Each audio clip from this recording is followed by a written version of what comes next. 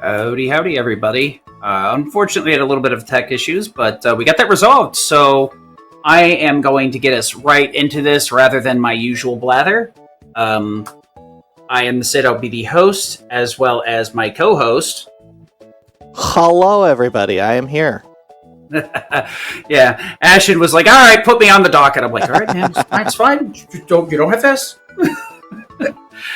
And our runner and commentator. We'll go with the runner first. Hello. I don't know if you probably can't really see me on this camera right now, but if you're familiar with my stream, we've had that problem for about 11 years. My name is Pidge. I like this game a lot. We're playing low level today, and it's a little bit different than usual, but it's still low level. So it's gonna be kind of a meme. Maybe not. We'll see how it goes. Ideally, we'll have plenty of fun, meme or not. Yeah. I guess last but not least, our co-host-ish commentator. Co-host-ish? What do you mean by that? Host-ish. He's going to be coasting through this. Hey everybody, I'm SonnyWrath11, and yeah, the love I have for Super Mario RPG runs very, very deep. You've seen me run the randomizer quite a few times. Well, get ready for a completely different experience with low level, because this category is incredible.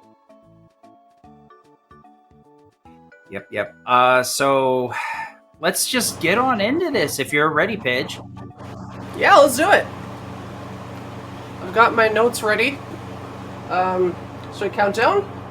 Sure, sounds good. I'll count you in. We'll do it the professional way. 5, all right. 4, 3, 2, 1, go. Sweet. Okay, so I'll explain the concept of low level a little bit. It's a category. It's a really category. It's one of the most time-honored traditions in the SMRPG community. Like, this predates speedrunning by quite a long time. I think the FAQ for this on GameFAQs is from like 2001 or something like that. The whole concept of low level is that we are going to be getting through the game with Mario at level 3, Mallow at level 3, Peach at level 9, Bowser at level 8, and Geno at level 6, which are the lowest EXP levels you can possibly have them at before you can start playing the EXP gamble game to make their EXP remain stagnant for the rest of the game. Normally what that means is you are doing boss fights over and over again and resetting until you get that 1 out of 6 gamble most of the time. Today we're not going to be doing that. The outcome of the EXP minigame is not going to affect my EXP, actually. But it's still going to be quite silly because the rest of the RNG nonsense is still in this run. So the beginning of this category starts off pretty similar to any percent. I already messed up this Manip. That's okay. We can just turbo Y here. Terrapin Minute. A lot of what you see in the early game... I got Terrapin Manip yesterday when I was practicing, but of course I couldn't do it today because I was looking at the wrong Terrapin. It's a lot of it is pretty similar to early game in like any percent, most of the stuff, all the other categories, except we're not going to be getting any EXP stars. That makes the strategies a little bit different because, like, even for the early game, you're still underleveled. So there'll be stuff like the Balom strategies are a bit different. Croco takes, I think, 10 jumps instead of 8 or whatever it is in 80%. And we'll be making a lot more trips to Tadpole Pond because we like bracers, energizers, power blasts, and crystallines in this round. We like those a lot. And because those make you really strong when you're not strong. Yeah, I think this category like speaks a little bit to the combat system and kind of how broken it is with some of the things you can get away with. I do say I really enjoy the colored menu versus the lilac and purple English menu. True. You know, I'm adding a feature in Randomizer where you can use whichever color palette you want. Let's go! Thank you, Pidge. Someday in the future, I'll introduce custom color palettes. The things I never knew I needed, but when I heard I needed them, I now know I want them. Turns out that's actually a really easy patch. So what you're telling me is next time I run Randomizer and we have that available, I should just make the buttons as dark as possible so I can't read anything on them. It'd be just like playing OOT rando with true rando colors. That's true.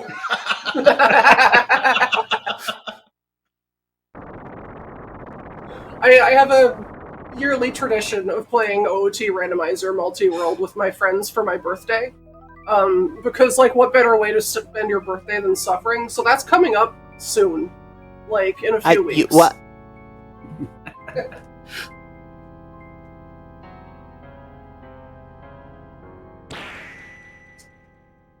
Why did they So all of this is quite the same. There's no real difference in the opening sequence for this game, I guess. It's a cutscene. Sonny, what do you know about low level? So, number one, jump is going to get powered up immensely throughout it. Because it is our main source of damage. On top of that, you mentioned the Energizers, Crystallines, and Power Blasts earlier. To give a bit more exposition on those, the Energizer and Power Blast will give attack up, where the Crystalline will give defense up. The difference on the Energizer versus the Power Blast is the Energizer is single target, where the Power Blast will affect the entire party. The Crystalline is a party-wide defense up. Flowers are going to be quite useful in this as well, because FP management becomes a thing. On top of that, I believe this was where the Rock Candy Manip came about, if I'm not mistaken. I actually don't remember. I don't remember if that was the origin of Rock Candy Manip. I know that it's used as part of it, because we have been using Rock Candy Manip in any % for a while, but I think it was Feralius who extended it to also apply to the EXP gamble that you do at the end of KGGG. I'm going to... usually what I do in low level is I attempt the Rock Candy Manip, and then if I fail it, I just switch to the backup strategy, because it doesn't really matter in this category if you screw up the Manip or not. It just means, like, it takes, I don't know, 30 more seconds to finish the fight. Because if you actually freebie the Rock Candy too many times, you have to sell it. Because it's just taking up inventory space that you don't need it to take up. That's true. Because I know at the end, red essences become a vital part of the inventory. As for the rest of the run, I don't remember everything else about it, just because it had been a while since I actually had been working on learning this run. Wait. Are we saying the item that makes you invincible for 3 turns is important to a low-level run? No, couldn't be. No, never. I'm gonna see that coming. You know what, this is stupid, but I'm gonna save in case I mess up the hardest tech in the game, which is tutorial skip. Oh my gosh, no kidding there, because tutorial skip, yeah, I've seen many a run reset. It's hard. Okay, 1 out of 2. 1 out of 2. Let's see if we can get 2 out of 2 tutorial skips. Yeah, let me know when the modern devs figure this one out. Let's go! We did it! Oh, indeed. Hardest trick in the game. I was about to say, tutorial skip is deceptively hard. Well, especially when you're not playing in your native language, I'm sure. Speaking of, why are we playing in Japanese? Faster text rendering is pretty much the only reason. There's also, there's some RNG manips that are easier to do in Japanese. They're the ones that I'm not very good at, so I'm probably not going to do. I'd imagine the cart's also, probably a quarter of the price. Oh, it very much is. It is. So I'm actually going to count my jumps during this run. So that's 7. Oh wait, no, that's 6. 6. I'm going to count my jumps because it's important for later on. 7. Yeah, so here, the Hammer Bros will, they'll increase their defense if the other one gets KO'd, so you want to get them both as close to KO as possible, which you can do from just a single time jump. They only have 50 HP. So right now, a single time untimed jump will take this guy out. And that is 9 jumps. So one of the foundational pieces of this category is that Mario's jump attack powers up every 2 times you use it. It goes up by it increases by 1 point on your base spell power, and that caps out after 125 increases, so 250 jumps.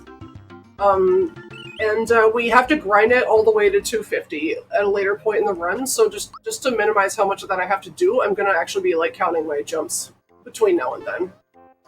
Yeah, having the ability to keep track of how many jumps you've done really comes in handy. Oh no! Nice. Really? Oh yeah, I forgot they do that. To be fair, this jump kind of sucks to do. Come on. Yeah, this is like an Arma jump. There you go. I speedrun most of the stuff, by the way. I'm totally good at that jump. Okay, so I'm gonna sell all my items here. Buy a couple of support items. And just do some basic equips. So I got that hammer, got a little bit of defense for Croco, and jump shoes, which will make my jumps even better, and able to jump on anything. Yeah, 5 honey syrup, 6 pick-me-ups, and 5 angle juices as the support items. And gotta get this frog coin. Yeah, we actually don't do any wiggler jumps in this category, so all the frog coins we get are helpful. So we did address it earlier, but the reason low level is estimated at 5.5 hours, and that's hopefully if we don't go too far off the rails, is because we're using a version that guarantees getting the low level EXP nonsense, so we don't actually have to go the dice roll on every boss, because that would just get a little tiresome. For anybody who's watched like Pie and Spike do Momam when they did that in the past, like a lot of times they would either end with an SMRPG low level race or have it at some point, because that used to be Pie's thing. He would run low level like at least once a week. And he had record for 10 years. Oh wait, no, not 10 years. I think it was 8 years. 2015 to a couple years ago. So this route, I kind of redesigned low level a bit in 2022. There were 3 separate routes we had at the time. I think one was Pie's route, one was Alanim's route, one was Emily's route, and they each had different boss strategies, and some of them had faster boss fights than others on certain bosses. So what I was trying to do was, like, because the boss fights are the things you have to repeat the most, we should be using the fastest boss fights possible on the route, even if everything in between takes a little longer.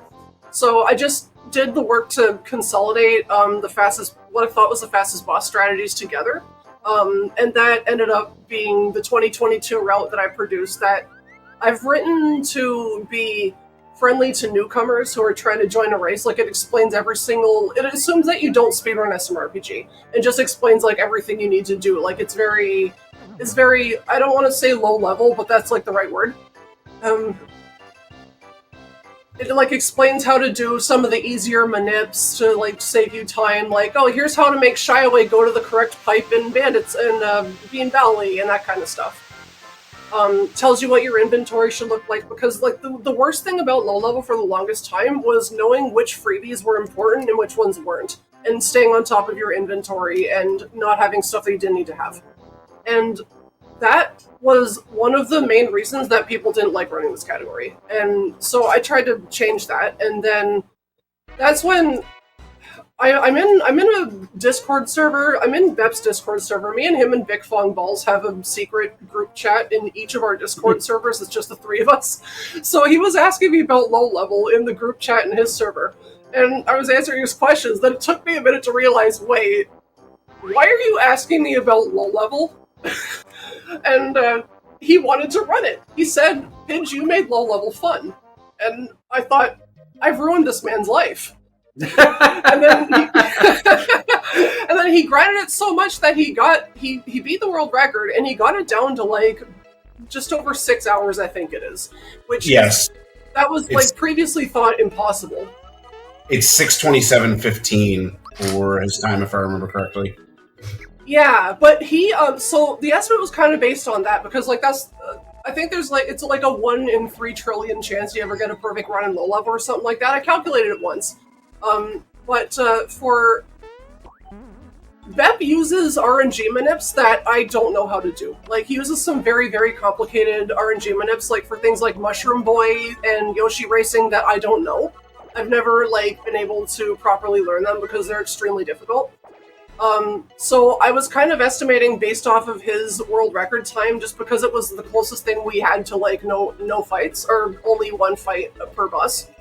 But it still might be, a bit longer than I thought, just because, like, there's still some other things that I don't manip that are pretty volatile, like the Mushroom Boy stuff. Also, there we're skipping the star, so it's, like, the first major difference from, any percent. Well, I mean, I guess if you're going... If you're estimating based off one fight per boss, I'm sure it could even be a little bit lower, too. If somebody's wild enough to grind that out, you would probably trim some of that stuff in the middle and just be like, well, it's one fight or I'm resetting. Because I hate myself. Yeah. There's also, so he's kind of, like, tweaked the route according to, like, he's played low level a lot, so he's kind of, like, changed and added some things. I don't have a copy of the latest route that he uses, but I'm just kind of using my own because I know it.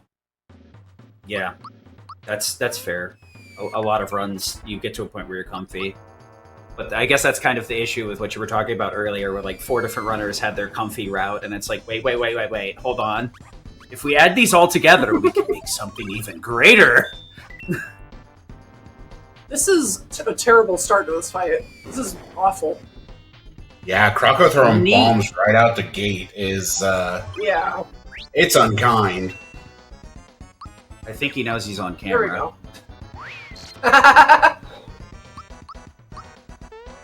Okay, that's because 11 jumps, I think. Come on, man. Okay, that's fine. Yeah, with Mala defending, that's fine. 12 jumps. For those a little bit less in the know, you can actually timed input to increase your damage for your attacks and your blocks.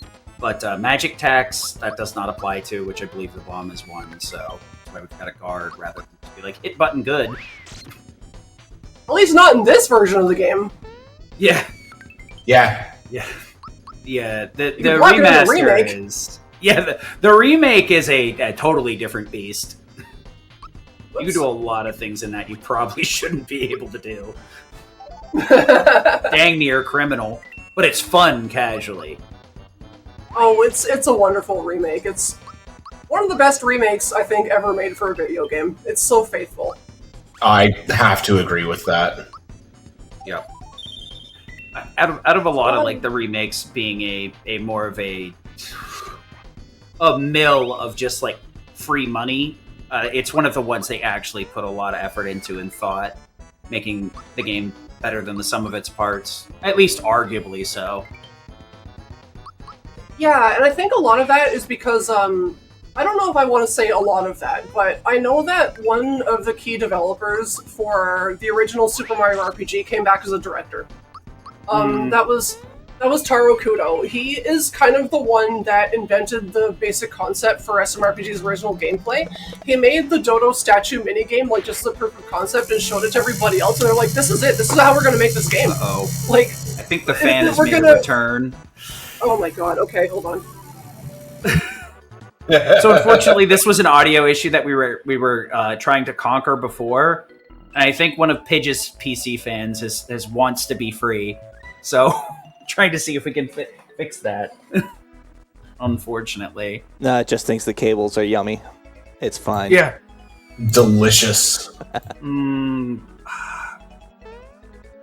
have any suggestions, Ashen? Oh, you know, it really depends on what's causing the issue, but yeah.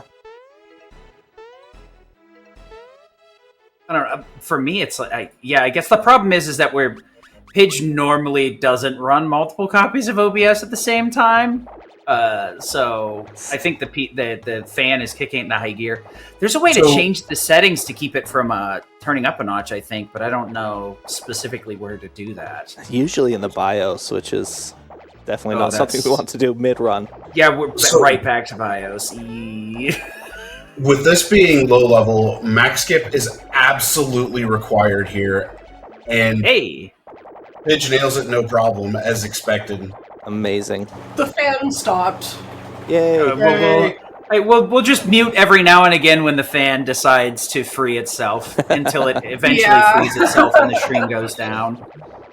I think Pitch is gone. I guess the fan finally was free. Well, the problem resolved itself, I guess. So that's a limit break experience special. So, yes. It's weird. It's like I've had this PC for a couple weeks now, and that has never happened. So like literally, that's never happened before. Experience is happening right now. Finally. Hey, off-site that's never happened before. Knew it had to happen. Show up eventually. Hey, at some point. Yep. I was hoping those would be limited to. Go ahead, Pitch. Ignore me. Oh, I was gonna say like max skip is one of those things that I've done so many times that like I didn't practice it at all going into this. I mean, just did it while like the fan is going, free me. Yeah, no, this is just casual as if this was the easiest thing on the earth. Max skip, super simple. Well, I've made a lot of tutorial videos about max skip.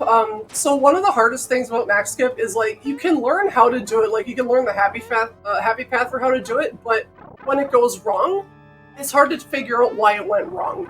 So one of my, I think, most critical tutorial videos for max skip is, or for SMRPG in general, is my 25-minute max skip diagnostic video. Which is like, here are the 5 different ways that this can go wrong. If this happened, it's probably because you did this, and here's how you can adjust it. So that's like, because like that all came from my brain, it's just, I've just like internalized it so much. Yeah, I know when you're so deep in the sauce on a speedrun that you're just like, oh, that's what you did wrong. Yeah. I've been in that position with like Remake for a few years now. Luckily, it's an interesting position to be in, but you're also like, I think I know too much about this game. Come on. I was trying to get on top of the pipe for the flower, but I don't think it's worth it if it's going to be like this.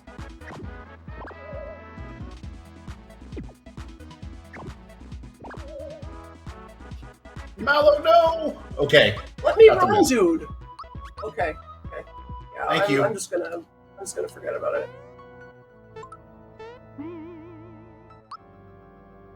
Still level 1. We're supposed to level up after Balom. I actually didn't know until like recently that you can jump on his head before you start the fight. Yeah, it's actually really interesting to think that like this is doable. Just no sleep sauce infinite. That's yeah. Here's hoping, because that's a lot more likely to happen in low level. Actually, I wouldn't know. Pidge, someone in chat is asking if this mod of the game is publicly released, or is this just something you did privately? I don't know. I think Eleanor made this, and then I had to change it yesterday. I had to actually additionally mod it myself yesterday because there was something wrong with the EXP routing. Okay. Yeah, I guess maybe... but I can... Go ahead. I don't think it should be too hard to make a patch that could be released. I could probably do that later. I think I definitely need a syrup here. Okay, I'm kind of flying by the seat of my pants in this fight because that sleep sauce like kind of threw a wrench in things. That's okay. Yeah, I guess I should have held my questions for post-boss fight that we're doing at level 1. Balom is really scripted. He will attempt to disable Mallow every 3 turns, and he will, when he uses a Scarecrow attack for the first time, which is always on Mario, that means he's at half HP. Good old Scarecrow phone. Scarecrow, one of the benefits of it is that you can't be put to sleep with Scarecrow because your status effects is a single byte of memory on your character. And each different status effect occupies a different bit, but you can still only have one status effect at a time. So Scarecrow, I can't remember if it's Scarecrow or Mushroom that has the highest bit, but it's the reason that like you can't be put to sleep while you're Scarecrowed. If I remember correctly, I think it's Mushroom that has the highest. Yeah, I don't remember, like, one is 5 and one is 6, and I don't remember which is which. I think you're right, and Scarecrow's 5, and Mushroom is 6. Yeah. I remember the bottom 4, like, really easily, because I have to write them out so much in the randomizer code, MSFP, mute, sleep, fear, poison. Yep. Oops. That's the way I remember the lower 4. Okay, thank goodness. Okay, that was still okay. I still kind of like... Hey, we didn't die. I was about to say, Yeah. you survived, therefore it's good. Victory is its own victory. I think that puts me at 20 jumps. Okay, yeah, this is normal. This is when these guys are supposed to level up. I always give HP, because HP is the most useful thing you can have in this category. All the other stats are pretty useless. I mean, we'll know how many jumps you're at when you actually hit the cap. Pretty much. I think I'm at 29. I think Balom takes 10 jumps. Oh yeah, YouTube chat is pointing out something that I guess we kind of glossed over. Casually, just so you know, the max skip is a SNES only thing. That is definitely not something that you can do in the remake. As neat as it looks, they definitely patched that. I go, no, that's too much fun. You can't have that. I did spend quite a bit of time looking for it in the remake. I think you're not the only one. Yeah. Like, oh, it's the white whale. If we can maintain this, there are some like remakes where they like, okay, well, we'll just make this hard, not impossible. You never can tell sometimes. So remake devs tend to have a design philosophy, and not all of them have the same mindset. Yeah. I do think that most of the people who, maybe not most, but I have a feeling that a lot of the people who worked on the remake, like, grew up playing the original. Which is, like, the original SMRPG was developed by people who grew up playing Mario games. Like, this team was made by, like, a bunch of young people, like, in their early 20s. And they were already, like, fans of the source material, and that's kind of why this game is so good. The game's original director, he personally developed this minigame, and the next game that they made when he and the other director of SMRPG went off to found Alpha Dream, Tomato Adventure, has a minigame that is exactly like this. It's the waterfall minigame again. I forgot Tomato Adventure was the first Alpha Dream game. Oh my goodness. Does it also have Toad just show up at the beginning to ask you if you want to do a tutorial real quick?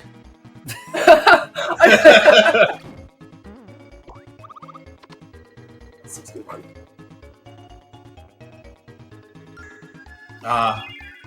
Over by 1, but that's alright. Yeah, it's whatever. It saves half a second if you're exactly 60. It takes more time to explain what saving that text box does than you actually save time from it. Yup. I love skips that are like, well, I saved some time there, and it's like, how? It'll take longer to explain than it actually saved. Yeah. Yeah, pretty much like he tells you, he'll give you a frog coin for your 60 coins, so if you have more than that, he'll say, I'll store your next ones. They're basically Chuck E. Cheese tokens, they're not real coins. So he says, I'll hold on to the rest of your Chuck E. Cheese tokens until next time, and that takes like half a second to clear that text box. And if you don't have any extra coins, he just doesn't say that. And this camera manip here in Tadpole Pond, I don't know why, because it's so simple, but it is my favorite camera manip in the game. Because all you do is you just run around the stone and then walk on the stone, and you've done your camera manip. Yep. There's a lot of those little micro camera manips in this game, and they're pretty fun when you notice them. Like the one in Nimbus Castle. Me. So I think with the sorry, what? What's going on? Oh, I was just saying sorry, because I talked over him there. We're both yapping and trying to respect each other yapping by shutting up.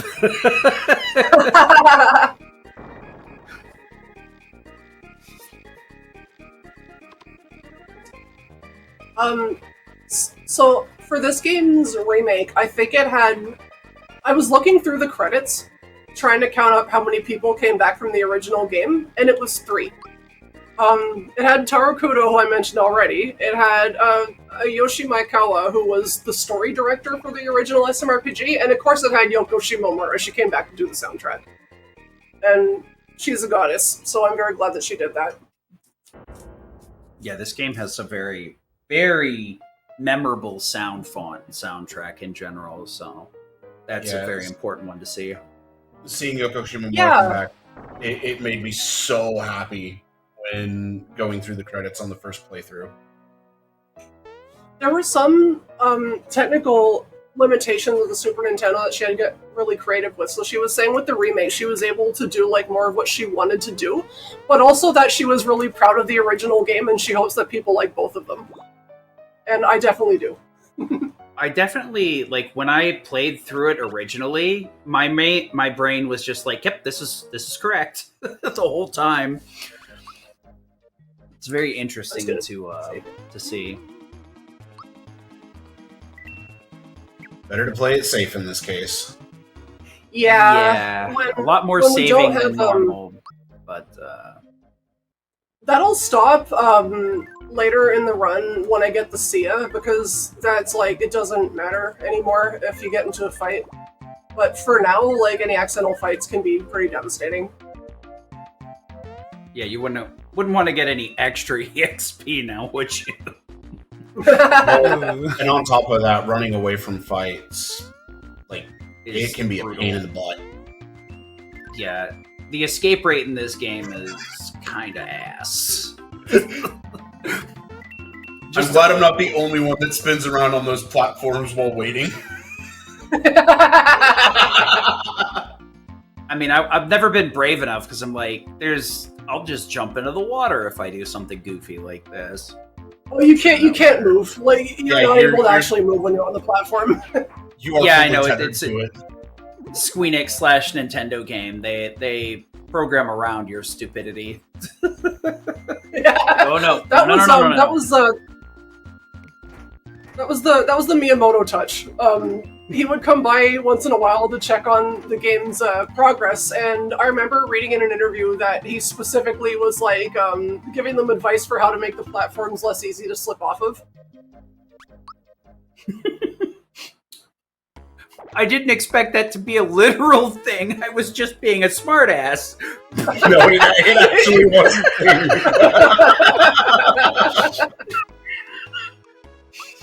I want to sell that and that, and I'm going to buy a couple of whips. And oh yes, I need to restock on pick-me-ups. How many more? 3. There we go. Yeah, we've unfortunately had a couple of smoked mallows. They overcooked the marshmallows. What a rough life. Now, yesterday, when I was practicing this, I had a perfect Croco fight, no bombs. And so I came here and I'm like, oh, I did an unnecessary menu. I don't have to buy any more pick-me-ups. So when I came here today, I'm like, oh, wasn't there something I could skip here? No, there is not. Nope. Because if you skip those pick-me-ups, it can spell disaster. But Yes, it can. The equips that were bought were 2 Fearless pins and a True Form pen. That's correct. Good we got Sonny out here, because I sure as heck can't read what we're buying. I mean, some of the menus I do have memorized just because I've spent so much time just practicing segments to learn this entire run. Because I, in air quotes, hate myself in the speedrunning sense. Yeah, it's very interesting seeing like what is more or less the RPG equivalent of a low percent run, because the difficulty is so much more multiplicative, maybe even exponential than a action game where low percent is like, oh no, I only get to shoot things with my buster. Oh no. I mean, meanwhile here it's fair, like you get no stats. Have fun. To be fair, I mean, you and I have been doing quite a bit of X3 because you've been teaching me that. Yeah, it's an interesting like paradigm to think of if anybody's like played any like low percent action games. The difficulty can be kind of rough in like games, especially like Metroid, where they expect you to get a bunch of power-ups. So sometimes bosses can be very limited based on like, oh, well, I don't have a bunch of super missiles or super bombs. But here it's like, I don't have anything. Pitch is our favorite character. Geno. Yeah, actually, he doesn't get used very much in this route. You would think that the Geno buff would be a linchpin, but I guess since you can buy items that do the same thing. Yeah, because the run is more dependent on like party-wide buffs, and Geno can only buff one person at a time, so it's just like faster not to use them in most cases. Most of the who gets used in this run is Peach and Bowser because they have the most HP.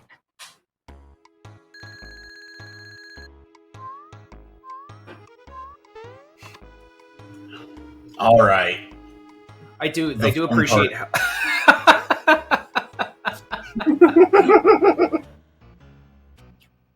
No, I refuse. I want to go back to bed. That's making a safety save here. Yeah, because Forest Maze, we're coming up to some fun stuff here. Literally just, oops, all enemies is what the forest is. Oh yeah.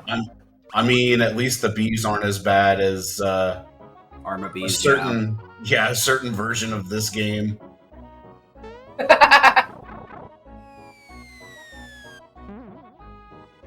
And we don't need the EXP booster, so we don't do Wiggler jumps. We don't do Wiggler jumps even for like fixing frog coin items because like there's just so many faster ways to get frog coins than doing Wiggler jumps. Okay, can you guys like not really? You know, if I didn't know better, I'd say we were like actually doing active manip instead of just getting trolled by the enemies. Oh, yeah, please. I'm gonna reset that room because that was a really, really annoying placement. Look at that Wiggler. Oh, that Wiggler wanted to end it. Oh gosh. There we go. Oh my god, come on! Leave me alone! Mr. B, please! Alright, the estimate should have literally have just been fun. Because I think 5.5 might have been a lie. Yo! There we go. Be nice.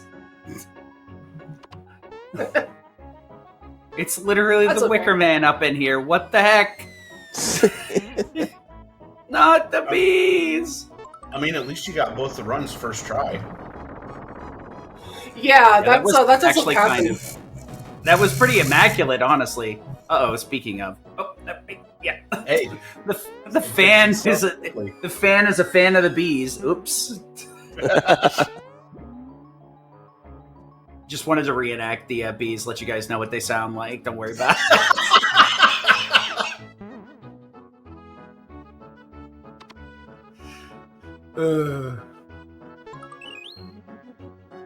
So I was like, the hidden chest. Paige went past the same point, and I'm like, "Excuse me, what?" No, that was to pick up the the item. Once Paige got the item, I was like, "Oh, okay." Because fair. The 3 items that are picked up are 2 Caracolas and that red essence. I gotta say, it is kind of refreshing being a syrup addict. Because in other categories, you very rarely bother using syrups because you have other ways to deal damage. Low level, we've got like jump and jump. All right. Stopped. Well, it'll come and go. We'll just have to mute every now and again. Good thing it's a short-term issue. I guess. Yeah, I'll have to figure out what's up with that, like, off-stream. But thankfully, like, it only seems to happen for a little bit of a time. Yeah, the first time I ever heard that happen was 5 minutes before we went live, so that's fun. Yep. Yeah. Look, cables are tasty. I was gonna say, if I had to guess, the fan is like going into high-speed mode from the extra processing, and there's a cable that's close enough for it to say hi to the fan when it's doing that. Yeah, I just clipped them so they shouldn't move, so I actually don't know what's going on with the fans now. It might be like the clips that are holding the fan like to the cooler might be rattling a little bit because they're not actually that they're not super tight. So I just can't wait for the answer, because you're gonna have to like sit there for like 5 or 10 minutes just laying there looking at it. Like, Yeah. Are you gonna start making noise yet? Just run Rebirth in the background. That'll kick it nice speed mode real quick. Ooh. Hopefully you don't get too terribly many good nights on this fight. And I love this. I don't know why, but I really love this cutscene.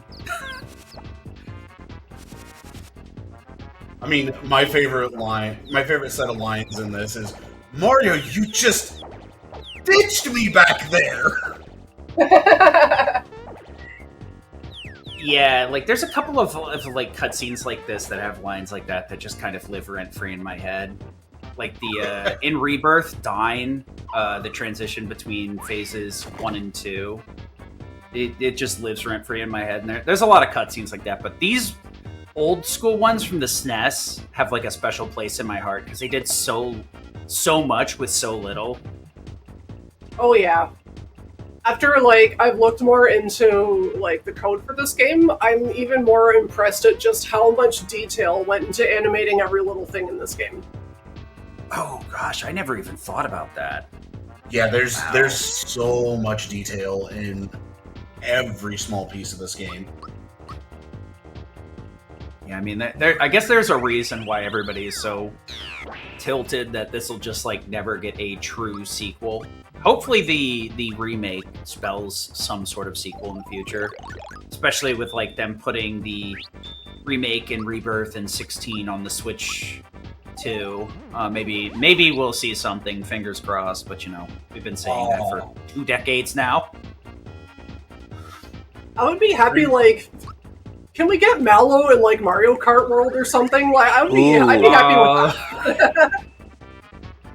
Yeah, man, that I would settle for that. Yeah, get a Super Mario RPG theme stage. Yeah, it'd be nice to like see the series represented in like other like cross-series media a bit more. Just like because the remake kind of brought it back into the sphere of public consciousness. This fight is kind of similar to any percent, except we also give Gino a bracer for his defense, just because like the fight lasts a little bit longer. We're only using Gino to attack, and that's because Warrior works off of a point system, where everything that he gets hit by will increase a counter by either 1 point or 2 points. I think Y attacks is 4 points, and A attacks is 2 points, or something like that. It's one or the other. Whatever he gets hit the most by, like if the amount of times you hit him over a 2-turn span like adds up to high enough over a threshold, he'll assume that that's what you've been hitting him the most with, and he'll lock that button. So because he doesn't actually get targeted by any items, if he doesn't get hit by enough things in 2 turns, he thinks you're using a lot of items, so he locks your X button. And we do that because when he locks the X button, he doesn't do anything else. Whereas if he locks Y or A, which we'll see in a second, he will lock the button and then do an additional attack on top of it like this. Unfortunately, you just got the physical attack instead of anything else, but just like that, well, Gino is defense, so like nothing would have been too scary there. Just because of Gino's defense boost kind of has him pretty safe. And I think that's the last level up we are going to see. Yeah, Roro. I was actually commenting on that earlier at the very beginning. The button scheme is so much more expressive than the English version, where they changed it to that like lilac and purple, and you're just like, you see the Japanese version, and you're like, this is so abnormal, but cool. I mean, it's so colorful.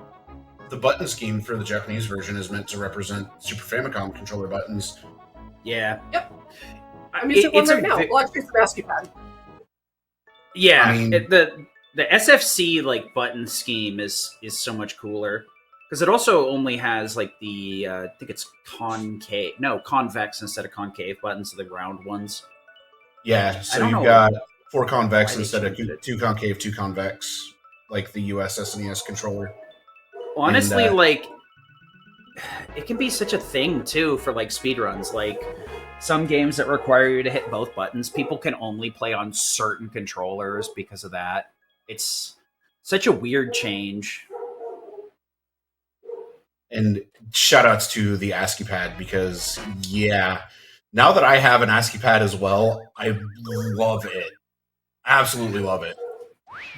The idea of not having to mash through like 5 hours of RPG text is very appealing. I can't believe that was ever a thing, and I'm glad that it is less pervasive of a stigma at this point that more games accept auto fire. Luckily, SMRPG, I don't think ever. Like, go ahead. Yeah, it was never banned.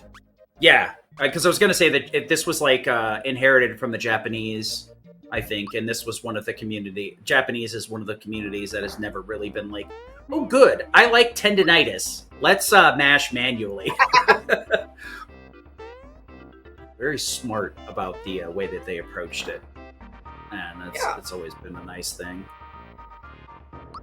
Okay, so but yeah, that's why we're referencing the ASCII pads. They actually have built-in turbo fire.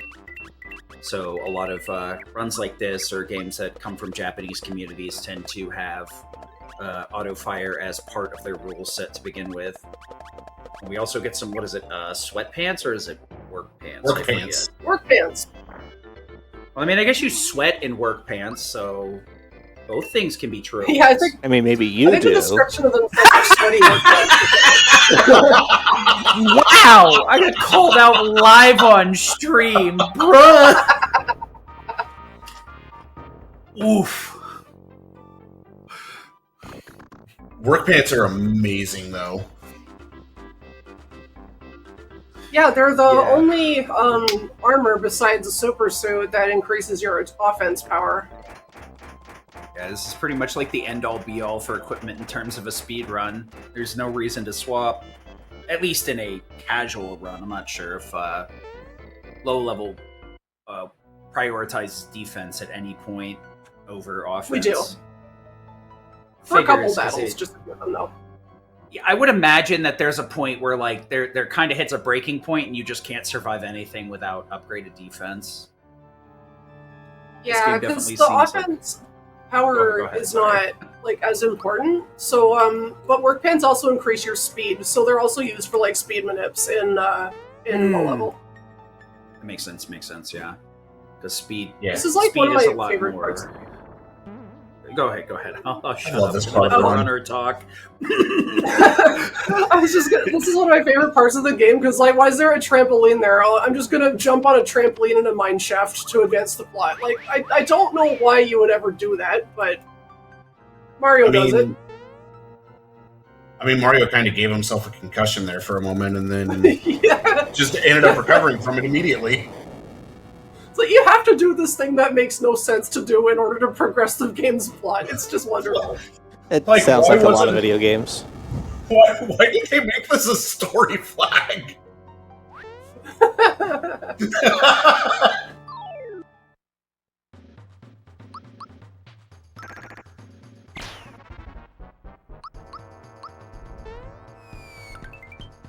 Croco 2.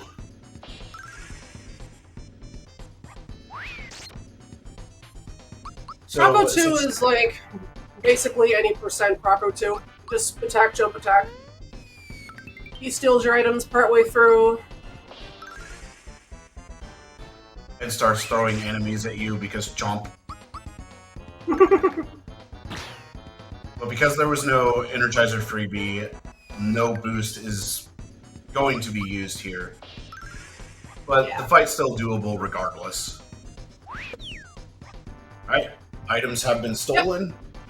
And here comes the chomp.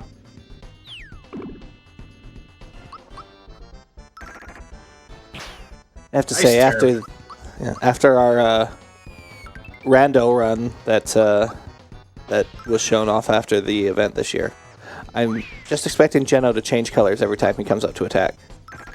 Completely different color palette. Every single time. Yep. Or I'm expecting Mario to turn into Geno, one of the two. Nice miss.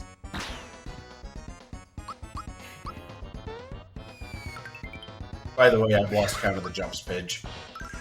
I think it's 35. It'll be 35 at the end of this fight. Chat, have any of you been counting along? Let us know how close we are. That's 35, I'm pretty sure. I think you're right. There's 29 at the end of Balom. He doesn't jump during Volier, and this is the next boss fight after that. Yeah, I get the flower box. I didn't notice either. Somewhere around. Let's find out. I hope we're not at I got the flower box. You got it. Let's go. That doesn't happen to me. That doesn't happen to me. It does now. It only happens when I'm running low level, or most of the stuff where it doesn't matter at all, or beat Kulex where it extremely doesn't matter at all. Yeah, since beat Kulex is like, okay, let's just go to Kulex and call it a day. Definitely does funky. Does feel funky when you look at the menu and it's like 3, 3, 3, and it's like, what? Those levels are a bit low. I mean, that's why it's low level. I know it's always interesting because like you would think in every RPG like speedrun, it's like, oh yeah, shouldn't the low level be optimal because you're avoiding as many fights? And you'd be surprised how many runs go out of their way to take an extra encounter or two, or just kill something because it's faster and it's in the way. And those extra levels end up adding up to speeding up boss fights bits here and there, or making them more consistent. Low level is very infrequently the correct approach for a speedrun in RPGs. True. So for Punchinello, he's pretty much the same as any percent, except with Mario, we're not jumping on him to increase the jump counter because this fight has a unique bug in it, where whatever you have done in the fight does not get committed to memory at the end of it. So if this is the fight where you get 100 super jumps, and it's the only fight where you ever get 100 super jumps, you're not getting a super suit. So, like, it doesn't persist your super jump counter, it doesn't persist any additional jumps that you did to increase your base power, so we just attack him regularly, and that's because he exits the battle in the middle of the cutscene. And exiting in a cutscene doesn't have any logic to, like, actually commit that stuff to memory. Well, I guess you answered my question before I asked it. Yeah, cutscenes in this game are kind of like, out of all the different... There's 4 different kinds of internal scripts in this game. One is for, like, animating things in levels, one is for animating NPCs in the overworld, one is for monster logic, and the other is for animations in battle. So that's everything from, like, your attacks, your items, how enemies attack you, any battle cutscenes. The battle animations are probably the most volatile scripts type in the game. Like, if you make a mistake with your overworld scripts, like when you're writing randomizer code or something, you're probably fine. It might do something a little strange, but usually it's not going to crash your game. If you do anything even a little bit wrong with battle animations, like, you're just hard-locked. Ask me how I know. Because you've made it happen. You may or may not have coded something that involves that. A long time in Randomizer, you could not start off with only one character, and that's because there are certain fights, like especially Valentina, where Dodo has to pick up your middle character. If you only have 2 characters, he doesn't know where to go. Interesting. Yeah, I guess that would lock the game up pretty hard. Yeah, there's a lot of I think there's 11 fights that specifically need something to happen with you having 3 characters in the fight. So that can be like when you're in Smithy 1 to Smithy 2, when they're all falling down between the 2 phases, or during the Axum fight when they run off the ship, things like that. Or even like in King Calamari when they move from phase to phase. If it tries to animate a party member that's not there, the game just crashes. So that's why we had you were only able to start with 3 characters and no less in the early phase of the randomizer, and then in the last version, I think I figured out where all those things were happening, and I just removed the animation code and just like made them slide along the ground, so that made us able to have only 1 character. Now, in the next version of the rando, I'm restoring the animations because I figured out how to fix them. Nice. I mean, so you won't just like slide along the ground anymore. You're actually going to walk again. I don't know how I feel about that because the sliding along the ground is actually kind of funny.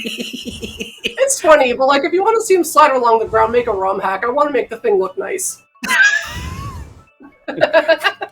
Request rejected. Duly noted. Actually, I had like one of those pervasive thoughts earlier. I was like, I wonder what if jump just counted your jumps in normal movement instead of your combat jumps? Oh man, that would be fun. I actually don't know if overworld scripts let you write to battle memory like that. Ooh. Imagine not having to do a jump in every fight, but you could still get to 255 by just mashing the button while you're running around. That would be really fun. I would love that.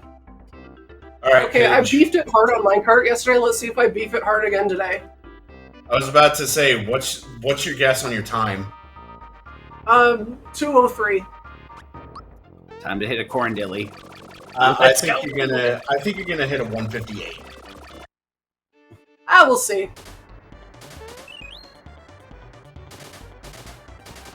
Got a safe time somewhere. It's got to be a 150x. And I will say thank you again for the minecart tutorial, because your tutorial is what caused me to actually get sub 2 in this. And that sub 2 was a minecart tutorial? It was a while back. Oh. That's sick. Honestly? Oh yeah, I remember. Oh my god, that video was so long. I'm really glad it helped you. Tutorials and like non-Discord related information, I've realized in recent years is the most important thing in speedrunning. Like somebody else brought it up on a stream or a VOD I was watching, and I didn't really realize how centralized the information is to Discord. But that's one of those things that we have to like make an effort to make like videos and non-Discord related information, because that server goes, information's gone forever. But videos like that are fantastic. In SMRPG speedrunning, a couple years ago, I remember Lack Attack made the SMRPG speedrunning wiki. Like, I don't know if it was exactly for that reason, but that is one of the problems that it solves. It's like you don't even need to be in the Discord if you want to learn how to get sub 390%. You can just read the wiki and you're good. Like, it shows you how to do every single bit of movement. It shows you any alternate strategies, like if something goes wrong. Like, you can just read that wiki and you'll get a sub 3. Just watch all the videos in it. As much as wikis are like a meme, it is important to spread that information, make it available in different ways. And like with any percent, the thing that you just have to get good at is being able to perform your super jumps, and that's really it. I recently started an actual SMRPG general wiki. Oh, 157, alright. Alright. Well, good job, Sonny. Hey, oh, wait, no, it's the lowest without going over. Never mind. Get out of here. Price is right, rules apply. All right, who had 1 second?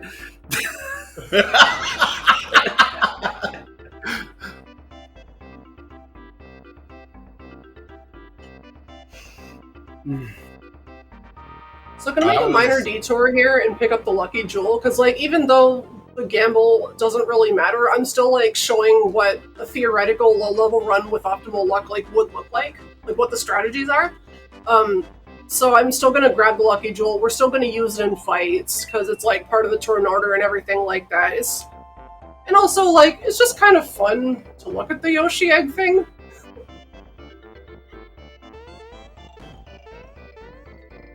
And that roof is gonna need some work now. Yeah. I mean, I love when you come back and it's just a wooden patch on it. You know, corrugated steel is expensive. It is. Yeah, that's an expensive one. Yeah, friggin'. Not sure why it has a jet engine on it, but that's fine. Yeah, that little flourish always has mystified me because some of these is just like, what is that supposed to be? What is the functionality here? Yeah, Pitch, that minecart was beautiful. Thanks. You know, actually, I'm going to make a safety save here because there are some inescapable fights in Booster Pass. I don't think I've gotten in one since 2017, but it's never too late to resume. You never know what's going to happen. You never know what's going to happen. It is low level after all. That's one of them, the one I just jumped over there. But come on.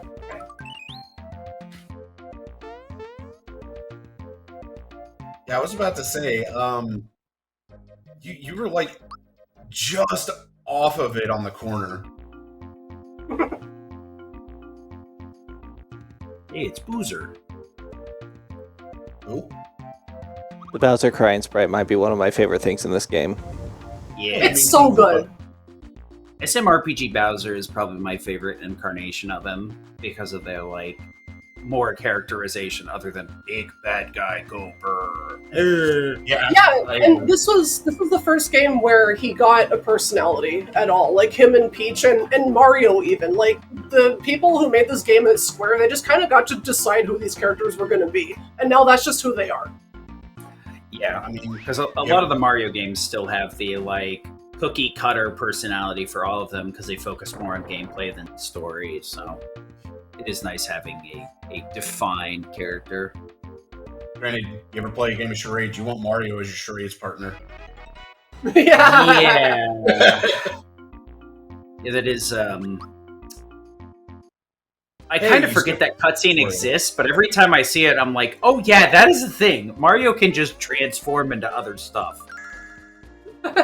Wait, this is Mario or Nintendo approved? I guess that's just the thing he can do. Actually, now that I think about it, like a lot of the games, he just like transforms into patently absurd things, like a bee and a boulder. Huh. I guess this is a running pattern. I still think one of my favorite things in this game is if you skip the item tutorial and then accidentally go into the Switch tutorial, it plays the item tutorial. Yeah, and that only happens if you did max skip. So in most of the stuff, that doesn't happen. I love how melted my brain is. I'm like, oh yeah, you just switch versions to the Switch version? Okay, sure. The Switch tutorial. That's not the Switch tutorial, you goober!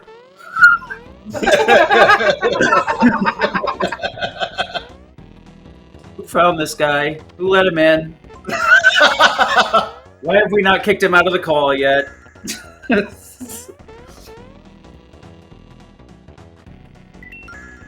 Okay, I love this room.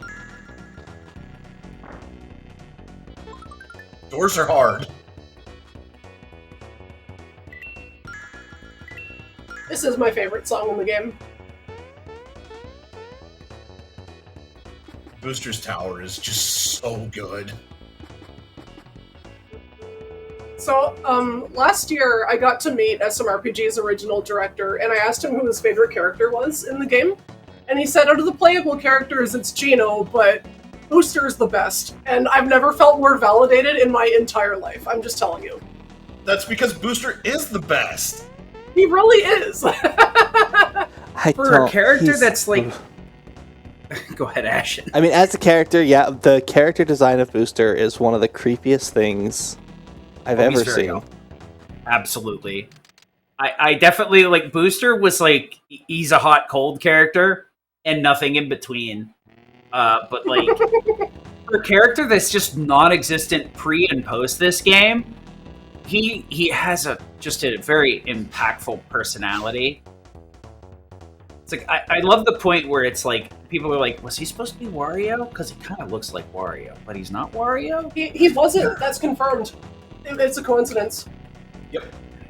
Yeah, I think I remember there being a lot of like scuttlebutt and argument about that, despite that claim at this point, or I guess information. It's not really a claim. Well, it's just interesting because we only found this out last year when one of the original people who worked on this game, like he was there from the very start. Like he wasn't even like a mid-term transfer.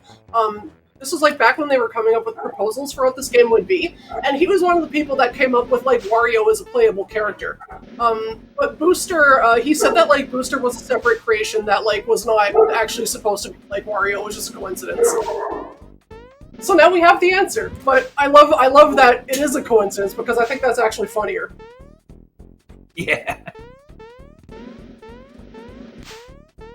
Is it actually faster to go through this whole game rather than just like lose in round 1? The amulet it's is required. But if you don't get the amulet, like there's a lot you can't do. It's that is a very good speed manip item, and it also reduces elemental damage you take in half.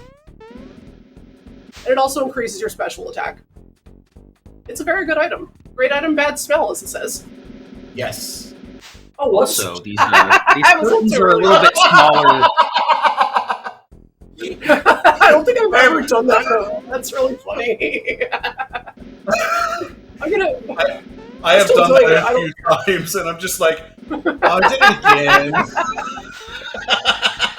I was gonna say the curtains are smaller hitboxes than you might think, but Yep.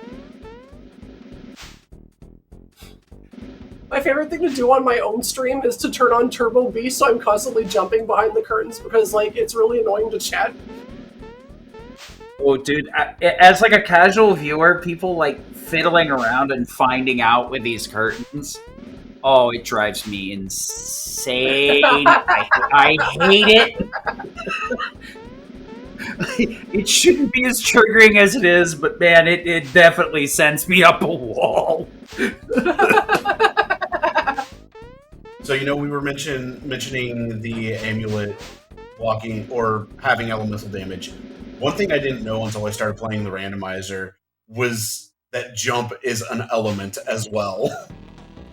Yeah. Oh yeah, jump being an element, like, that's almost as annoying as Tetris 2 existing. So during the event, there was one night where I was like just kind of like half awake, and I'm like, all right, well, I'll stay up anyway. And Sonny booted up Tetris 2, and I got unreasonably angry about its existence, like so unreasonably angry. So Yeah, if you can't tell from like Sonny's laugh, it was I don't know why, but Tetris 2 just sent me over the bend. It was a damn near full crash out over just its existence. The best part about it is that it was NES Tetris 2. Yeah, it's like I could not believe that it was like actually Tetris 2. I'm like, no. This has to be a ROM hack. I cannot believe that this is an actual product. Alright, you're setting up for the rock candy manip here. yeah, I'm gonna attempt it, and if I don't get it, like, it literally doesn't matter.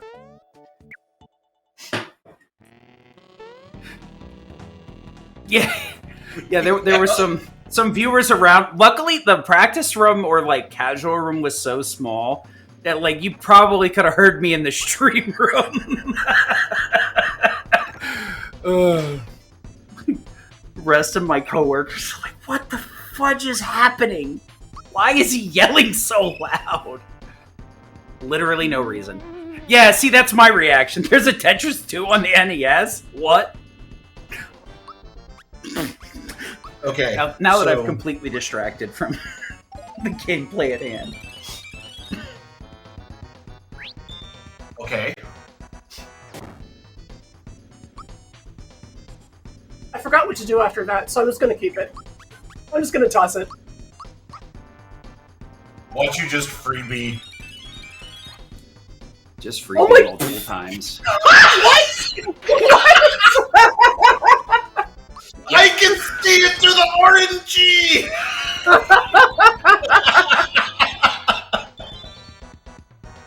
Oh yeah, I have to use Lucky Jewel here. Okay, Neo. So the freebie on the rock candy is a 12.5% chance. I can't believe I just called that. I actually did not practice that Manip at all, so I just kind of forgot what to do when it was Gino's turn, and then it just freebied anyway. Maybe 5.5 hours was a correct estimate.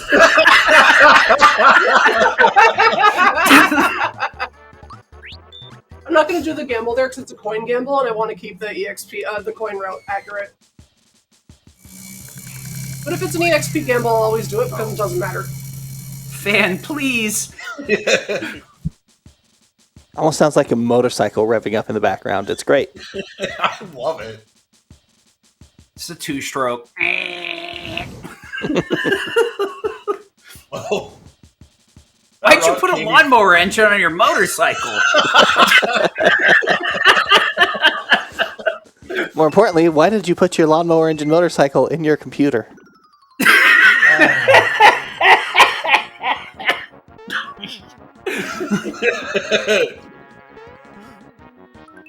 Okay. Out of all the mini games in this game, Booster Hill is probably my favorite. Just because of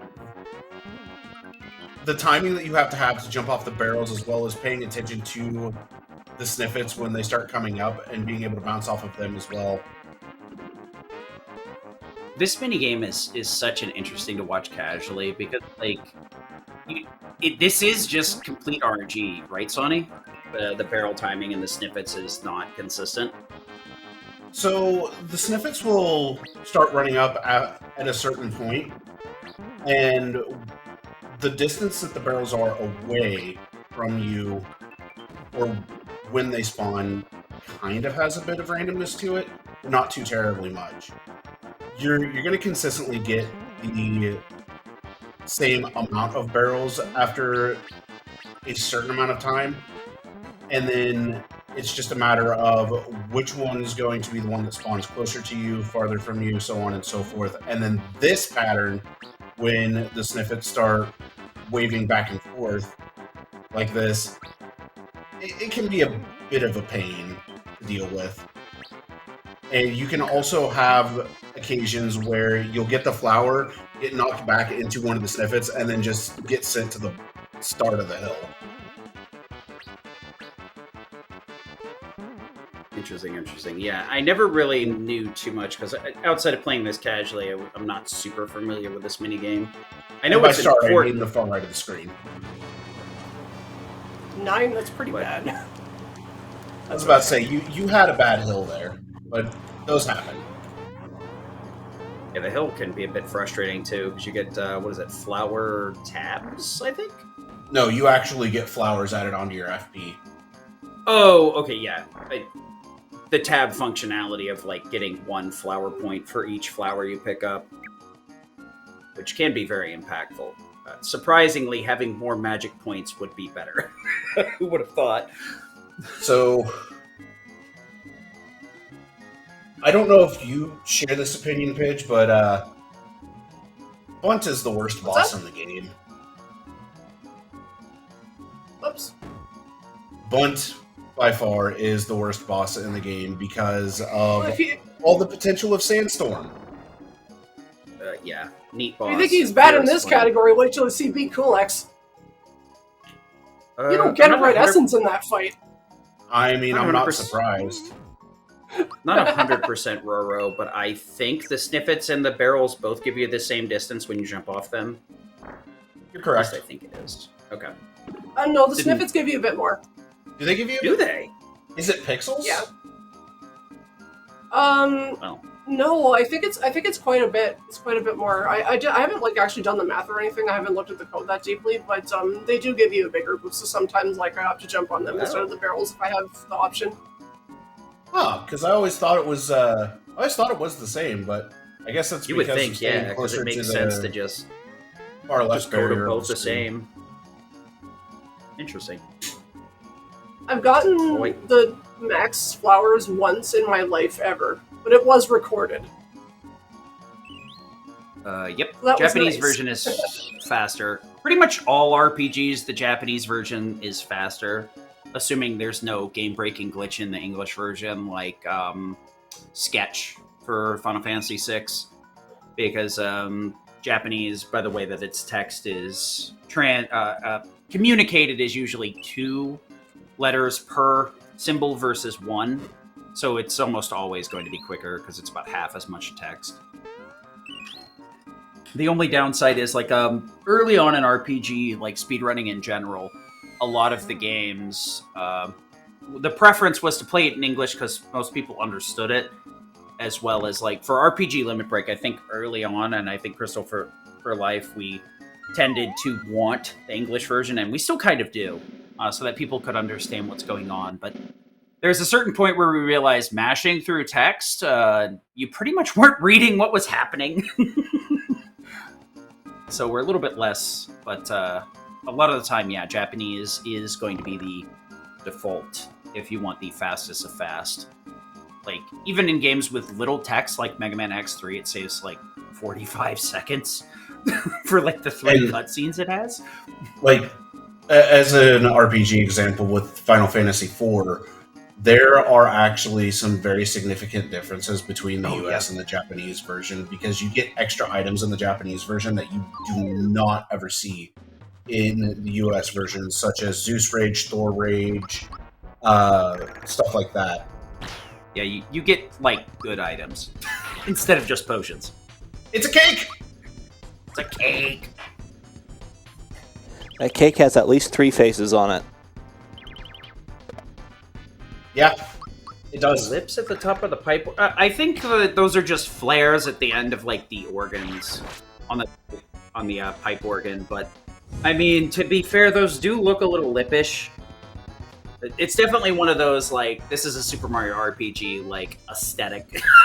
So it does look a bit goofy.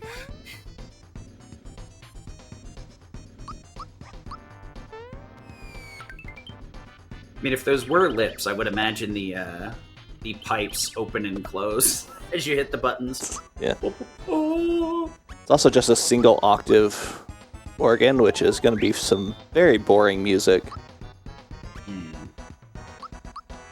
Oh, that's right. You do the recordings for your church as well.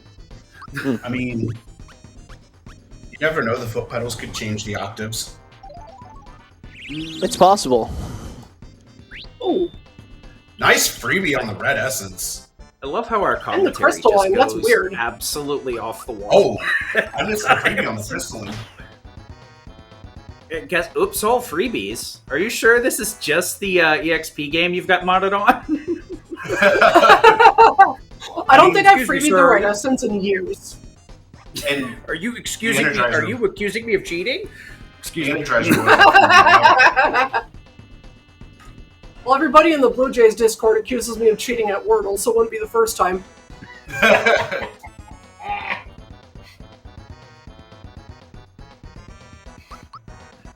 Blow out the candles. Okay. Let me just punch this cake. Oh, were they Yo! opening and closing during the previous scene? Yo! Maybe they are Do you not- lips, then. Do you not normally punch your candles to put them out? That's how I do all my birthday parties. Yeah, I'll let you know. I got some candles to light later today. If I punch them hard enough, they'll catch fire. Blocking that double fastball felt pretty good, I'm not gonna lie. That was amazing.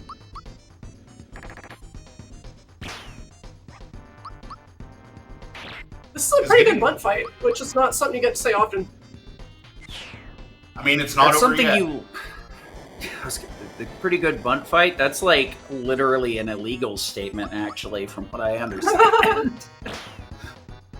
Well, as a programmer, I know a lot about illegal statements. Bitch,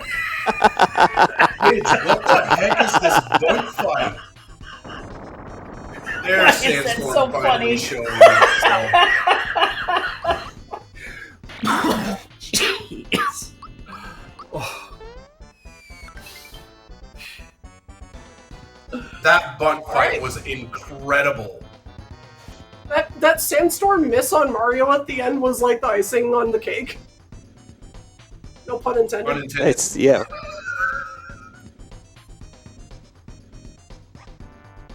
Miss Cake. So the next thing I I'll have see to do myself is the out. Yoshi cookie grind, which I'm really bad at, so I apologize in advance. Hey, so it's an RPG speedrun. We are ready for the RNG. And everybody likes a good grind session. I mean, there are going to be 2 grind sessions back to back because after the Yoshi cookie grind, it'll be the jump grind to power up the jump even further. Amazing. Don't worry, I have a big list of SMRPG trivia talking points for that part. Wonderful.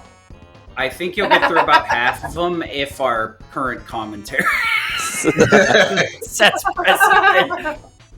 Maybe we'll talk about Tetris 3. And that's... Did I hear somebody mention TGM4? I'm sure we can fit in a Kirby Superstar run while we're at it, Sonny. I mean, maybe. Now this random encounter becomes one of the podcast episodes. Pretty much. But So I just on that note, we microphone are working on getting the podcast back, if anybody is wondering. We're going to retool it, but we will be getting the podcast back. We'll be getting that scheduled once we get GDQ out of the way. Because a lot of our content team members do have crossover with GDQ as well. This run's been going rather well so far. But I No, know it's there's about still... to go a bit off the rails, though. Yeah, I was about to say, I know there's a lot of run remaining. They say think bite Booster your Pass tongue was and or kind of- knock on wood. I I think used to be Booster's really Pass good set the at precedent Yoshi with... Races, not anymore. Alright, finally picking up the rare frog coin.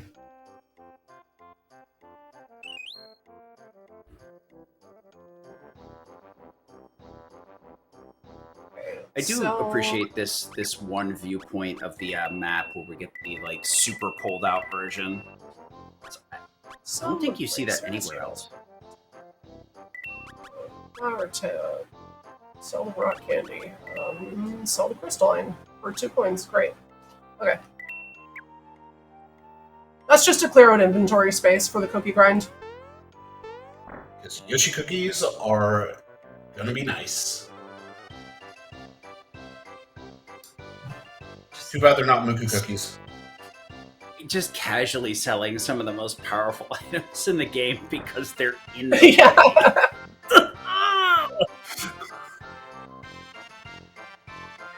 That's something you'll only see in an RPG speedrun. Like, yeah, I'm gonna sell this elixir for 1 because it's in the way.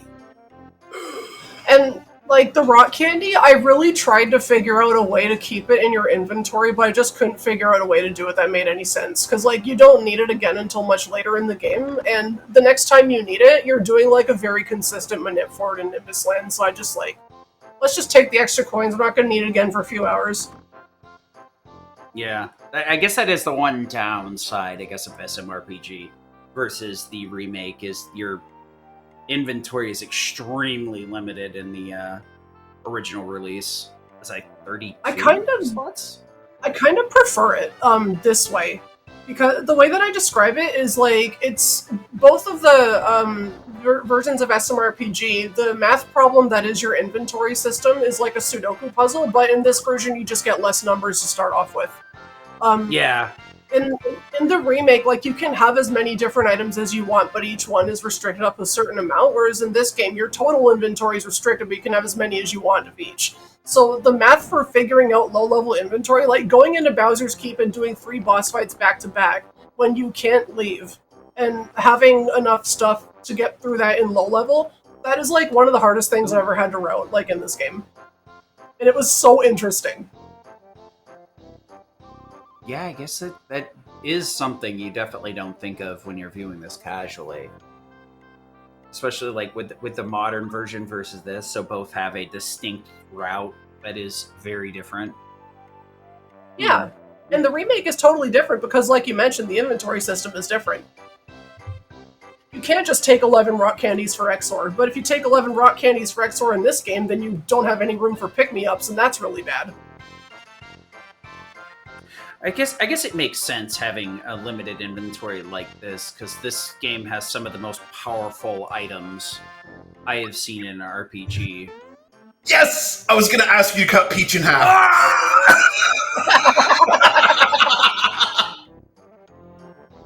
Sir, I'd like to report a murder.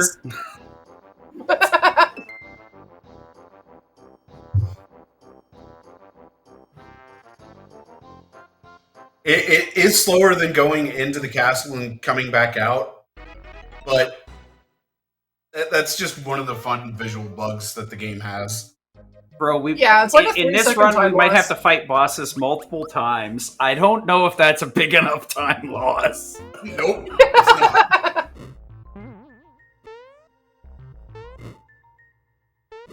not. Pipe vault. Whoops. That's so easy to do. My brain immediately was like, why not murder? And then it actually, the neurons started firing, and I was like, oh, wait. I do also love that just because of the vagaries of how this is being streamed and whatever, there's that like half-second delay between when Pidge said oops and when we actually saw what happened. Yeah. Like, oh, something's about what are we to happen. oopsing for? You are doing Goomba thumping. Yeah, we don't do this in low level anymore, but I'm going to do it for the extra flower consumables.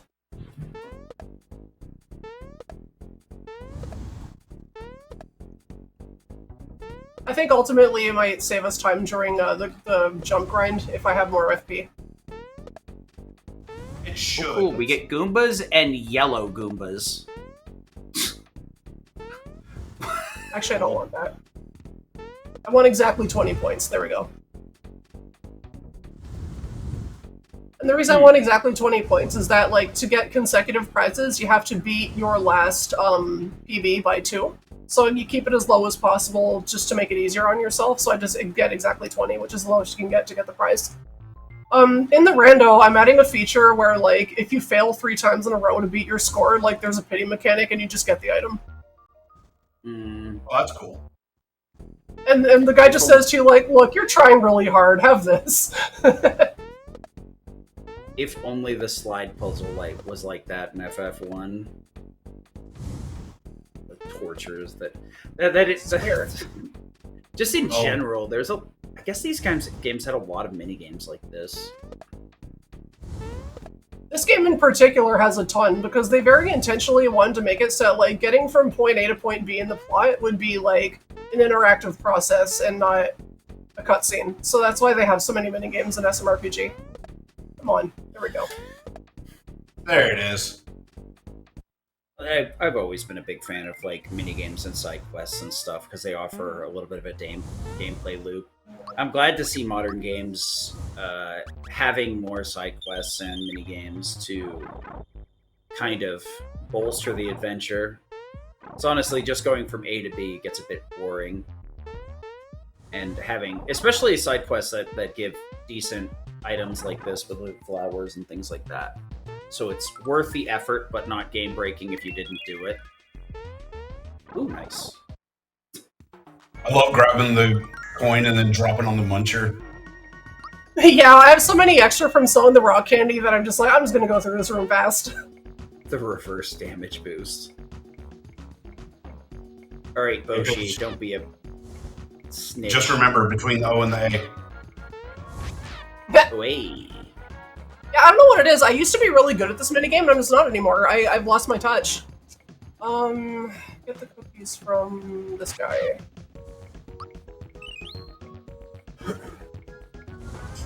Actually, you know what? I'm gonna make a save so I can just reset if I lose. Good idea. Yoshi.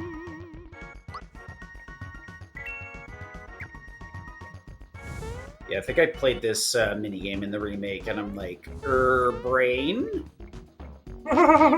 Just like, I was like, did I just lose all control of my hands? What the heck? Turns out this minigame is not easy. Yeah, this minigame is deceptively difficult.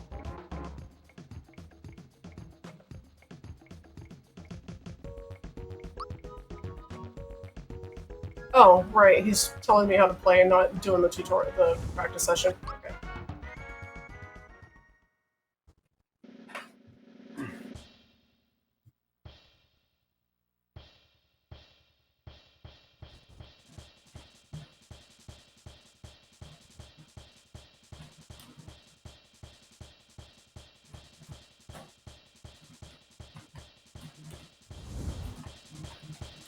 This is weird. I'll just do it. You got this. Yeah, we'll see.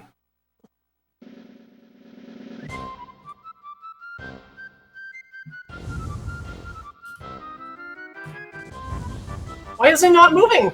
I'm pressing the buttons and he's not moving. Yeah, I don't get it. I actually don't understand, like, why the technique that I used to have just doesn't work anymore. Wouldn't be the first time. I've had a lot of games I go back to, and then it's like, what? What's wrong? Are my fingers broke? I don't understand. And like with this mini game, it doesn't help that it's based on a rhythm anyway, and if there's any latency that happens, it just throws it off entirely. I'd say like the rhythm is pretty obtuse too. It's not exactly the easiest to pick up on because the game's just kind of like hit this rhythm and it's like cool. And I get like a what is it? Not the pendulum, but thing you use for piano. Brain. Metronome. That's the one. Yeah. It doesn't like give you a good metronome indicator. Just kind of like yells at you 1 2 1 2 1 2. The best of the worst Pokemon moves ever. That's anybody that runs Gold Silver will tell you how great metronome is. Well, yeah. It was never metronome. It was always X. I don't understand why he's not moving. Like, it was fine in the tutorial, and now he's just not moving. I don't get it. The Yoshi has become one with the fan. Okay. It's a fan of being a pain in the we're keeping it PG. I'm not supposed to say that.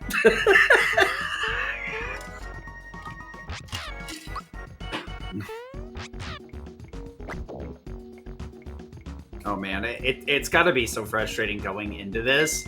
And then, like, Yoshi is moving at full speed outside of it. Then you go into the mini game, and Yoshi's like, nope. Yeah. Could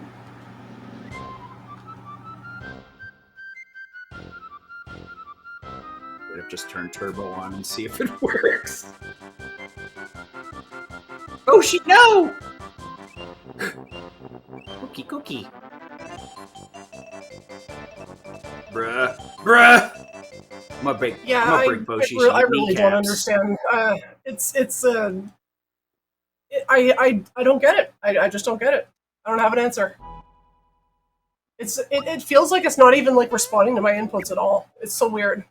I mean, we're already running a mod. We can just break out the Game Shark, right?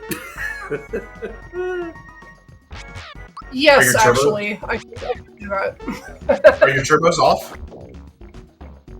Yes. Okay. Hey man, it happens. I would not really worry about it. There's plenty of times where I've been like, well, I don't know how things work anymore. Time to load the save. It's unfortunate, but chat's more than willing to help at this point.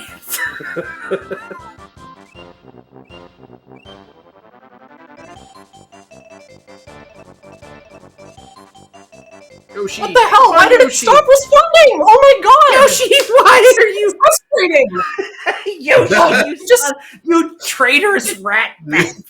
Hey, you know what's right? I don't get it. They were very right. Yoshi is just like, you remember that time for an entire video game you punched me in the back of my head to stick my tongue out? Yeah, well, fudge you. Yoshi is very angry. I was looking at Zeal's chat that got brought up the other day, and I'm like, first of all, why? Second of all, The devs have said that's not what's happening, but yeah, Yoshi just he just fell into some freaking quicksand. What the heck? It was brutal.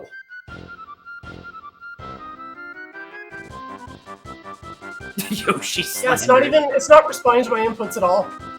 Huh. Oh boy.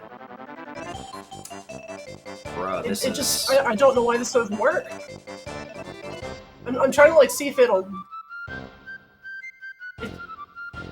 Yeah, I can see it. It's like little bursts of Yoshi deciding to actually function. Yeah, it's weird because like my rhythm isn't changing. It's just...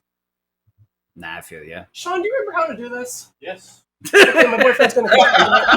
Time to pass the controller. Honey, I've already been... 2 players, you know 1 what? controller. I never specified that this is a 1-player run. This can definitely be a co-op. It's co-op now. Let's go, Sean. Are we gonna bring in the pinch hitter?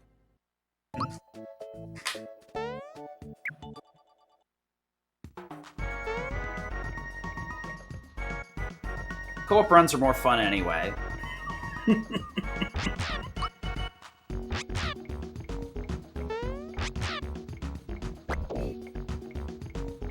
It's alwas better to have a responsible adult around when you're doing a speed run. You never know when you'll actually get in trouble.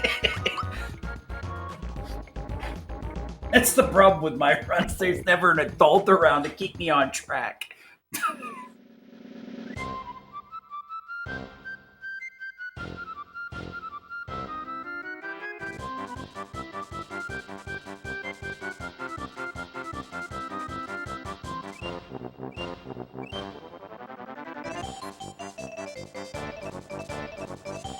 Yo, let's go!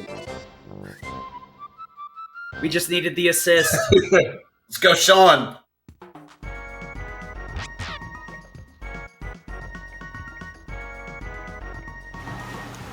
Oh, I can't hear the call now. Uh-oh. Oh. Okay, now I can hear the call. Okay, good. Like, you better be able to. Okay. Yeah, that was Sean Cass.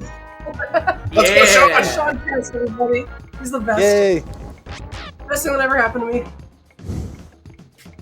Well, yeah, we actually met because of SMRPG speedrunning 10 years ago. Aww. I almost started laughing because I thought you were going to say we met because I couldn't do this minigame 10 years ago. What a... No, I used to be the expert at this. Like, you've seen me do this in most of the stuff, like, with my eyes closed, and I just can't do it anymore. Aw. Oh, you know what? I have to transform the Yoshi now. Bag Yoshi. Oh, right. Oh, yes, that's right. I have to feed him the 3 that I have.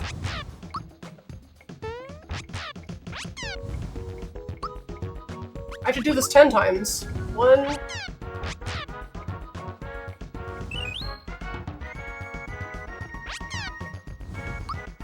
2... Sean, you're the best, man. 3... He really is. He does Yoshi Races for me, and I do GTG clip for him in OOT. Oh, GTG clip is, yeah. It's some... Also, when you have really... a second, your Game Boy camera decided it wanted to go back to a menu screen. Oh, that's weird, because I don't have a... Oh wait, yes, I do have a controller plugged into it. Honestly, stealth-like thing to talk about, like, controller-wise. The funny thing is, a lot of times with marathons, you'll, like, sometimes we'll have audio issues. A little bit of pull behind the curtain is, like, modern controllers have that little audio plug in them. And if you plug those into computers, they really love stealing the audio. So if there's ever like a modern game or somebody's using a PlayStation or an Xbox controller, 90% of the time the reason it took longer is because we had to figure out where the audio was going. I don't think I fed him enough cookies. He's looking mildly large. How many did I do? I don't actually remember how much it was. So you did like 3 cycles total. So did I save after I got the cookies? After I won? We're gonna find out. I want to say you came in here and saved before you started doing this, yeah? The question is... Yeah, I'm just gonna double check. Just be on the safe side, we'll see. I got distracted by being told about my camera, so I lost count of how many cookies I'd given up. Okay, yeah, we did. Oh, sweet. Okay. 1, I gotta count to 10 as I do this.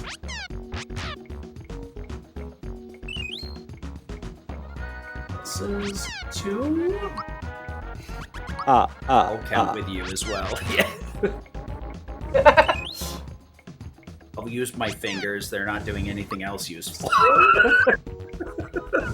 3. This is 4. 4 sets of cookies. This is 5. Unfortunately, the count is much easier to do than Cookie Monster. But either way. 6.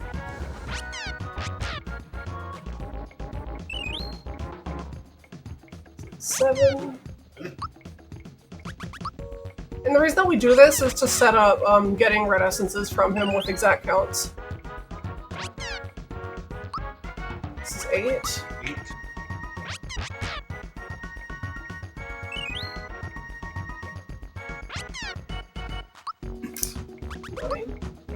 Okay, 1 more.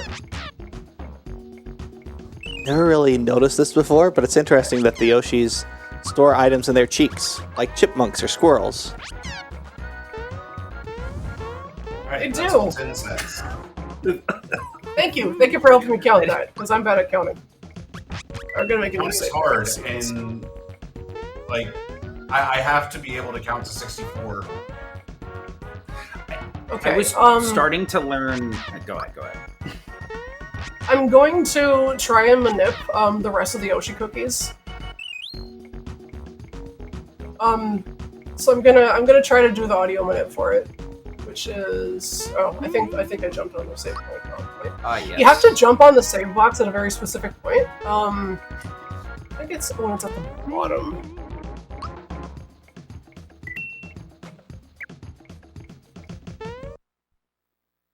Let's double check that. Yeah, at the bottom of the oscillation. Yeah, depending on where the save box actually is in its floating animation, changes the RNG of the game. That's part of why the rock candy manip works the way that it does, is because you hit the same block at a specific point in its oscillation. That didn't look good. And it was a little too late. There's a certain point in the music that you have to talk to Boshi to advance that text box, and you can tell if he did it right or not by the number he gives you.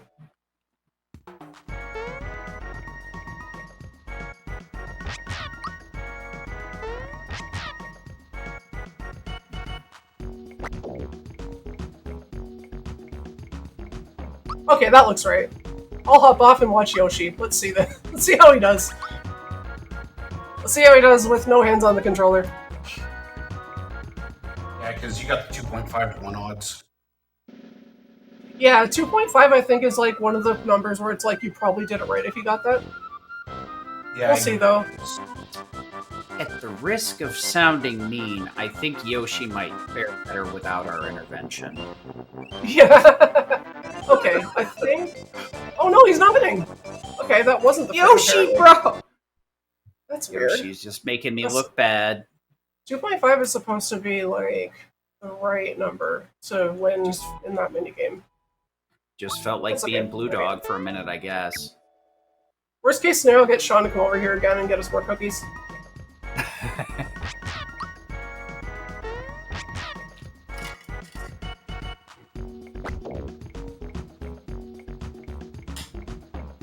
Whatever, we'll just try. Yesterday I won a whole bunch with just a 2 multiplier, so we'll see what happens today. I believe in you, Yosh. You can do it. Maybe. Possibly. Let's go, Yoshi! That doesn't look promising. That's a rough start. Oh, I don't understand. Yellow Yoshi is Did this apparently... Manip get patched too? Oh no, he's good. Oh, what the frick just happened, dude? Wah! Yoshi said no! This is annoying. This is so fucking Yoshi annoying. is a certified cheater. He was sandbagging. This guy is aware of the freaking Mario Kart meta, man. Apparently. Hanging out in the back with a blue shell. The See if freaking I- mushroom. Save. Let's try. I'm gonna reset up the Manip because that didn't look right when Mario fell from the sky.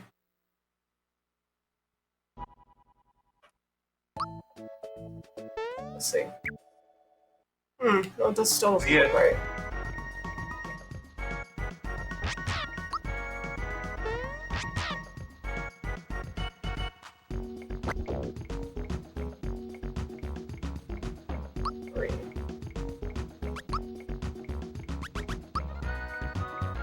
If this doesn't work, then something for sure is wrong.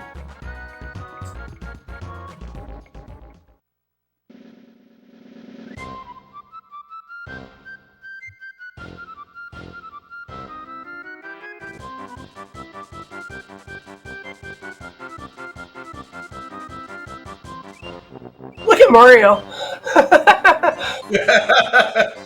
Okay, that time he won. Easy. That one wasn't even a race, really, at that point. Yeah, I was gonna say, I was like, I love how the race was such a commanding win, but we're all over here just like, please win. Yeah. I mean, I'm just sitting here dancing to the music. Oh yeah, I was gonna say, I'm enjoying the groove. That works.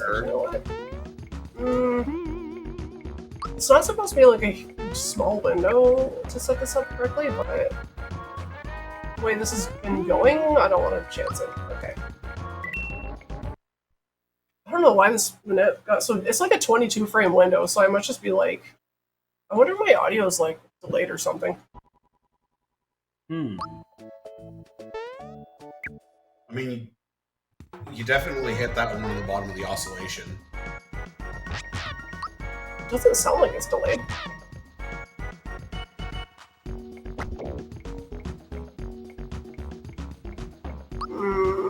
That doesn't look right, but we'll try it anyway. Ledos? I don't think so.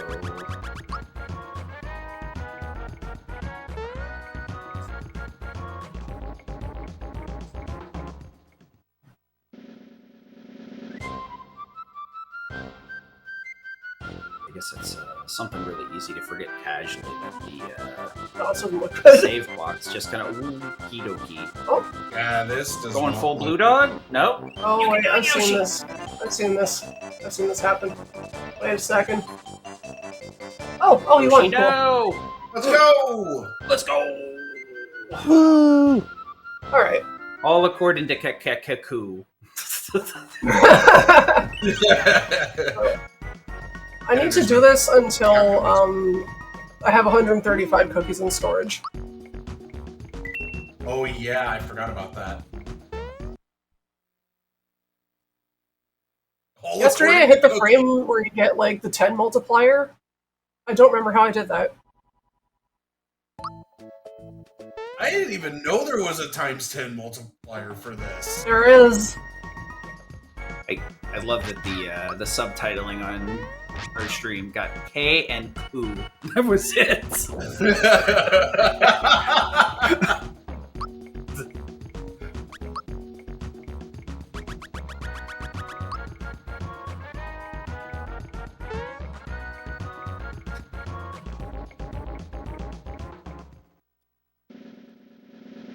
So we're gambling 10 cookies. That's what we're doing each time, yeah? Now that we have 10 to gamble. Remember, kids, gamble in your games. It'll somehow make your life easier. Oh, Good stuff, Yoshi. Wait, no, I'm being told by our producer I'm not supposed to support gambling. That is a bad thing.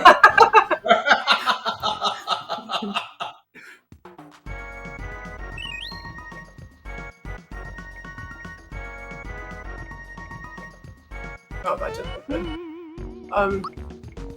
One of the culture shock things for Sean when he moved here was just like how open everyone is about like sports gambling. Dude, the fact that like I consistently see commercials for sports gambling, and I'm just like, so this is a thing we're doing, huh? Sure, I guess. I only do the ones that are like free to join. Yeah, right. Right. There's You're like, other things I'd rather. Show us the 10x. That felt a little late, but we'll try anyway. Yeah, like when I go to Blue Jays games, they have like, they'll put these things up on the board where you scan a QR code and they ask you like what you think the over-under is on like 3 things that are probably going to happen that game. And then out of everybody who guessed correctly, they pick somebody at random and just give them money.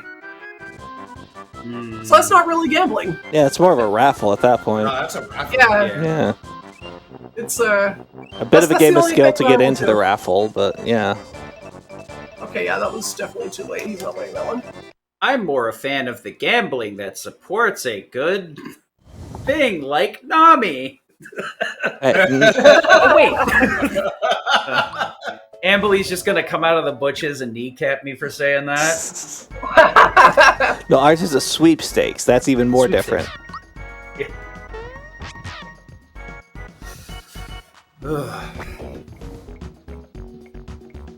It's definitely. Despite the tongue-in-cheek shenanigans, I'm very proud that we can support Nami every year and actually affect change. It's another nice thing that we get to do these for fun, but the ad revenue also helps support the event as well. So watching this content is very helpful.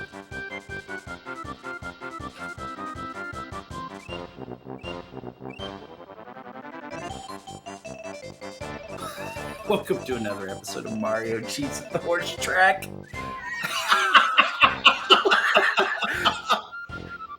Sometimes chat's got the fire.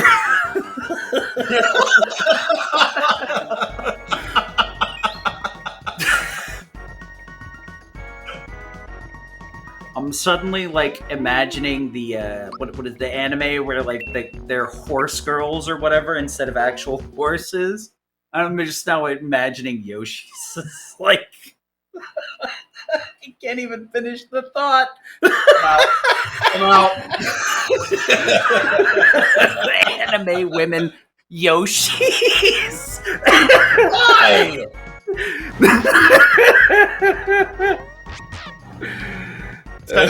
No. I'm getting my second warning from the producer. You're about to get a warning from me. Thank God HSG isn't here. I'd be kicked off stream already. Oh my goodness. I love that Boshi is in Mario Kart World. I know, right? I don't know if this is one that he can win, because I couldn't hear the audio cue. God, that's right. I'm supposed to not talk during that. Yeah, no, I couldn't get the audio cue for that one. My bad, sorry. I have low self-control. You have self-control? Yeah, I know, it's a freaking miracle. It's just not a lot of it.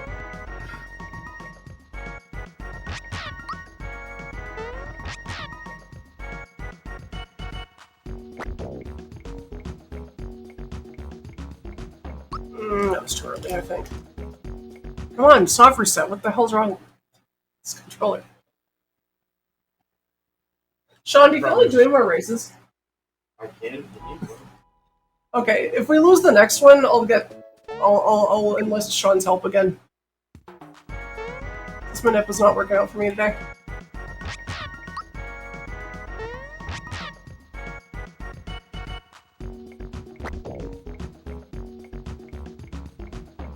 3. Let's see. I think 3 is good. I don't remember though.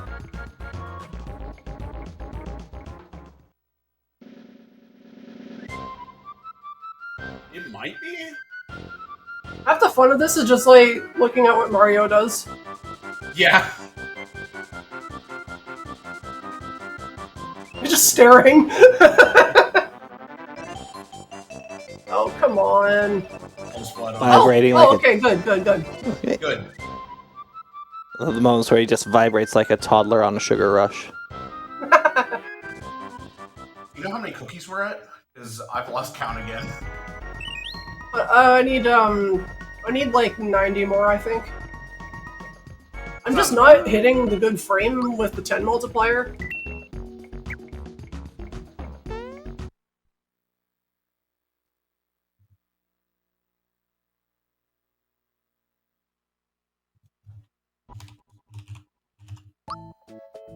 I don't think my audio is delayed or anything, because like I was able to do the Rock Candy Manip, which also has some pretty tight cues. Yeah, because you hit the Rock Candy Manip and then you were just like, screw it. And then got the freebie anyway.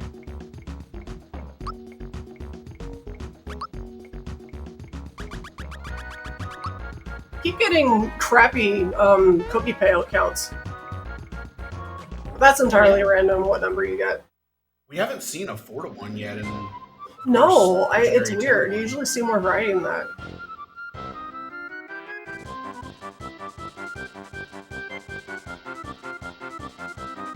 Well, before we discovered the Manip, this is how it used to be. You just, like, keep going, just keep rolling.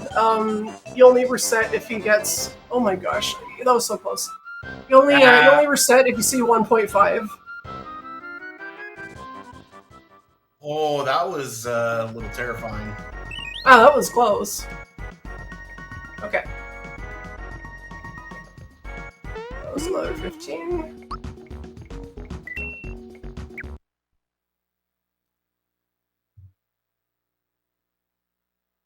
We need to see the 10x. The good thing about this is that this is the only time in the game we have to do this.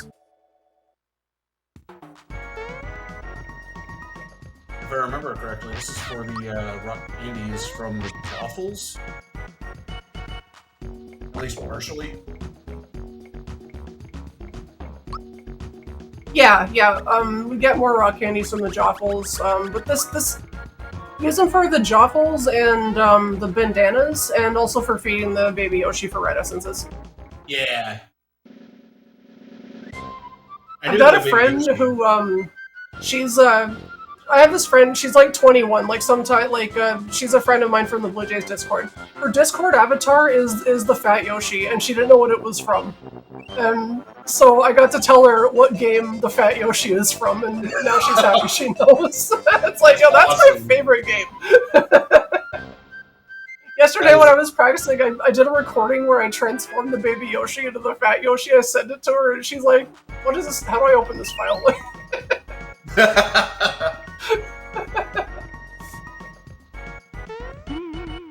This is, I mean, granted, this grind, like, it's difficult because of the RNG Manip. It's not as difficult as it seems, but watching the Yoshi Races, it's just so much fun. Yeah. This is kind of more fun than playing it myself, I think.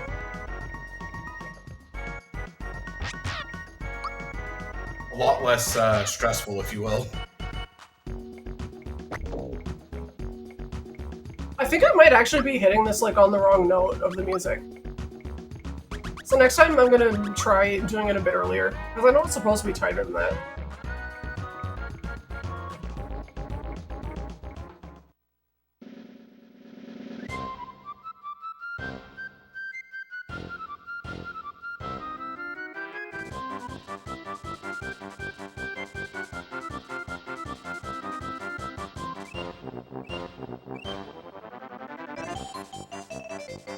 Oh wow, the red Yoshi never wins.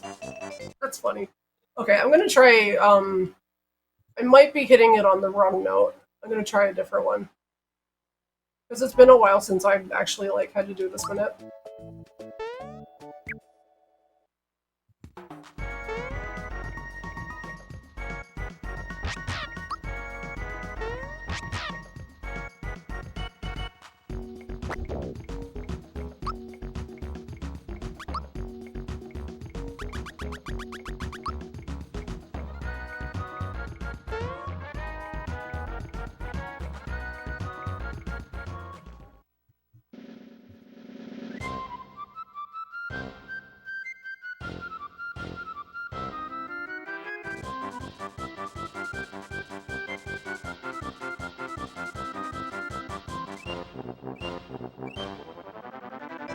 I don't know if this is actually... Oh! Look at that. Okay, yeah, maybe that is it. Maybe that is when you're supposed to hit it. Get dunked on, yellow! Welcome back. The yellow Yoshi's like the scariest one to have to deal with.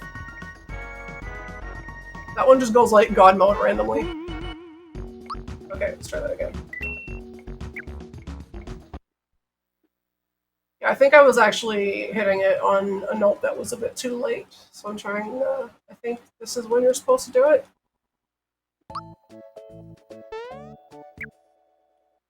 You gotta be super fast.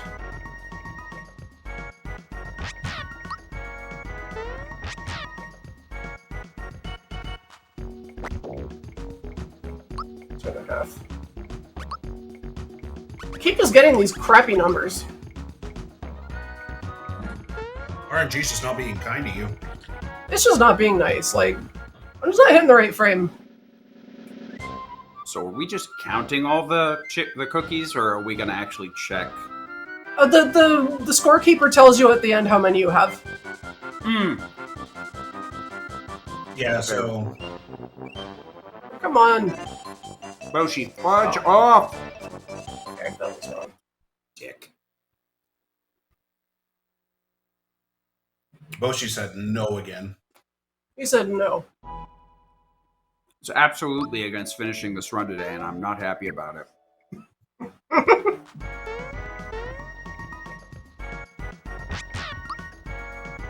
That was bad.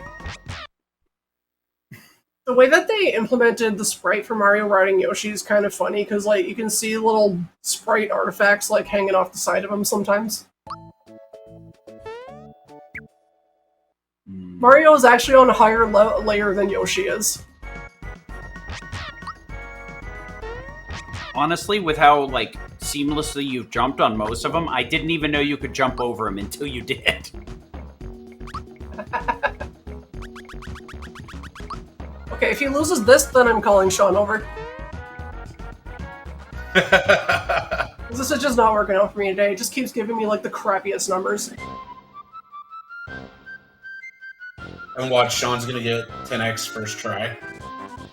Well, I won't have to reset no matter what numbers I get. Yeah, this isn't working. Honey, I need your help. Yellow went God mode again.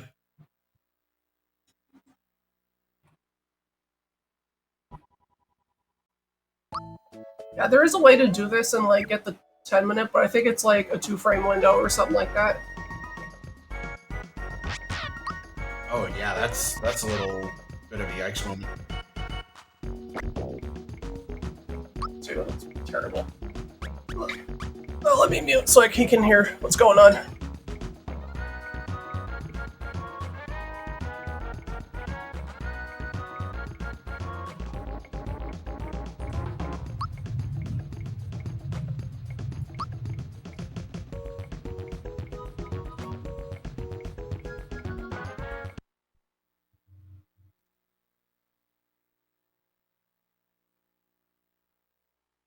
I love that this became a co-op run. It's the best thing.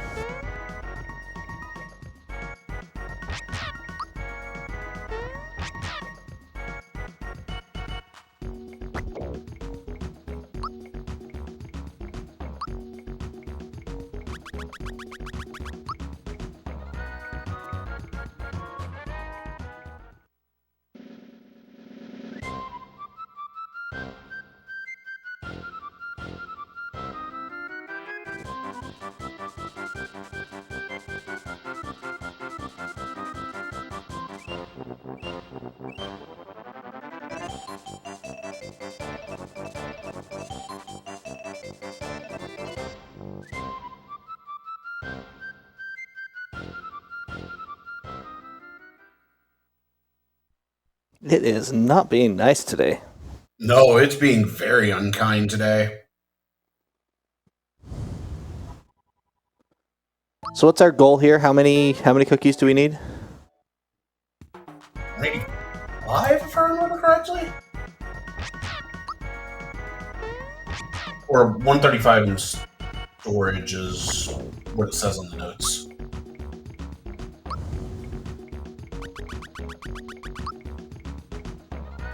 But I think more are grabbed for safety. Yeah.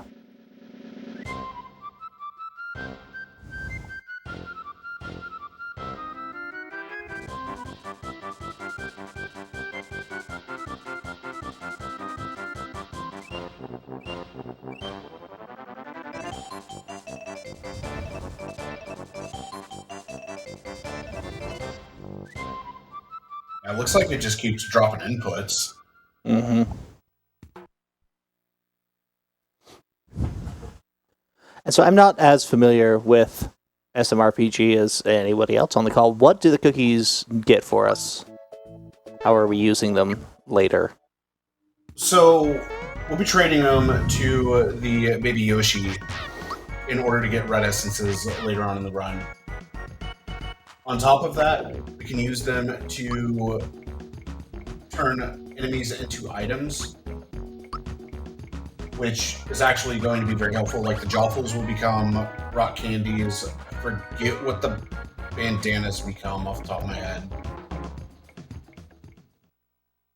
But all in all, it's mainly for just the better use items in general.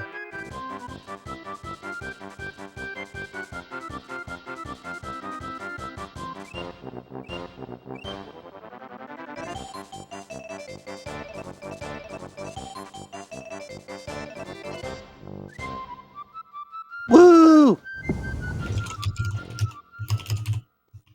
Another win under the belt.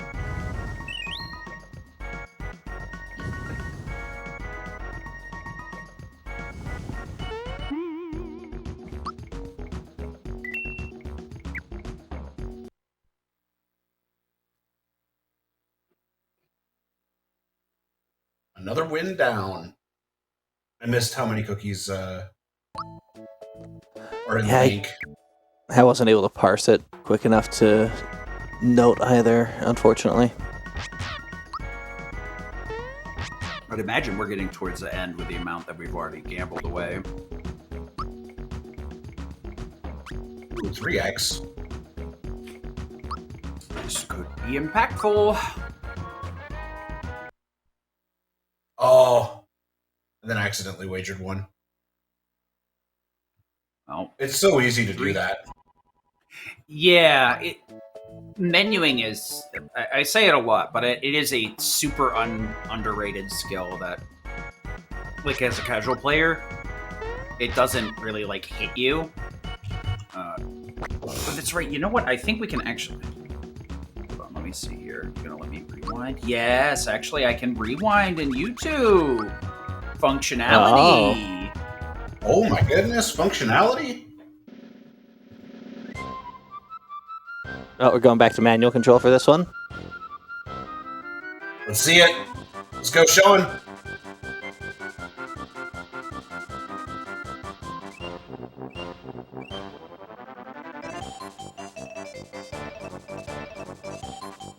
$116. There we go. Oh! Almost sniped it. We got scammed.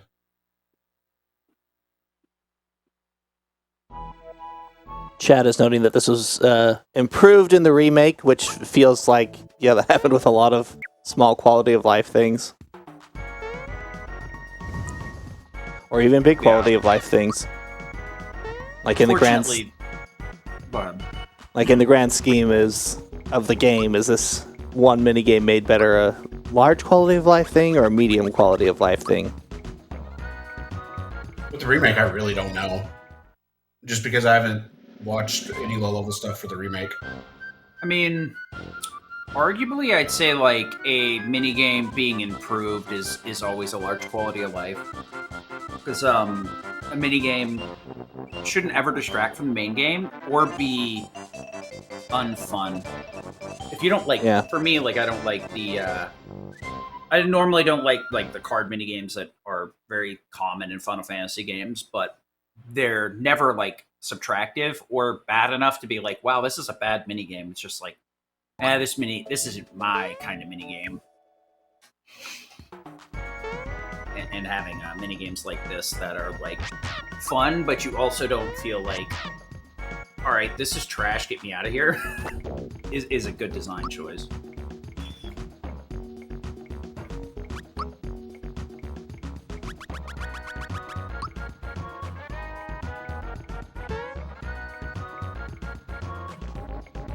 Well, even if we don't finish the run today, the positive is we won't have to worry about this next time.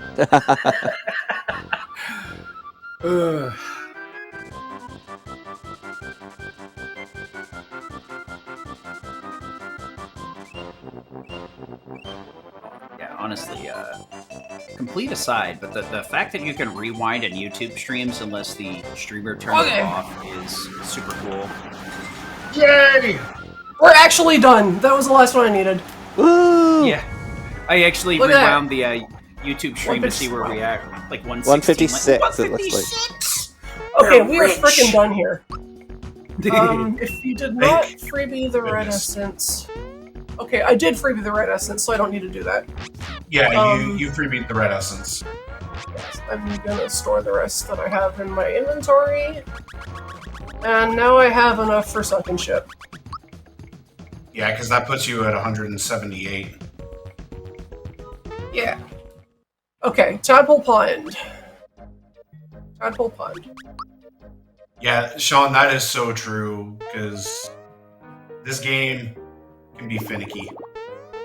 It's weird, because, like, my audio setup is the same as, like, from back when I was running most of the stuff, and, like, I could do this with my eyes closed. So I don't know what it is, why neither one of us, like, we're having much luck with it today. I've had a lot of, like... Go ahead. Because it's not most of the stuff. Yeah! I guess so. I've had a lot of, like, older games that I ran, and then I'm just like, why can I no longer do this thing? How? What the heck? And it's just, it is what it is, unfortunately. Yeah! Yeah, right, like, well, normally you're just like, yeah, Nintendo patch your game. Yeah, you install the patch for the Yoshi race when you were installing a patch for the EXP thing.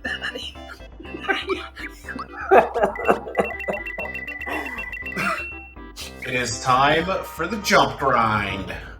It is! This one will be a little more fun because I don't really have to focus. Whoops. Equip. You think we'll get DMCA strike if I start playing Jump? Chris gonna give it to you. Don't have to do anything else there. I don't think so. Yeah, No. Okay. Back to Booster Pass. And this time we're going into the secret area first. I get that this time. Hello, buddy. Maybe we can do a karaoke of Jump.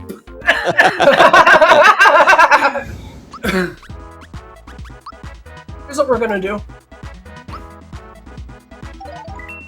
I use the goodie bag here because when you defend, it cuts the amount of damage you take in half. So even though like the item toss animation is a little slower, it means that the Sniffet will KO us in fewer turns.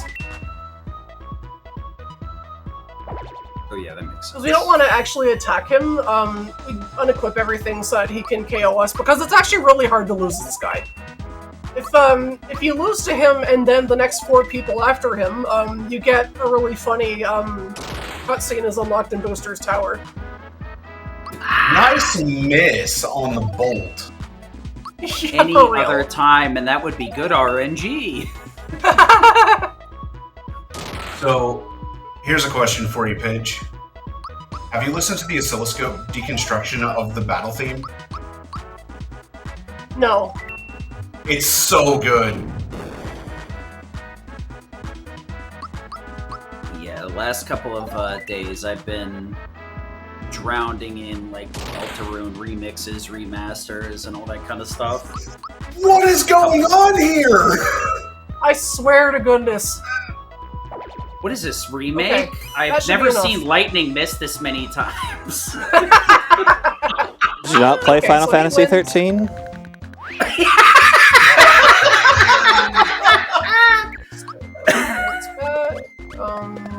Mallow, that's to heal him. Okay, that should be it.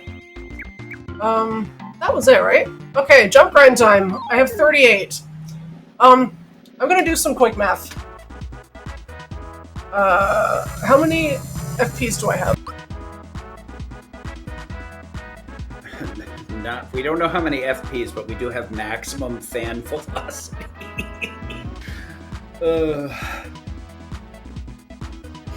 Shoutouts to Pitch for catching that very early on and moving for the short time the fan has decided to act up. Lucky. Oh, you know, I was gonna ask. I was like, how do we get the jump upgrades but not EXP? And I think I figured it out.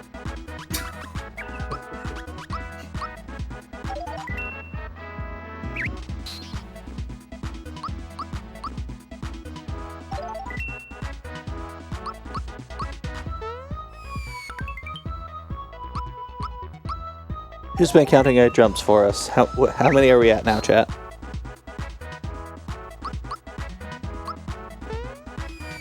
Unfortunately, they don't give us a free counter on that one. It makes sense to get everybody KO'd here, so we only have to do jump, and that's it, instead of guarding every turn. Yeah, and that's why you lose to the Sniff It early, so that everyone comes into this fight with 1 HP except Mario. So I need to use 16 honey syrups to max out my jump. And I haven't, sorry, I need to use 15. And I bought exactly 15. Because I have 39 flower points, and each jump costs 3, so I can do 13 jumps per honey syrup. And it'll take me around that many to actually max out my jump. In other words, it's unplug, and once you're out of items and FP, you're good to go. Pretty much. Yeah, so... And maple syrups, not honeys. Yeah. So... Go figure a Canadian is using 15 maple syrups. I'm assuming jump doesn't upgrade during combat? Or update its damage values? Oh, it does. Okay. It's just, you know how at the start of the run when I was fighting the Hammer Bros, I jumped on one and then I jumped on the other, and it did 43 and then 45? That was, the jump counter, power going up in real time. Just from, like, the jump that I did on the 43rd, the 43 damage one, that was my 6th jump of the game. So every time you do an even number, it increases the base power by 1. Oh, okay. Interesting. I just made that assumption because I'm like, well, then how do we infinitely do our jumps here without killing the enemy? Is this defense just that high, or...? No, he's immune to jump. Spiky's immune to the jump element, so we can just keep jumping on him indefinitely. Right, now, you did mention earlier that jump is an elemental attack. It is. So and we fight. Yeah, like you're saying, like jump shoes go through that immunity. But here, we fight this Spiky specifically instead of like one in Mushroom Way because this Spiky has the ones in Mushroom Way I think will do the same thing. But this Spiky has logic so that when it is the only one on the field, it will only use this attack. And this attack is very, very, very easy to block. There's like a super obvious visual cue on the field that lets you block it. And so you just it's very consistent. You just keep doing the same thing. Oh, yeah, I guess the time block would be kind of hard required here, huh? Yeah. You just have a moderately low-leveled Mario, a staggering, 5, 6 at this point? Level 3. Well, it only does 1 damage to you if you don't block, but you can only take so many, because I've only got, 36 health, and we buy mid-mushroom just to be graceful. Like if you mistime a whole bunch of the blocks, you just heal yourself, and that's okay. And one thing to keep in mind with that is perfect blocking, which will cause 0 damage to be taken, is a 5-frame window, if I remember correctly. Or he can just miss, too.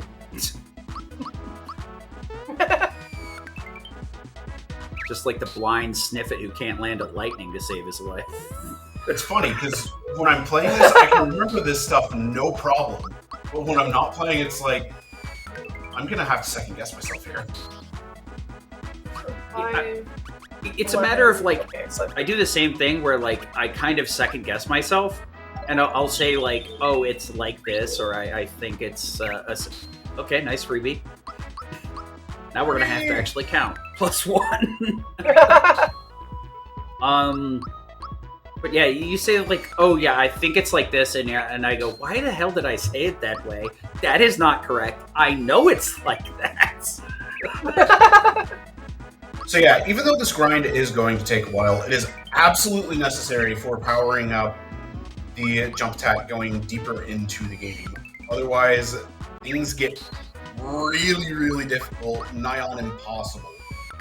Yeah, because we don't... I can't wait to show you all the Johnny fight, which is the next fight after this, I think. Like, where this actually matters. Yeah, because Johnny is going to be a thing. The other big thing that's, like, really... I don't know if it's easy to forget, but it's one of those to, like, not that kind of doesn't occur. You gotta remember, we're not leveling here, so we're not learning new abilities either, so we're kind of hard-locked with jump. So... Fortunately, because of powering it up like this, it actually becomes quite useful versus, like, the super jump or ultra jump we're just not going to get because our levels are too low. I know I can tell we have fire in the menu, but did we get a super jump before we stop leveling? No super jump. So, no, super jump is level 6. We've already stopped leveling. Okay.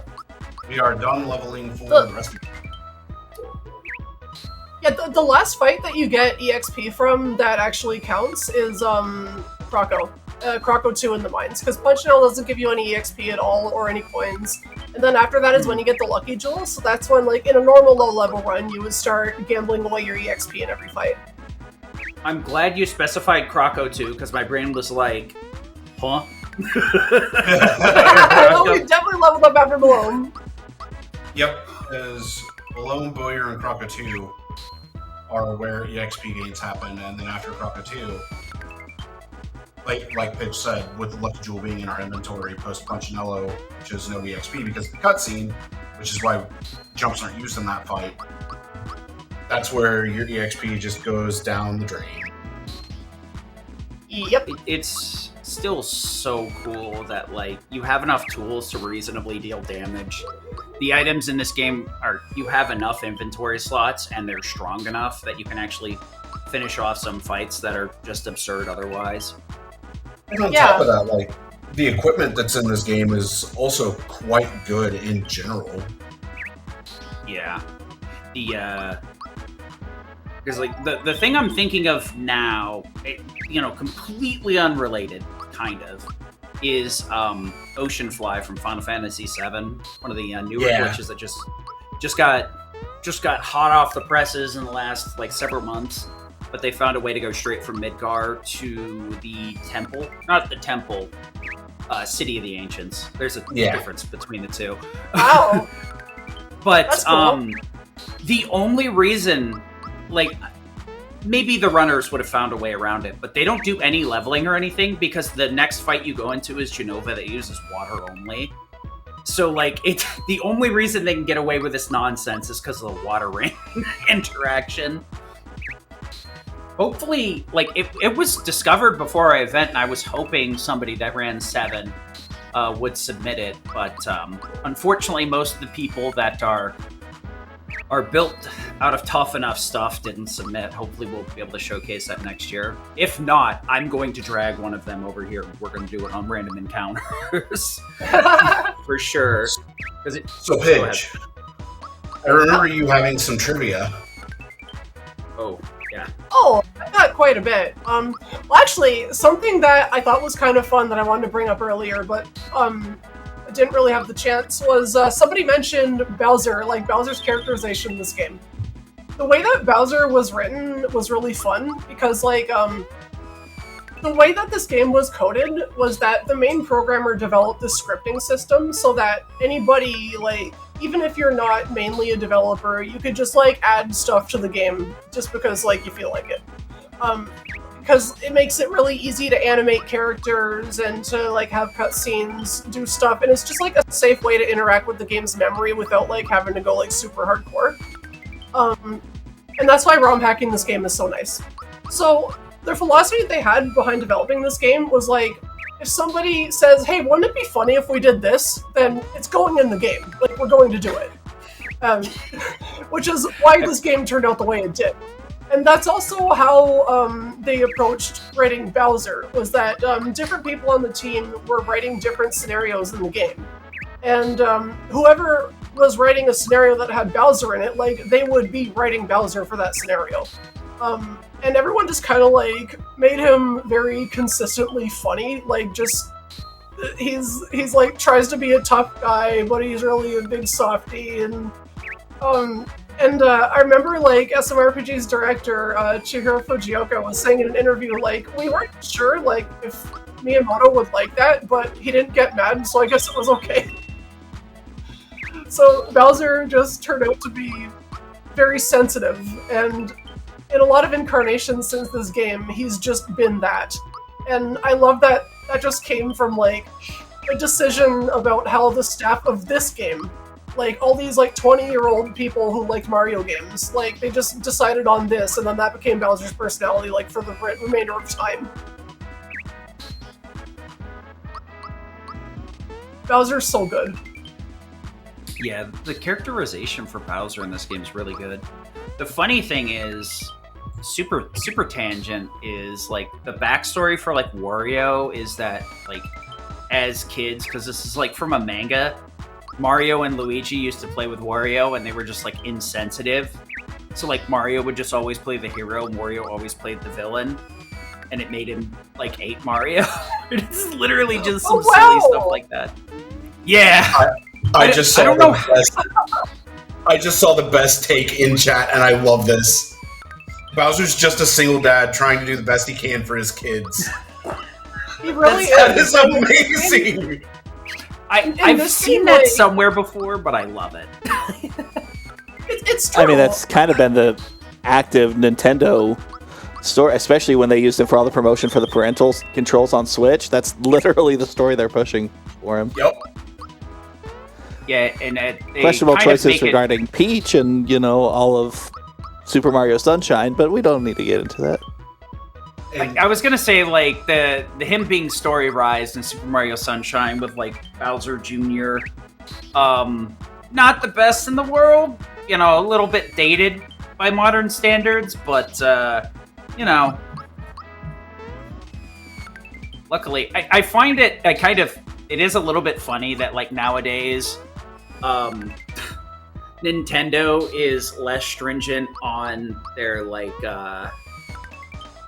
their parentals and, like, what's allowed on the system, what's not allowed on the system versus, like, PlayStation and Xbox. It's very interesting. And you mentioned stuff about hacking, like the ROM hacks of Super Mario RPG, and one of the things that also gave me a lot of insight as to more of the game's mechanics was actually opening Lazy Shell, taking a look at the script editor, and actually analyzing the scripts and how they function. Yeah, that's it can be kind of intimidating. Like, sometimes people open it up and be like, I don't know what this is, and give up. But if you're like really curious, you can go into, like, the level editor, look at any NPC or any, like, zone on the ground that loads an event. That, like, you know what it does. Like, say I'm in the throne room during the Mac invasion. I know this zone on the ground starts the cutscene where I start fighting Mac, and that's why if I jump over it, I can do Mac skip. So what happens if I step on it? And then, like, you know, in your head that plays out where Mario stops and all the Shy Guys start talking smack to him.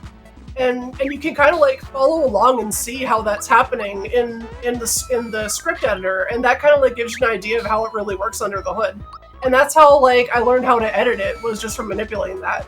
I wrote a Python library that lets you basically write Python code that's supposed to simulate the lazy shell script editor, and then it just like recompiles the scripts whenever you like do the command. Just because of like I got to mess around with that so much. Which is so cool. Yeah, it's always very fun hearing about the games from the modders, randomizers, or creators and stuff like that, because they know the game in a more intimate way than you do casually. Very interesting to hear about how they tear everything apart and then put it back together. Well, yeah. Like, I'm gonna go ahead and give these two shout-outs, but they also ended up giving me more insight, and those two people would be Doomsday 31415 and Dark Kefka, the two creators, if you will, of Super Mario RPG Armageddon, which is an extremely good hack of SMRPG, but it definitely is a difficulty hack. And I know Doom's been helping you a lot too with some of the stuff in the randomizer page. Oh yeah, he showed me how to use a SNES debugger, and that actually like unblocked me from a problem in randomizer that I was stuck on for, I kid you not, I was stuck on this for 2 years. I couldn't figure out a good way around the problem I was having. And that was that like because I'm shuffling where freestanding items might appear. So like you go to Roseway and there's that freestanding flower I grabbed earlier, like maybe that's like the safety ring is there, so it'll actually show like the little ring sprite instead of the flower sprite. And to do that, like, that changes a lot about how objects are loaded into the room. So the room has to have instructions for the VRAM on how to load its objects. So we have to generate those like at the time you roll the seed. The problem is that there's 500 rooms in the game, or 510 or something like that, and there's only enough room for, I think, 120 different VRAM configs. So just like the way that it was randomizing, it was trying to generate too many configs and won't compile, and I couldn't figure out like a good way around that, because like being able to just inject objects into rooms is like foundational to this randomizer, because we need to be able to have shuffled boss sprites, for example. Those all have different rules for how they're allowed to perform in certain rooms. The way that I wrote it in V8 is awful, and I was trying to like redo it so that we could accommodate more sprites like anywhere. So Doomsday showed me how to use a debugger, and from that I was able to find out where the pointer is in the game that's trying to read the VRAM configs. And I moved the VRAM configs to a big huge place in the ROM where there's enough to have a unique configuration for every single room. And then I changed the pointer to point at that, and it worked. And now I'm just developing the rando again. And it's going to be amazing to see what all we have available once V9 is actually set and done, ready to come out. Because one of the other things that we're working on, if I do remember our last conversation on it correctly, is that you're also working on randomizing the star pieces into boxes themselves. Oh yeah, I figured that out. That already works. Yeah, it's not in V8. I figured it already worked, just wasn't in V8. Oh yeah, I just wanted to be like, yeah, guess what? That's coming. We figured that out. Yep. Which, I mean, that was something that blew my mind. I did a little video with the animation for that, and I was really happy with how it turned out, because you open the treasure chest and it's got like where normally you would see the mushroom or the flower or something else like in that treasure chest. Instead it's got like a little sparkly thing. And then the star piece animation starts.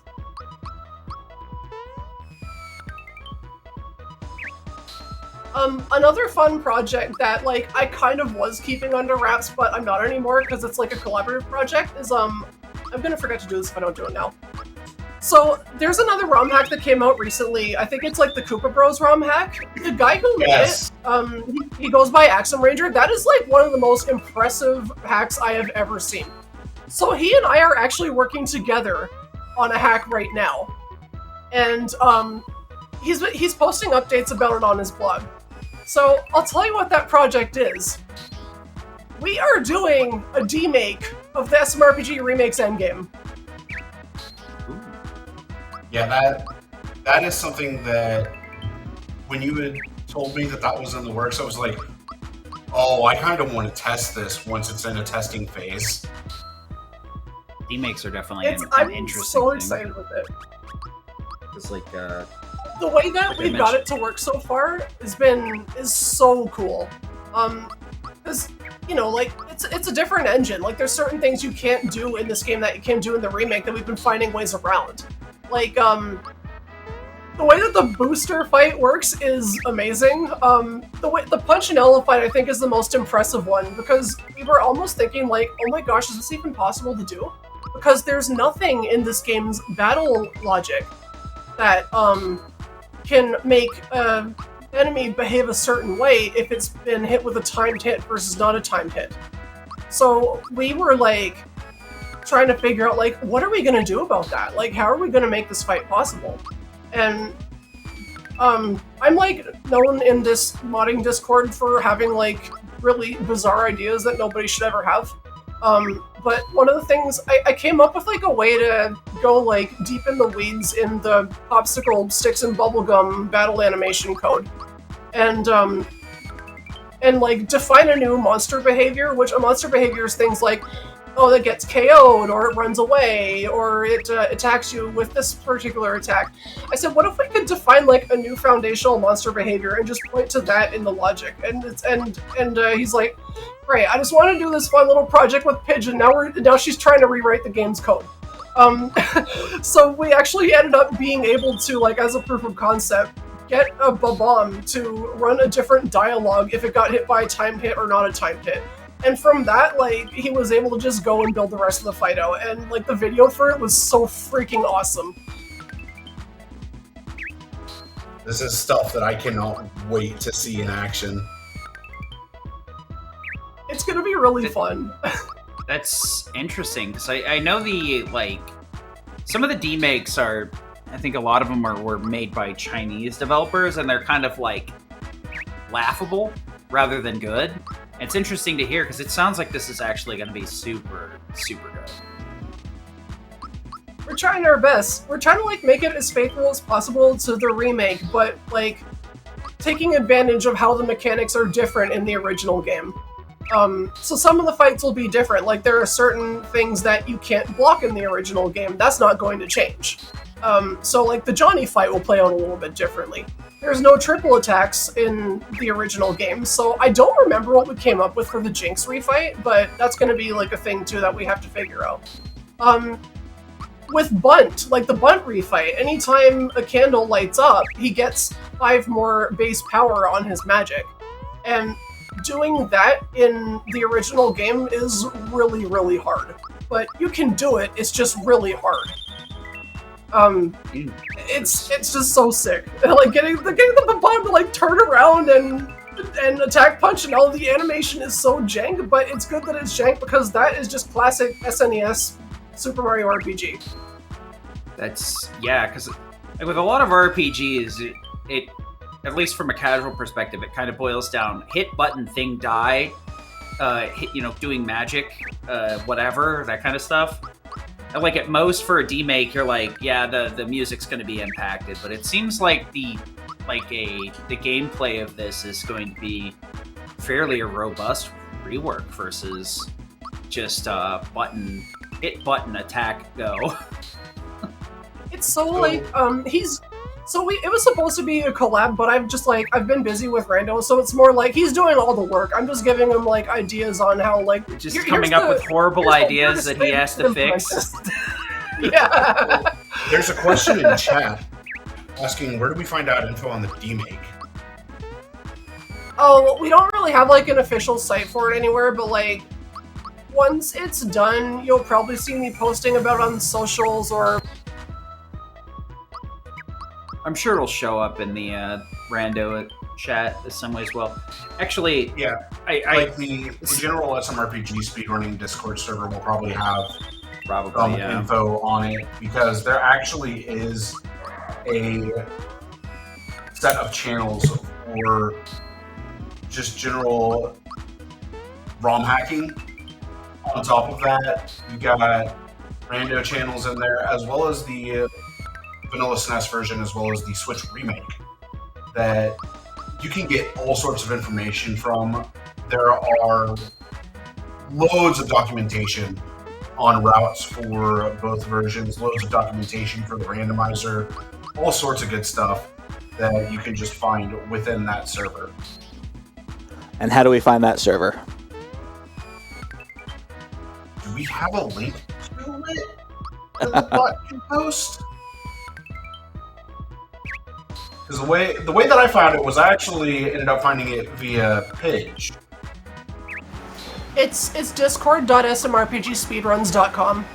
Thank you. I couldn't remember the link. Shoutouts to Dorkmaster Fleck for registering that domain so that we can do stuff like that. So yeah, definitely come stop by, because there are so many useful resources, so many people that are willing to help you with whether it's just learning the SNES version or learning stuff within the Rando or the Switch version. Anything that you might need, you'll be able to find. I think also the Demake will be announced like on the Mario RPG Reddit, which is just r/Mario RPG. Let's definitely be sure to take a look there. I have a badge for being a top poster in that Reddit. Just the only place in the world where you can say my posts are good. I mean, a lot of the Mario RPG communities put in so much effort to document as much as they possibly can. And yeah, there was a lot that even I learned, having known a lot from playing casually, that I did not know on the speedrun front, even after watching quite a few runs, even back in the days of Cypher and Checkers. Oh, yeah, that's going back in the books. I love it. Every like 5 years, Cypher comes back for something. Yep. So, I wonder when the next return trip will be. I think this is the last syrup, but I need to go like halfway through one more syrup after this to make sure that I'm right at 250. But also, like, if people want to learn more about modding, if you join discord.smrpgspeedruns.com, there is like a ROM hack general chat, and I think one of the pinned messages in there is a link to the actual SMRPG modding Discord. There's one for Super Nintendo modding and one for Switch modding. The Switch one isn't super active anymore, but the SNES one that Will runs is like, that's where we're mostly talking shop about like the Demake and other stuff like that. That's where we do a lot of our theory crafting. You are correct on there being a pin for that server specifically in the ROM hack general.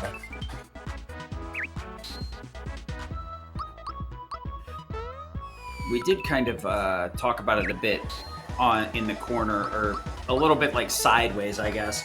But if you're really into Super Mario RPG and you haven't played any modded versions, Armageddon is a very good mod of this game.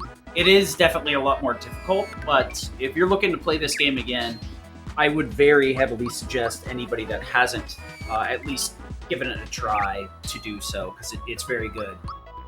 And that's coming from somebody that hasn't played it and only watched runs of it. It's a really solid reimagining of the difficulty.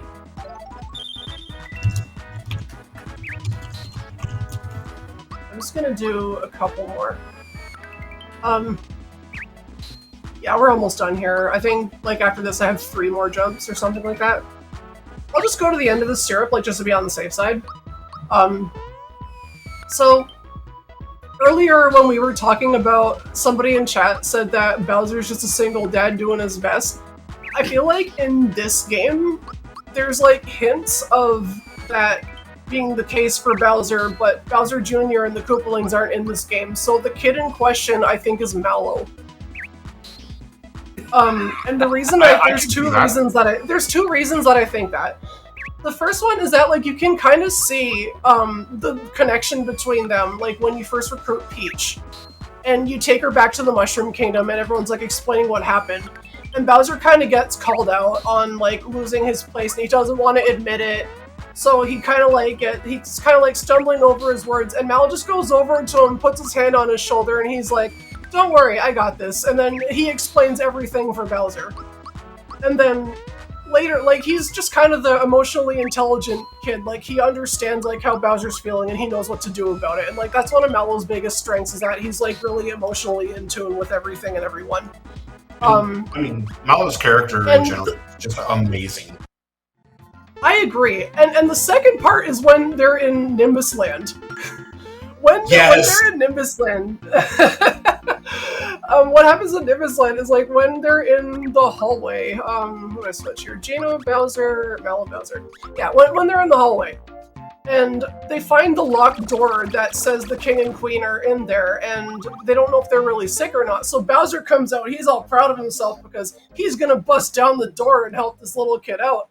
And Mallow, like, trips him. He's like, "No, you can't do that." And then Bowser is just doing his crying animation off to the side while Mallow's explaining, like, "They're really sick, we can't do that." And then Bowser is just like, he just goes like, "Oh, don't you ever talk like that to me again, young man." Whereas, like, if Mario or Peach or Geno had did that, like, they would not have survived the end of Nimbus Castle. Like, he's constantly threatening those three and insulting them. When it comes to Mallow, he just, like, wags his finger at him, and it's like, I just love it. Like, they don't get that many interactions, but the few that they have are just, like, incredible. They're great. Just a disappointed father. Mallow. Alright, so now that the jump grind is done, we are able to continue on with the game by coming here to Star Hill and getting the easiest start piece in the game. Yeah. There's no more grindy segments until Nimbus Castle. Also, yeah, there's, like, the star piece that's just kind of hanging out at the end of Star Hill here.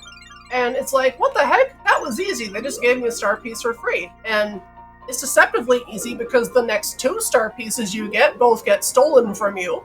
And you have to get them back after a second boss fight. So it's like, ha, you thought we were going easy on you. We were just tricking you. Yup. The false sense of security. By the way, did anybody else cry when they saw this place in the remake, or was that just me? Yes. No, I was in complete tears. This area made me cry. Nimbus Castle made me cry. Barrel Volcano made me cry, and the Gate and Factory both made me cry. The remake is so freaking good. It's not like, I definitely prefer the original game, but not by a lot. Not by a lot. The remake is very, very, very good. It's like the gold standard for what a remake should be for a classic game, I think. Like, just approach it like this. Get people working on it that, like, cared about it when it was new. And it's gonna turn out, like, amazing. Yeah. I can feel you on that, because, like, I really love, like, the FF7 remake Rebirth. The only, like, the big difference is obviously is the playstyle is in juxtaposition and almost completely polarizing compared to the initial, but, like, the story reworks are very good. And I think this one, luckily this didn't really need a story rework, it just got a little bit of a punch up and visual update, and GG, easy peasy. Yeah, and yeah. Quiet Mountain also pointing out the first part of the game that made me cry was Geno coming to life. Oh yeah, our boy. Our boy Geno. Soon to be in Smash Bros. Oh yeah. Big menu coming up here. Much as like... Okay, I'll ask post-menu, then. Good call. That's it. There we go. Okay. As much as, like, I am diametrically opposed to doing this, You were mentioning that some of that farming could push this well over 5.5 hours. Are we still in that range? Yeah, I think that we should probably cut off at like 4.5 hours if that's okay. Like that'll get us like to a point where we're still gonna see some more interesting stuff in the run, but not going like right to the end. Okay, we can do that, and then we'll finish this up on the 27th, and maybe we'll throw something extra in at the end. I don't know if good? I can do the 27th, but we can talk about a date like offline. Okay, that's fine. It just happens that the 27th became open, so there's no like hard committal to that for sure. Okay. Depending on the time, it might be possible. Sounds good. We'll figure out. There's going to be something on the 27th. It doesn't have to be you. It's honestly menus. trying to schedule somebody last minute is definitely not something I like to do. Definitely. Menus, what are those? I don't know, man. I can't read kanji or whatever. Oh yeah, this is one of the few times when you're actually going to see us use something that is not work pants. I just bought a sailor dress for Peach. That gives her a little bit more defense for, I think, Yaridovich. But also, this equip config that I have right here, this is a little weird, right? Buck naked %? Yeah, it is a bit weird. Yeah, you'll see why that is in a few minutes. It's very fascinating. I guess that is a shame that there's no like armor that increases your magic as well. It's just the attack and speed of work pants. Oh, work pants and super suit do increase your attack and your magic. Yeah. Well, oh, does it? Okay. I was gonna say super suit just kind of does everything though. Is that really worth mentioning? Work pants do a little bit of everything as well. Just a little though. I mean, in low level, it's a lot because it's literally plus 7 is very significant. At least I think that's what it is. It's like plus 7 to attack, correct? So there was a question for you in chat, Pidge. Did you work on the old ROM hack that was pretty much a direct translation of the Japanese script and names? No, I did not work on that.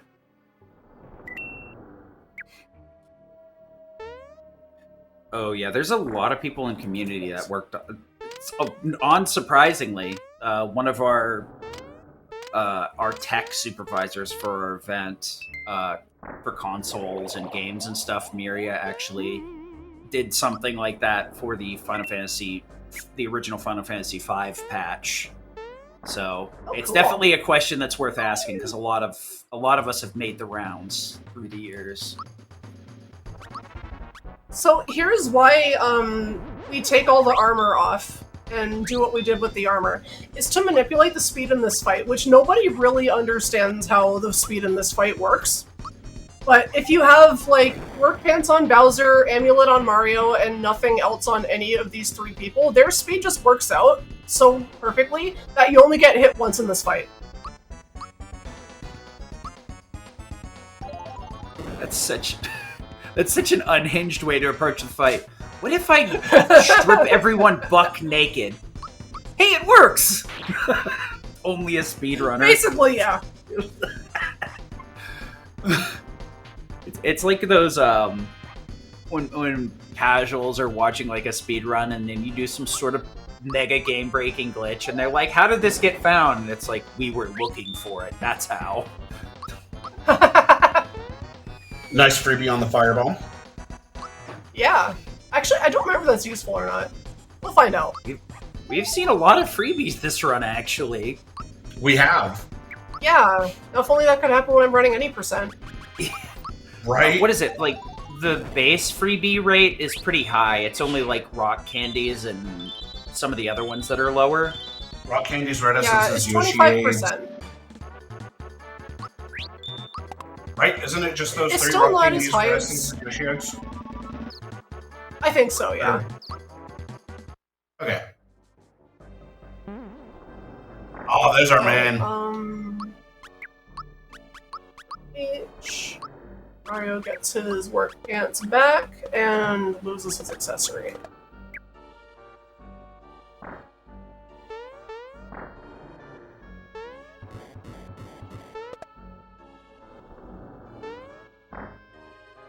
The level is just such Let's a skip trip. all these treasure chests. So we're skipping all these treasure chests because we have to backtrack through the ship. We're going to unlock, we're going to clear the path all the way up to Johnny, which is extremely annoying to do because this is also kind of an RNG poop fest. We have to use Yoshi cookies on the bandana reds to get through without any EXP. Yeah, some of this stuff coming up later on becomes a little bit of a crapshoot if you're not ready for it. I guess that is an interesting question. So I didn't really think to ask. Are we going to be doing Krulix at some point? I can do that like as a post game freebie because like Yeah, I guess we can throw you kind that of in need a very with the- specific inventory setup. Yeah, I guess since we're going to cut it in half, we can always do that in the second portion, if you're fine with that. I'm not gonna staple that would you have to to the be, wall like- on that one. It would have to be after I fight Smithy. Like I'd have to like because you have to use the same inventory that you use for him. Oh, yeah, that makes sense because then you need Okay, this access is to more stupid, items, like- which you don't have the cookies for. What the heck are you doing, bandanas? It's so annoying. Like yesterday, I think I got 7 in a row that didn't transform, and I had to reset because I actually didn't have enough cookies to get through the rest. Hmm. It's really annoying. When RNG says no, RNG says no. And you know, I even routed this around, like, I routed the menus very specifically to maximize how many Yoshi cookies you have so that this has a lower chance of happening, but of course it still happens to me. And Well, and I'm 100% that the RNG gods know and understand that we're trying to put on an exhibition or whatever, and they just like, no, because this is... I feel like this is consistent through every random encounter that we show that we do. Nice, there's it's one. just we're just gonna rename it as Random Encounter RN or Random Encounter G. I'll work on the name, but it'll be funnier next time, I swear. RNG encounter. RNG. Yeah.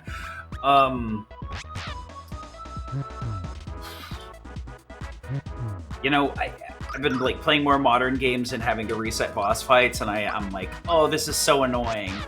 And now I'm watching the walk up to these encounters, and I'm like, maybe it's not that bad. You're regular. Yeah, something like that. Cool. That's how you get through that fight with no EXP. That's right, run, you little coward.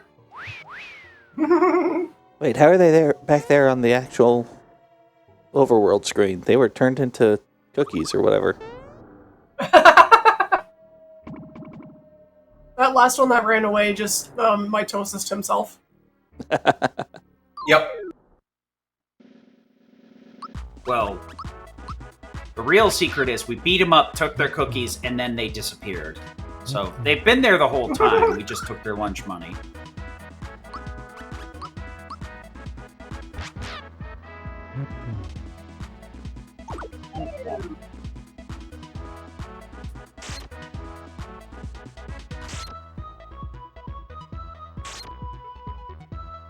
The unfortunate thing is that we don't like really know any way to manip this. Oh, to get the cookies to be consistent. All you have to say is Yeah, I don't- something about not being able to manip it, and you get it. It's some points! I don't know what's more distressing, the fact that he turns them into a mist, or that he then swallows the mist and then turns it into an egg and you watch it go through his entire digestive tract that whole way.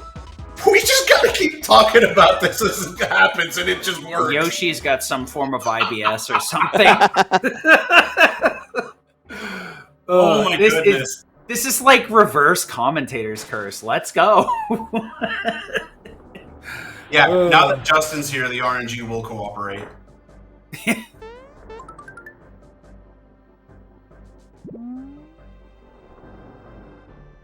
Oh my goodness. I hate having to come back through the ship backwards because it's just, oh. Yeah, I'd imagine you get so used to the, like, standard progression method that, like, doubling back feels so wrong. It says in my notes I don't have any movement tips for this. I do that a lot in my notes too. I just like I'll write down good luck, smile. I'm just Any like, smilers? yeah, thanks, past me. Like, thanks, past me. Also, F you. Oh, I was supposed to use a sleepy bomb against the second bandana reds and forgot. That's okay. No big deal. Hey, you didn't need it. All we had to Yeah, I do was can keep just sell it. talking about the fact that the Yoshi cookies were just being picky on whether or not they wanted to work, and then they just kept working. Mm-hmm. Oh, so that's how they deal with that screen. Okay. Yep. I don't That think is I've ever. technically a battle. Whoops. I don't think I've ever like backtracked through at least this dungeon. I have. Well, I mean, that I would imagine that happens a lot more consistently in a randomizer. No, I did it because I wanted to. Oh. Well, I'm also not surprised to get that bit of information either. Because it's me. Yeah, pretty much.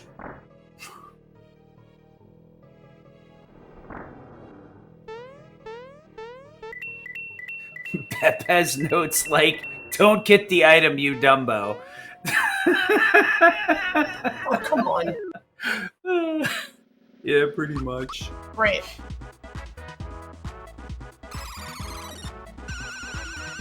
Well, let's see if we can run away from this. There are just some things you hate so much that you make sarcastic notes to try and feel less annoyed by it. And then when you look at the notes, you're more annoyed and you're like, I shouldn't have wrote that down. That just ended up making me mad. I'm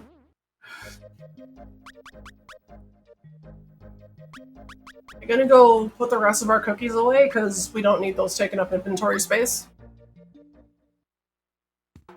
Yeah, for like a moment there, I was going to be like, why are we backtracking? And then it like clicked. I was like, oh, yeah, items. Those things that we need to get through fights. Duh. You know, that second set of bandanas actually cooperated quite well. Yeah, that's surprising. If only Commentator Curse was like this powerful in reality. The only thing Right? it ever does is cause bad RNG, not good RNG. So all of those bandanas were changed into energizers, and we're gonna take them to the swap shop to trade them for ice bombs. Oh, but first, yeah, we do the energizers, and I think I have 7 of those? 8. Oh, that's right, I think I freebied one. Yeah, trade all energizers. Get the ice bomb. Yeah, everything that you can trade in here is worth a certain amount of points. And after you get 100 points, you can just get any kind of bomb you want, except a rock candy, of course. Okay, now we're doing actual seaside menu. Trading in energizers for ice bombs just kind of feels grody. Yep, time for the frozen seaside menu. Like, it feels like there should be a rabbit with symbols involved with trading in the energizers. Possibly even let you rename your characters.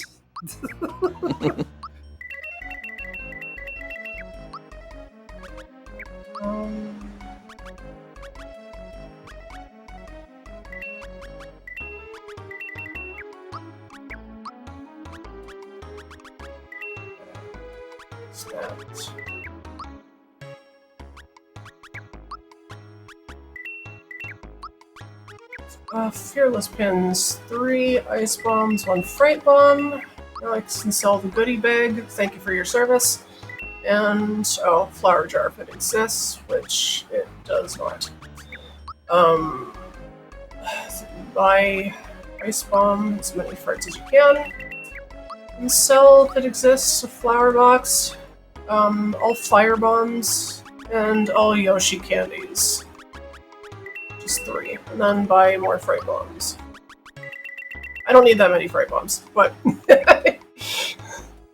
it's good to have them just as, like, storage for your money. And where I guess the amulet back. Do I still have everything? Yeah, I do.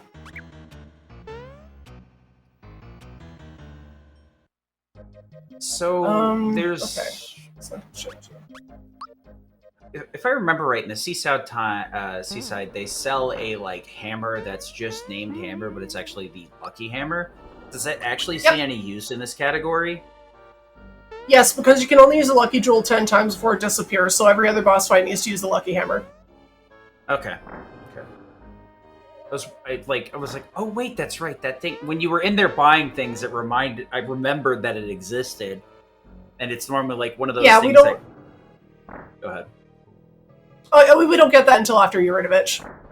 Yeah, because the shop doesn't open until after you get the shed key, and then that will allow you to be able to purchase the Lucky Hammer. But that is all post Yaridovich. Oh yeah, I wasn't sure if we were just skipping it because we had the like modded version. But, no. Okay. Yeah, because that's one of those things that like can catch you in a randomizer, right? You end up getting the Lucky Hammer effect, and you're like, oh great, let me sell this thing as fast as possible. And as Justin said, you got to free the townspeople first. Casual host doesn't know how the game's logic progresses. What a shock. Look, man, I'm just here to read donations. Look, I don't think anybody really understands how this category works. This category is held together by duct tape, bubble gum, maybe a little bit of WD-40 and dreams. I'm gonna tap and die at some WD-40. Yeah, exactly. I'm gonna put it out there, but I think duct tape might be a bit too strong. I think we might be on Scotch tape. Single or double-sided? So here we're gonna see the effect of that jump grind that we did. I can find my sleepy bones. Okay, great. I didn't need that. Yeah, there we go. I really didn't need that. Oh my goodness! What is going on? 271 damage with Nice to Johnny. 271 damage. With a single jump at level 3. That's how powerful the jump grind is. I really want to like make some sarcastic joke about, look, we don't have to reset for super jumps. That we don't have. Yeah, that jump grind allows this fight to go much faster. The other thing, too, is like we want to keep the other sharks alive, because if we get rid of them, you end up in a 1v1 with Mario versus Johnny, I believe, correct? Correct. Yeah. And that's another case of, I actually know what the information is. I just straight up asked anyway. Wait a minute, did we just get double EXP? Yeah. It just doesn't do anything. Oh. Since levels are capped at the low level limit. Yeah. Okay. I have figured out how this modification works. Okay. Yeah, I guess that like, makes... Go ahead. I was gonna say, like, just for fun, like, if it's an EXP gamble, just do it anyway. But if it's a coin gamble, I don't do it because I'm trying to keep the coin route accurate so that I don't mess up my coins. I see. Okay, we may have moved on from talking about it, but I did just go back to check. we were like exactly 30 minutes worth of jump grind. Just as an, like... Oh, wow. Started at 2:13, ended at 2:43. Wow. That's good. That's actually really good, because, like, jump grind, I think I was expecting to take 45 minutes. Huh. Yeah, that was really good then. I guess that's... Turbo! That's the power of having me as a commentator. You're just, like, incentivized to do as quickly as possible so you can get out of earshot of me. Oh my god, will somebody shut this guy up? It just doesn't stop. What else do I need? Let's get some more battle items. Now we're gonna go fight Yaridovich. Because Yaridovich is a butt. Sure is. And the reason I want to clear out that inventory space to make sure I have 4 empty slots is so I can hold the Froggy Drink, the Power Blast, the Crystalline, but also the Flower Box that I'm about to get from this fight. I mean, I don't think I've ever heard anybody say anything positive about Yaridovich. I mean, in the Arma speedrun, this dude is a joke. At least in the normal one, not the hard variation of Arma. Oh, hard mode is far from a joke. Yeah, much like Rockman No Constancy, there's actually 2 variations of Arma. A reasonable version, and the one that makes you actively hate it. I mean hard mode. I think Yaridovich is one of the most interesting fights to route. He's different in every category. I didn't even think about that. He is, isn't he? Yep, just like the seaside menu. Yeah. Yeah, he's definitely one of those bosses that presents a very unique difficulty curve. He also seems to have a very unique battle screen. Like, weren't you just on a beach? Why are you suddenly in the middle of the mountains? Yeah, we're just in the middle of a crevasse. Alright, don't worry about it. At sundown, no less.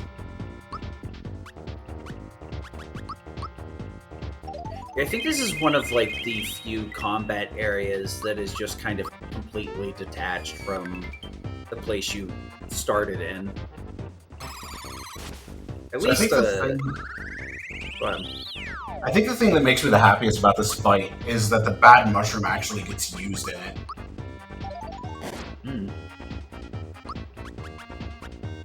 This fight in low level is very, very consistent. Which is nice, because, like, you kind of have to do it a whole lot of times if you're doing low level normally. I was gonna say, that's a very surprising thing to hear. Yeah, consistency One of the other sneaky things that we did here that I don't know if we really addressed earlier. What is it? It's red essence that gives you the 3 turns of invincibility, correct? Correct. Okay. So, one of the interesting things is that just straight up prevents your status from being changed at all. So, doing those 2 buffs before the red essence was actually really important, the attack up and defense up. Because if we had used the red essence before, we actually wouldn't have gotten these stat changes from those 2 items. So it is one of those, like, interesting things that you have to be aware of. That red essence can be a deficit in certain situations. Red Essence has a bug where if you use therapy or group hug on it, it gets rid of the red essence. Yeah, the fact that you can remove it with the healing is funny, kind of. Yeah. Yeah, because like you were saying, it is a status. It's got the highest bit. It's that, like, the red essence is bit 7 on your status fight. So nothing can override it. But I think because, like, it's a status, it just gets dispelled. I don't know if that works if you use, like, Able Juice, though. Yeah, so, actually, fun fact. I haven't tested that yet. I've thought about it, but I haven't actually tested it yet. I might spin a actually, burrito seed and test it. The way that I found out that the group hug does it, like I wasn't actually playing. I was watching a YouTuber, I think Seer, was doing a low level challenge run of this game. It's always funny to watch YouTubers do like low challenge runs of stuff. And as a speedrunner, you're like, yes, this is obviously very possible. But I think he was doing one of the later fights, popped the red essence, and then group hugged and was like, oh, cool, that D spells red essence. Well, I guess I'm resetting. I went to the wrong place. Alright, after... I could do a minor grind. Very, very quick one. So it's to get the mystery egg. Okay, I gotta buy this. Oh yeah, because it's time to grind for the lamb's looter. Yep. That's pretty quick though. Speaking of, there was a follow-up question that was made in chat. Was how long was the Yoshi cookie grind? That one was I don't even know. That one was 45 minutes. Started around 1:23 or so, ended at 1:09-ish. That's a lot longer than that. Yeah, or 2:09, yeah. Those cookies were very hard to obtain, but I guess that's the way the cookie crumbles. Oh, I should. But even I cringed. That was terrible. Good thing we're not on site, or I'd be escorted out of the room.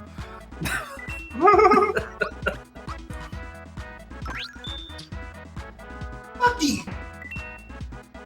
Oh, Lucky Hammer.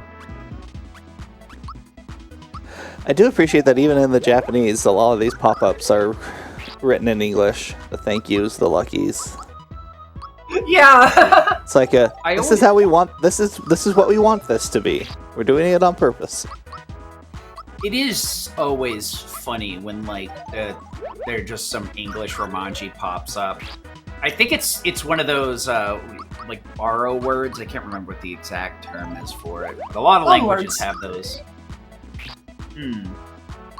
Where like it just like, all right, this is just going to be easier to use their word for this instead of creating a new one. It's always a very interesting part of language in general.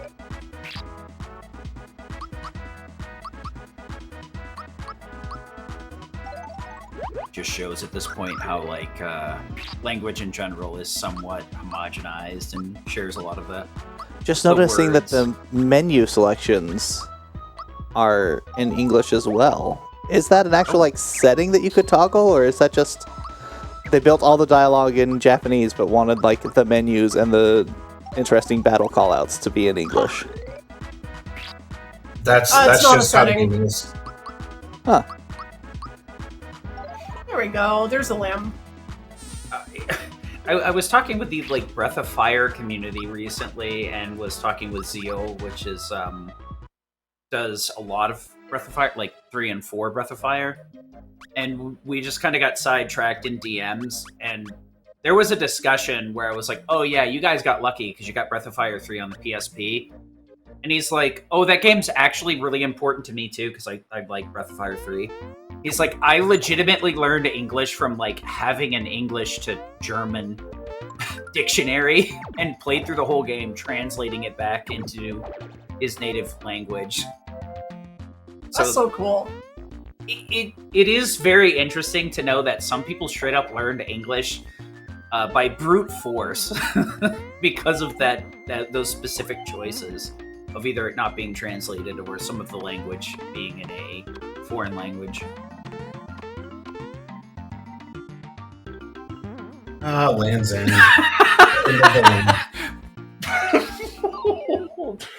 There's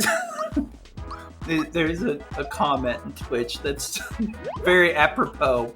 English doesn't need borrow words. English drags other languages into a dark alley, knocks them out, and rifles through their pockets for loose grammar. Well, yeah, English is True. so many other languages. I was waiting for you to point that one out. looked over and I like gave it a glance, and I'm like, very true. 3 languages in a trench coat. Dude, chat is on the ball today. They're killing me. I mean,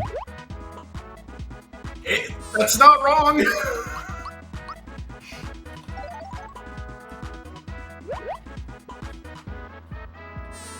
And that's not even talking about how Americanized English has become. Like, British English is almost a completely different language than American English. And then different again from Australian and anywhere else that actually theoretically has English as a primary language. Yeah. Not only that, but like some of the slang words, how they're just drastically different. In some languages, they're just punctuation. In other languages, they're like actually naughty words.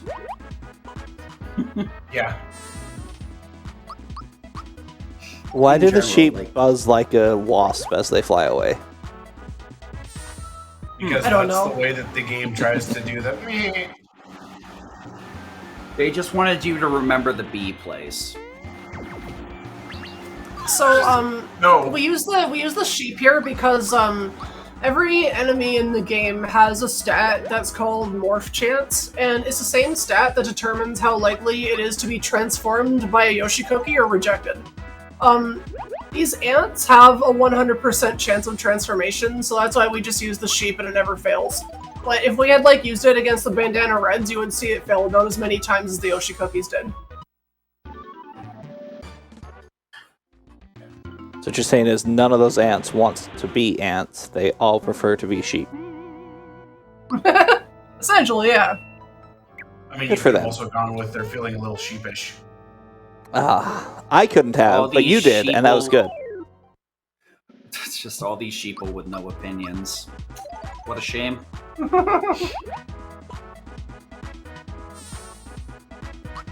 Why does it make a wasp sound when it's actually not a wasp? Wake up, sheeple!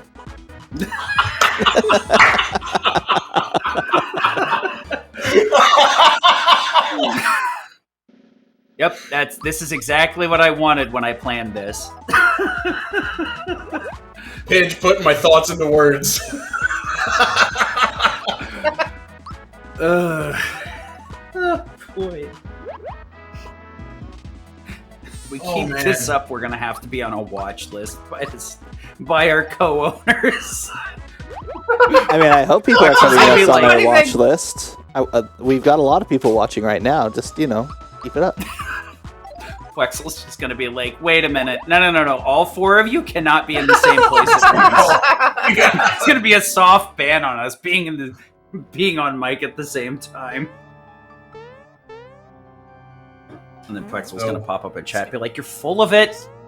Don't try and say that. I would Watching do you nothing. take a drink there makes me want to mention, guys, remember to at least have some water by you while we've been doing this. Oh yeah, we have been at this for hours good. in. Yeah, it is something that MBW actually had suggested, and we're definitely want. There's Wexel. Huh? What? I heard my name. Yeah. Don't forget to get up and stretch and walk around for at least a little bit and drink some water. Take care of yourself. There's no race to the end of this. We have plenty of time. Pidge, And even if you do miss something, we definitely have the VOD and YouTube footage later to rewatch something. 5 in a row so far? What the heck? Cool. No, I'm doing this on purpose. I'm cranking up the counter on the fortunes because, in a real low-level run, the more that you do this and don't proceed downstairs, it makes it more and more likely that you're going to get the one that takes you to the boss fight. So, in a real low-level run where you'd be resetting a lot on Balom, just because of the roll at the end of the fight, you want to come here and be able to just get it first try. So you just rack up the counter and then go back and save. I totally forgot about that, actually. It's a very little known mechanic about this game because you only see it in low level. Yeah. When bad RNG is good RNG, let's go. Fortunately, you don't have to fight the ants again because after defeating them, you're able to just go to the whirlpools freely. It's because they all turned That's into right. sheep. They're frolicking away. Exactly. I totally forgot about that mechanic for low level. Considering how expressive this game is, I'm surprised it's not just a sheep sprite instead. Also, because I didn't leave Land's End completely, the brick is still there from when I got my fortune told and I don't have to do it a second time. But I heard you wanted your fortune told. Again. I mean, it's That not is a like way that fortune you can farm money. I was gonna say, it's not like fortune cookies tell your fortune nowadays. They just give you general advice. You should do something positive tomorrow. Great, that's a heck of a fortune. Yes, you're on Balom's head. Yeah. The head of the curve. All right, I'm satisfied with that.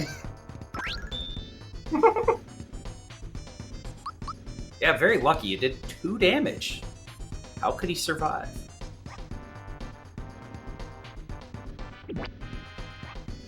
This is what we get all the ice bombs for. The copies he produces are at the same level as your party members, right? No, they have set stats. Oh, interesting. Didn't know that. Yeah, they're just like general monsters. Like they have their own stat definitions and everything. Hmm. I guess that would make it a lot easier, so that makes sense.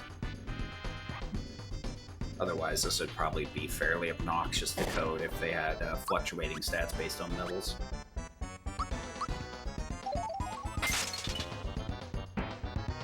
Yet another rando idea that's a bunch of coding for functionally little gameplay difference. I won't stop until I've introduced the worst ideas into this rando ever! So this fight is what we save the ice bombs for, because no matter who gets cloned, they can always be taken out with 2 ice bombs. That does nothing. I love how the button just spawns on top of me. Yep.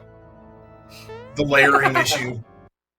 Functioning as intended. That's me. Wait. Look, guys, we God, have a I wish star. that were me.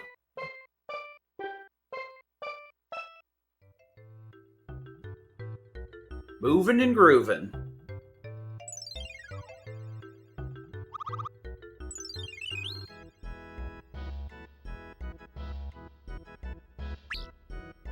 Good old monster. We do some weird stuff in Monstro Town that we're gonna see in a little bit. This is not something that most low-level runners like trying to PB will do anymore, but I actually fight Jinx in this route because he doesn't give you any EXP, and the accessory that he gives you is like really good for Bowser's Keep. Ah, the power of the Jinx belt. Yeah, that accessory is a little strong. Just a tiny bit. This game does have some pretty powerful accessories. Especially given, like, the way that, like, stats and everything play out. Attack, Scarf, Jinx Belt, Amulet. I want to say there's one other I'm forgetting. Zoom Shoes? Zoom Shoes, Triple Pin, the Ghost Medal, Quartz Charm. Like, Oh, yeah. a lot of the accessories are just extremely strong.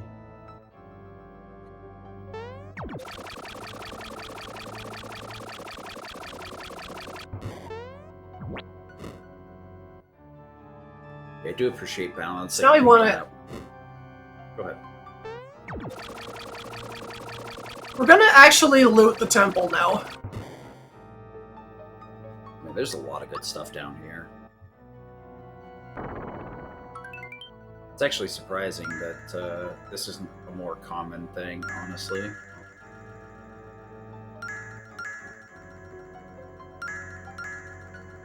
Well, the flowers are really nice to have. On top of that, you get a decent amount of frog coins from it, and then you items. I forget what they are off the top of my head. Firebomb, Max Mushroom, and Royal Syrup. Thank you. I was gonna say those items are pretty good. They're not like game breaking, but I remember them being fairly strong. And the Firebomb we keep for Dodo, and because he's weak to fire, and the other two we trade for Ice Bombs. Yeah, because weakness is double damage in this game. Yeah. So I think. This is another kind of grindy segment. I have to climb the cliff a bunch of times for the rest of the frog coins that I need. Get cozy for a frog coin grind. Should only take a few minutes. Yeah, fortunately, it's pretty quick if you know what you're doing, but it's not easy. Well, yeah, I bonk all the time. Yeah, I was gonna say, it's like I guess it gets easy at some point, but I tell you what, I can't get up there that fast. This is one of the places where like the isometric viewpoint kills me. My tiny little brain just cannot comprehend. Nice 10.61. I have to count to 12. It's 1. Coin me up, baby.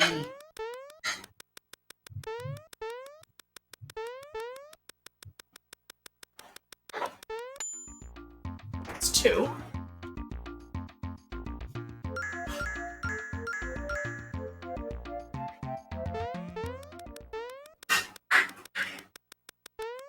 Good thing it's just sub a certain time and not like better than your previous score. Or else this would be super obnoxious. Yeah. It's anything under 12 seconds. That was 3. It's gotta, yeah, for these it has to be under 11. Or yeah, it is 11 for the frog coins. Yeah. It's under 12 for the triple pin. Yep, that's right. It's 4.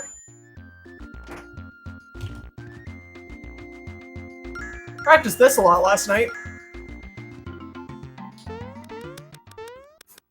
Ever whiffed the final jump on the way up? Oh yeah.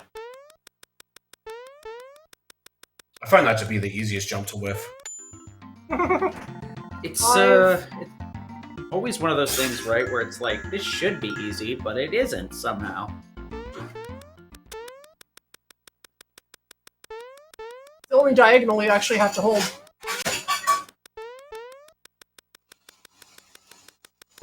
I think that's 6. That's halfway. Yeah, you're at 6. Yeah, every other jump you can just hold the single directional, but in the remake it's not like that, actually. It's harder. Yeah, I was noticing you're rubbing on the wall here to make this a lot simpler. Yep.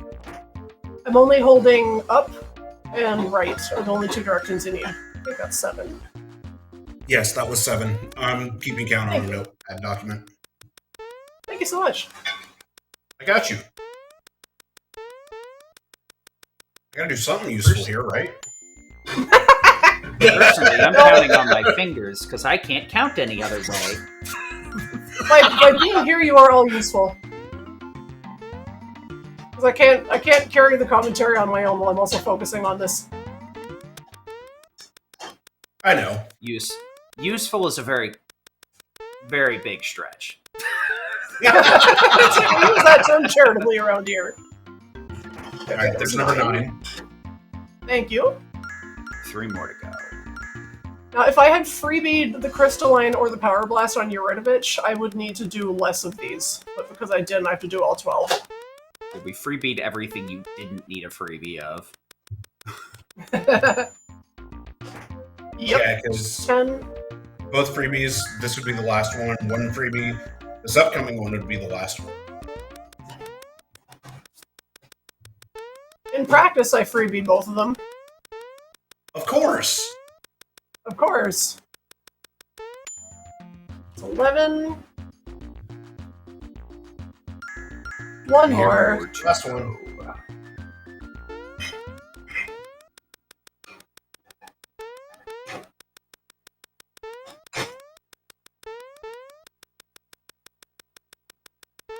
You know, I actually didn't bonk and fall like a single time, which is really surprising.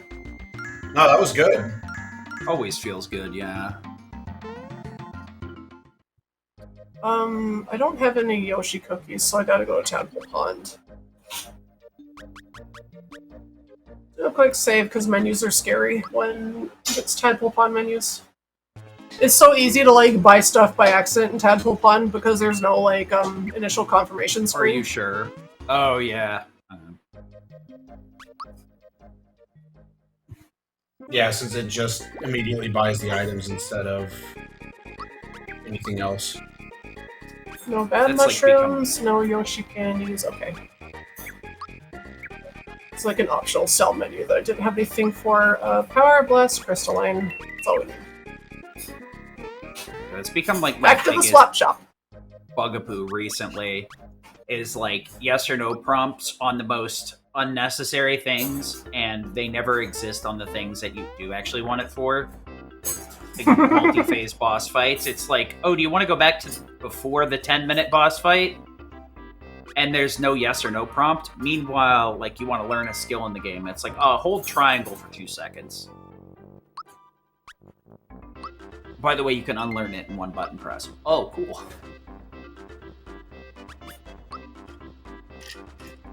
Oh, that's right. We trading in stuff here.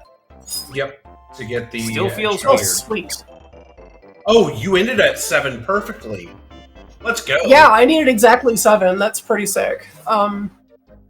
If I didn't have 7 ice bombs, I was gonna have to do some more trading, but I don't have to do that now. What am I doing here? Oh, right, I'm selling more stuff. Something, something. It's almost like we know what we're doing. Wait, we know what we're doing? Well, I Speak don't. for yourself. Luckily, Kid does. Okay, I have 4 empty slots, so I can buy 3 of these, and just some equips. Mario gets the amulet, Bowser gets the True Form pin, and Peach gets a safety ring. Cool. Yeah, I feel you with the shell climbing. Casually, I got absolutely routed by it, and I like tried to do it a couple times, and I'm like, nope, this just isn't for me. You can keep whatever you got, buddy. Okay, so this is the point in the game which random encounters, or I say random encounters, where encounters in general become meaningless. The only encounters that have meaning are the boss encounters, because of the See Ya, which when used, allows you to run away, and it's reusable. Yep, Yeah, unlike the Lucky Droll, that one never runs out. Honestly, I thought we already had the See Ya, which is why I was a bit confused that we were sheeping the enemies, but I guess it makes sense if we didn't have it. I'm gonna do an RNG minute here. This is really silly. You're going for the Smilex minute? Yeah, it's so easy to do. Like, you hold 2 buttons. Let's go.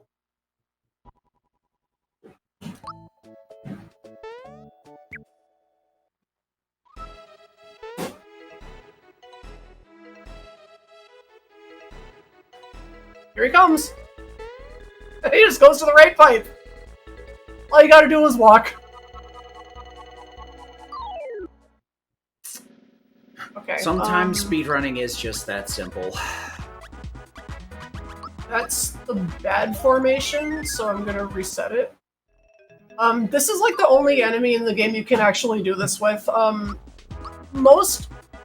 Most monsters, like, when you run into them, they'll have, like, one of 3 different formations that can load. And that is set at the time that you enter the room.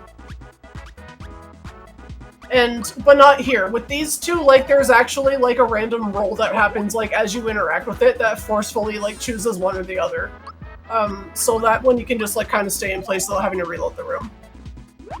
Intriguing. I guess it makes sense to reload this, just so you have more items. I love seeing that with the Chewies. Yeah, that one you want to reload because you can't Lamslore the Artichoke. Because I remember, once you get to about this point, the enemies start getting really, really buff. even if you're Oh, yeah. staying on level, much less massively under-leveled. Hi, Smilex.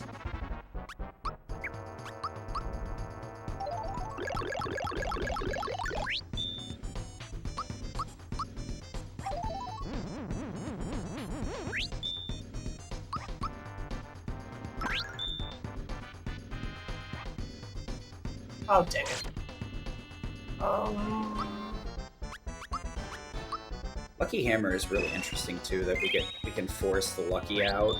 Because normally you can't remove Mario from the party, so it would get a little annoying that he's massively underleveled compared to everybody else. But the Lucky Hammer gives him something extra to do that makes it a little bit more valuable to have him. That and the jump being turbocharged by using it for half an hour.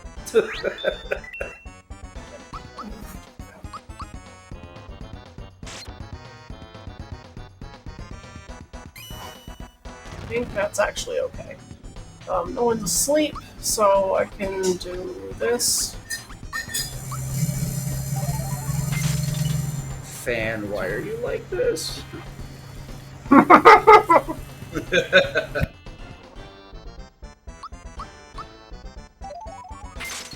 appreciate that we know the patterns well enough that it's like, all right, we got to block here because we're gonna possibly get it with a magic attack, versus just being like, well, I'm gonna hit it until it dies. Very interesting use of learning the script of the boss. Metal Blast. Go! Oh, it missed Bowser. Okay. Well, that's interesting. Mario's gonna get destroyed by Metal Blast anyway because he only has 36 HP at his max. And then, yeah, there's no earthly way he'll survive unless you use that essence. So, correct me if I'm wrong, but the buffs also buff the item as well, right? Yeah, the buffs will increase the damage of whatever item is being used. And so that's why you were seeing the ice bombs do 420 damage. Yeah, okay. Just wanted to make sure I wasn't spreading misinformation. It's so much less awkward to get corrected when you ask rather than being confident in being wrong.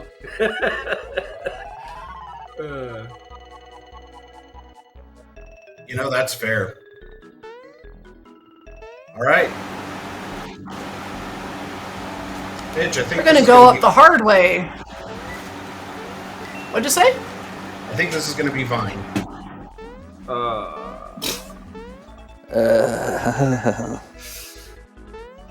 When our audio No, Vine died back in 2006, didn't it? Oh, missed the jump. There we go. Yeah, There it's been replaced by Subway Surfers.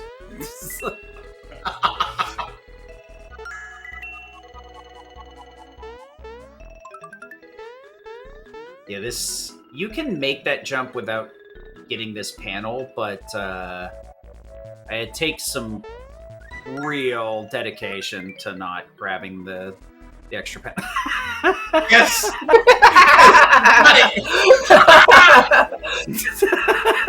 That little slide. I love doing that.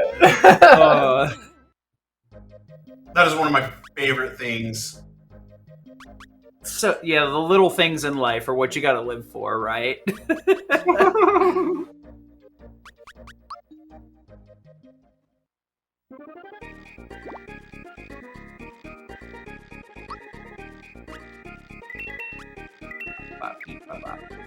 And this music is just so good. It's awesome. Tadpole Pond's a real good track. That is the 6th time we have been there. Yeah, I guess that's the major difference with this category is there's just a lot of backtracking to keep your your inventory full of good stuff.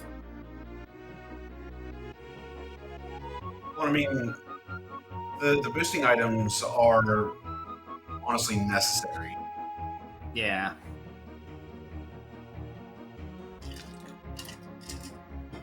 mean, you have to keep in mind, Mario's level 3, and he's got a max health of 36. Indeed. I mean, if it wasn't for the fact that there was vendors that sold the power items in this game, it probably would be either extremely unreasonable or just straight up impossible to do this. Just kind of speaks to how they make this game in such a good way where you're just kind of like, all right, so I have all these power items, so somebody that may not be super good at the game is has a better chance, but you can also just not. I'm gonna change the color a bit here. Go green. No, we're staying black and white. All right, got it. I saw the menu pop up and I was like, what? I saw it and I went, oh God, Pidge, what are you doing? What are you doing? I was wondering if anyone was going to notice what I was doing. I was trying to be stealthy. Oh no, there was a reason why I didn't say anything. Because I knew exactly what you were doing. Wait a second.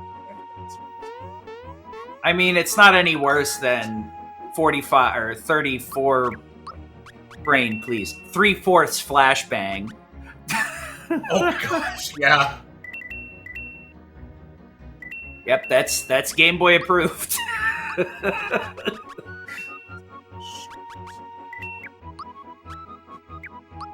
Now the question is, are you going to turn into red for Barrel Volcano?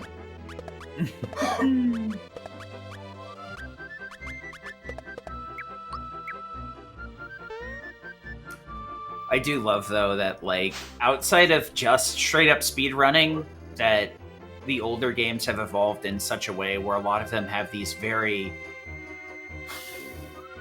challenging categories that have also been integrated into speedrunning, when normally this would just be something you do over the course of, like, a month or two, versus, like, yeah, we just speedrun this. It's not that hard. I mean, like, that's just the natural evolution of challenge runs in general. Yeah, I love how they've been, like, folded into speedrunning. At least some of them that are reasonable. It's always interesting to see the game, like, broken, and then broken at the extreme levels of broken. I love the character development that we see on Mallow here. As soon as he finds out, like, what's going on at the castle, he just, like, runs out the door and, like, tries to charge the guards and give them heck. He does not think anything through before he dives into it. But yeah, then he got booted back over here, and he didn't just give up and cry like he would have at the start of the game. He's like, okay, let's try something else. He didn't even think. He just went for it. Oh, yeah. Mallow's growth throughout the course of the game is very endearing, where, like, he starts the very beginning of the game just being a crybaby and, like, I couldn't catch Croco, I'm so sad. I do love the fact that whenever he's crying, it makes the game rain, because there's actually, once you finish this area, he goes and, like, meets his parents, and it starts raining. And Mario just pulls out an umbrella during that segment because he knew it was going to happen, and then puts it away, and then Mallow comes back. And it didn't really click. Go ahead. Oh no, go ahead. It didn't. That cutscene didn't really click in my head. I was just like, oh, it's raining. And recently it, like, clicked, and I was like, oh wait, no, it's raining because he's crying. Oh. So, this game was, like, intentionally, the story wasn't meant to be super complicated. It was meant to be very lighthearted, very funny, but they still managed to put something like that in there just to show, like, how strong their character writing skills are. Like, that is probably the single best, like, example of how good this game's character writing is, like, without even using a single word. Oh, yeah. Especially where, like, Mario is the quintessential silent protagonist, but they still manage to make some very strong characters, even with, like, one-sided interactions. I can't blame you for saving prior to doing this minigame because of how this minigame can go, especially if you happen to lose any sort of attention on it, granted, like with some people, they've gotten it down to where you can just listen to the music and be able to jump at the right times. I mean, minigames like this are super easy to just kind of zone out on, right? You're like, oh yeah, I know how to do this, and you just kind of... Then you mess up and you're like, cool, I threw my run away because I zoned out for 5 seconds. Yep. And I have zoned out on this minigame many a time. Similar to the curtain minigame in Booster's Tower, where I've zoned out on that many times and moved too early. Simple minigames are the most insidious in speedruns. Because it's very tempting to just kind of exist because it's so easy. And then you're like, oh, cool. Well, there goes my 5-hour run because I couldn't hit X once. Great. All right. Hardest minigame done. Yeah. I love, like, you don't know how important that game was to SMRPG's development unless, like, you go back and read all these really old developer interviews. Like that, like, when the Dodo minigame was designed, like, as an idea for here's something that we can do in the game, like, they decided the whole game is going to be like this. That was a nice fan skip. Old like devlogs and interviews and stuff are some of the most important treasures that, especially since a lot of them are in Japanese, that a lot of the English viewer base doesn't get to enjoy. I love the fact that there's videos and series dedicated to like digging up old stuff like that, like Did You Know Gaming and other people that are like dedicated, I think like Final Fantasy Union, video channels like that are dedicated to kind of restoring and translating that and making it publicly available. So I don't think Heavy Trooper was ready for launch. What about you, Pidge?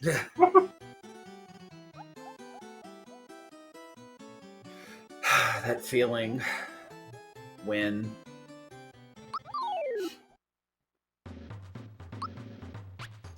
with the Heavy Troopers like sprite the way that it is, you would think it's impossible to get around it, honestly.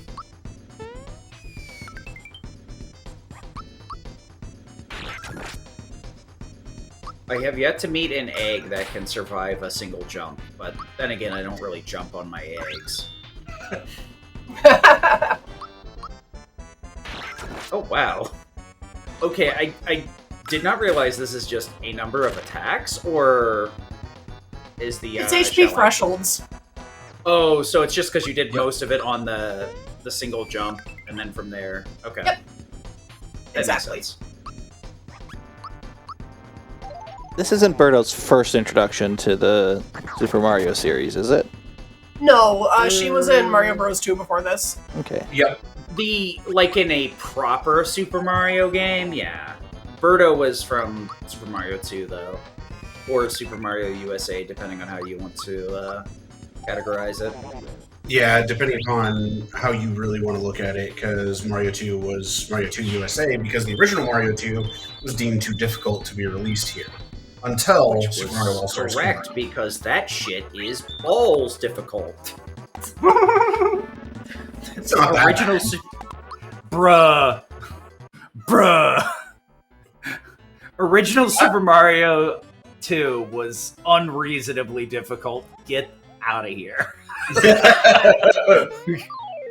You cannot convince me otherwise.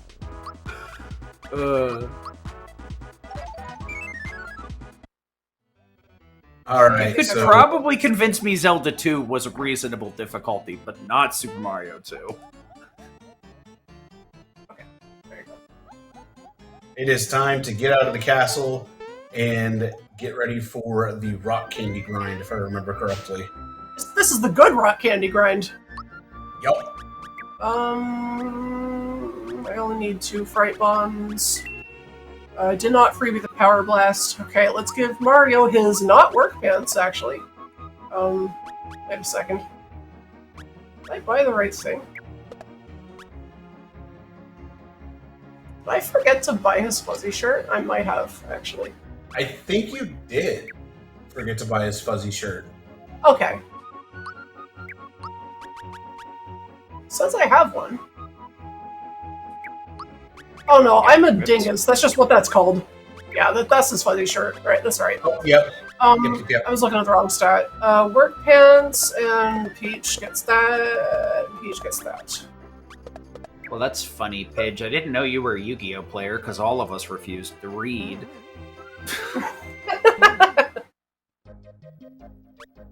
Okay, gotta go get some cookies out of my storage. And it's time for the good rock candy grind. Yeah, this is also like another audio minute. It's luckily not super hard to perform. You just have to do it a lot of times.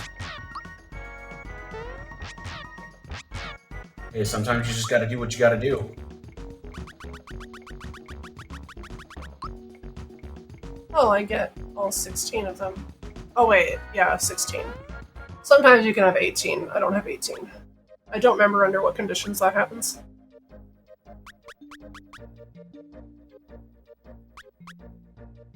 Yeah, Oops, I didn't mean to go here. Heard you wanted to go to Bean Valley again.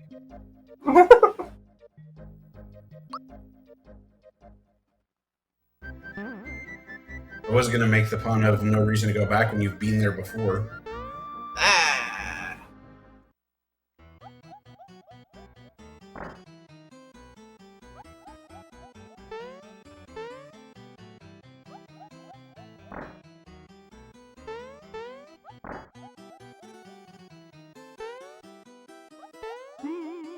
So here's how this manip works.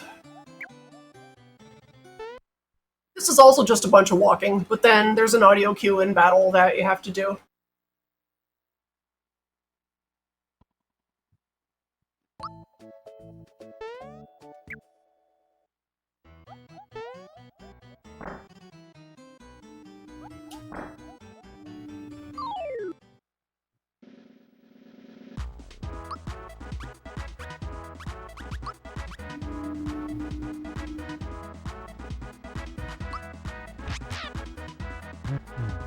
There we go, that's a rock candy. Nice. And then we run away. Wherever that is, there it is. I gotta remember what page that's on, because we gotta use it a lot. Page 2, by the looks of it. Yes, thank you. And the nice thing is that the save box is automatically, like, at the point of the oscillation that you want to land on it as soon as you get in the room and jump on the woman's head, or jump over her. Just need to jump on this woman's head real quick. Hope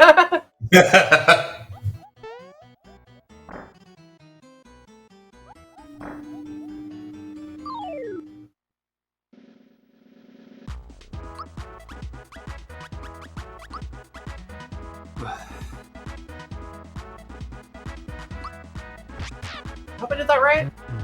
Yes. This is like a 7-frame window or something ridiculous like that.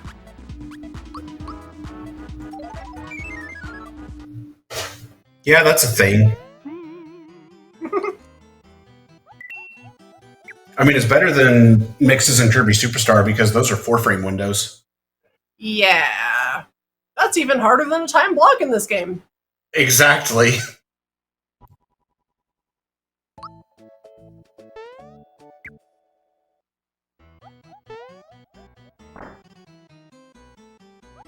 So maybe after this we go till the end of Nimbus Land?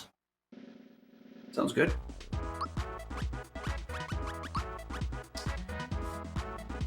Yeah, frame count's like another weird one too, since it's inconsistent nowadays. Some games are 30, some games are 45, some are 60. And that can also depend on the settings. But I think most Nintendo games run at 60, outside of some fringe. Unless we're talking in 64 era. Yeah. True. It's in like which case you're looking at 20 or 30. Yeah, once you hit N64 era, the frame rate becomes questionable. on most The everything. frame rate becomes, what's a frame? Yeah. Just makes me think of like people that used to speedrun OOT. 20 frames.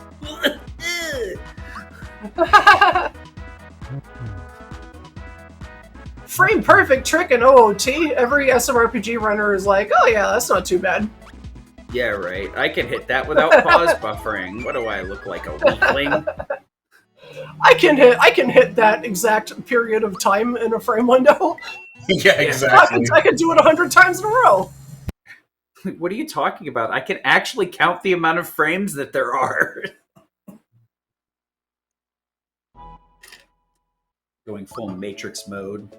I mean, at least it's not like Virtual Highlight where that's seconds per frame. I mean, Virtual Highlight is so notorious that our content team member for that one, that Kiara, was like, what if we dump the frame rate down for the interview? And I'm like, we can do that, but also, what?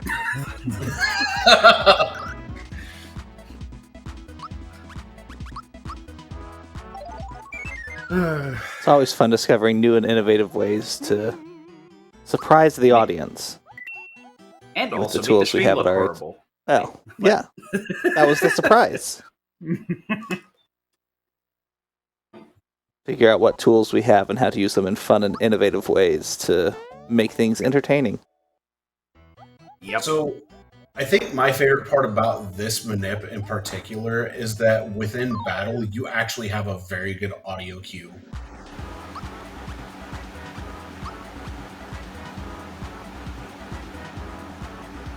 Yeah, there's a very specific drum note that you want to hit it on. And the window for it is pretty forgiving. So, like, I haven't missed it even once, which is, like, unusual for me with RNG Manips. I mean, that's just because you're gaming. I mean, I'm G-wording. now you have upset the RNG gods, and the other problem is you have me as your foil to audio cues. I will make sure no audio cue is hit in my presence ever.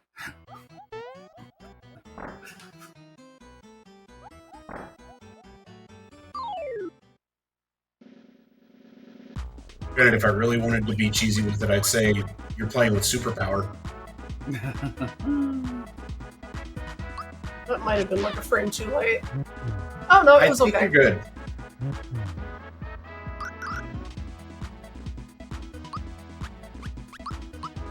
Because I've noticed if you hit it within like the start of the high note, you're good.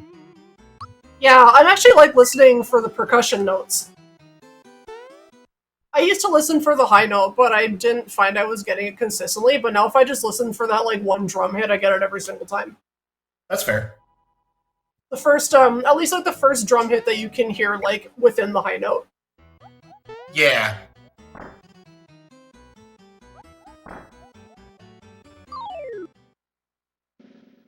Oddly enough, this Manip is where I'm at in learning the run.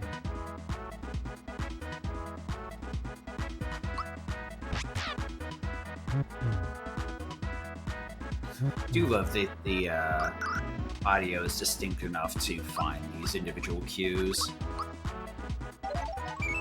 Yeah. This one is like you have to save when you have to jump on the save box in the bottom of its oscillation, which it's already set up to do as soon as you enter the room, which is very nice. Yeah, because you just hold upright and jump and you're there. Yep. We're there, dude.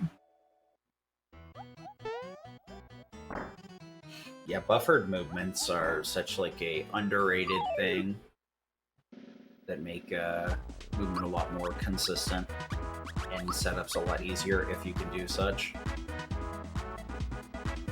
There's like there's definitely a couple places in here that buffered movement is really good. Like Sunken Ship in particular.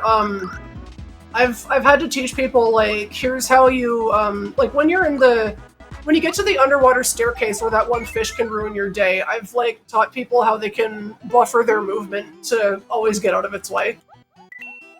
That's like I think the most important place to buffer your movement in the game, probably, because it affects like every single category. Mm. I think being able to dodge that fish is huge. That's one of the best things about, at least in my opinion, of like being able to see enemies in the overworld so that you can dodge the encounter. The more I've gotten older and had to interact with RPGs from modern versus older era, I've realized how valuable visible enemies are versus you got supplies attacked by flashing lights. I think there's just a few more.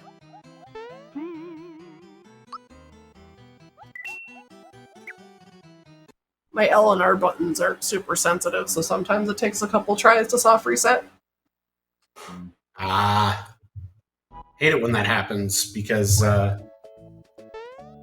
with the soft reset combo being LR start select, it's just like, thanks, controller.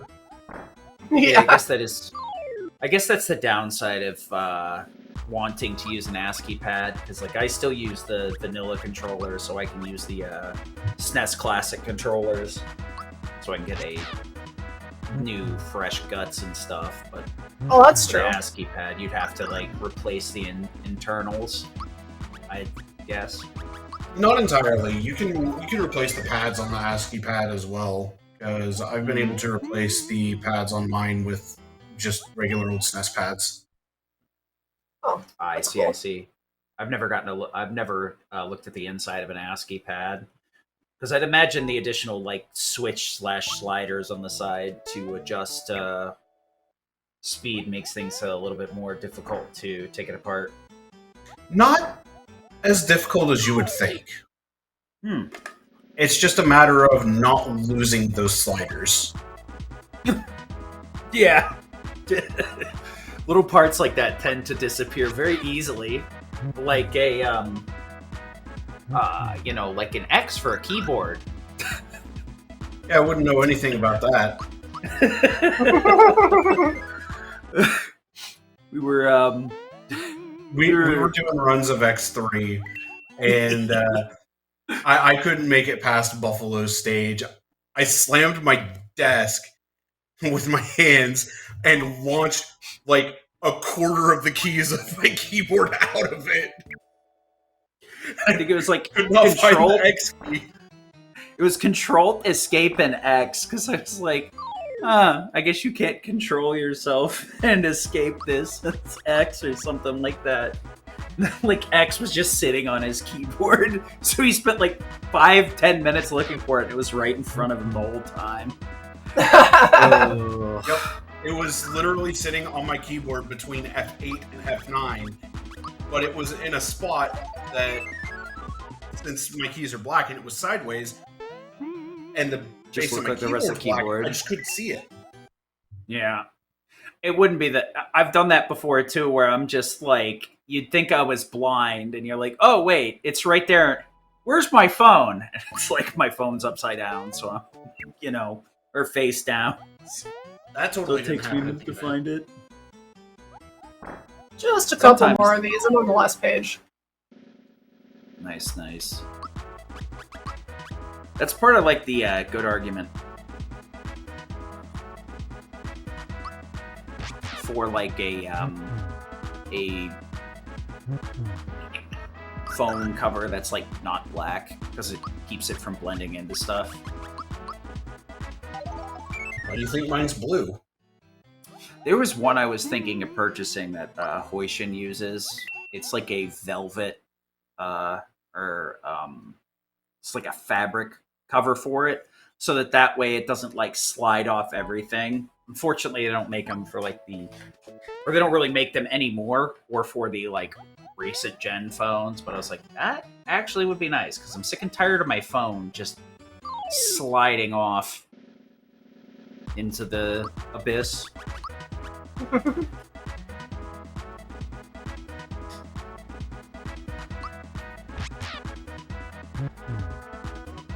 One more. Just one more after this.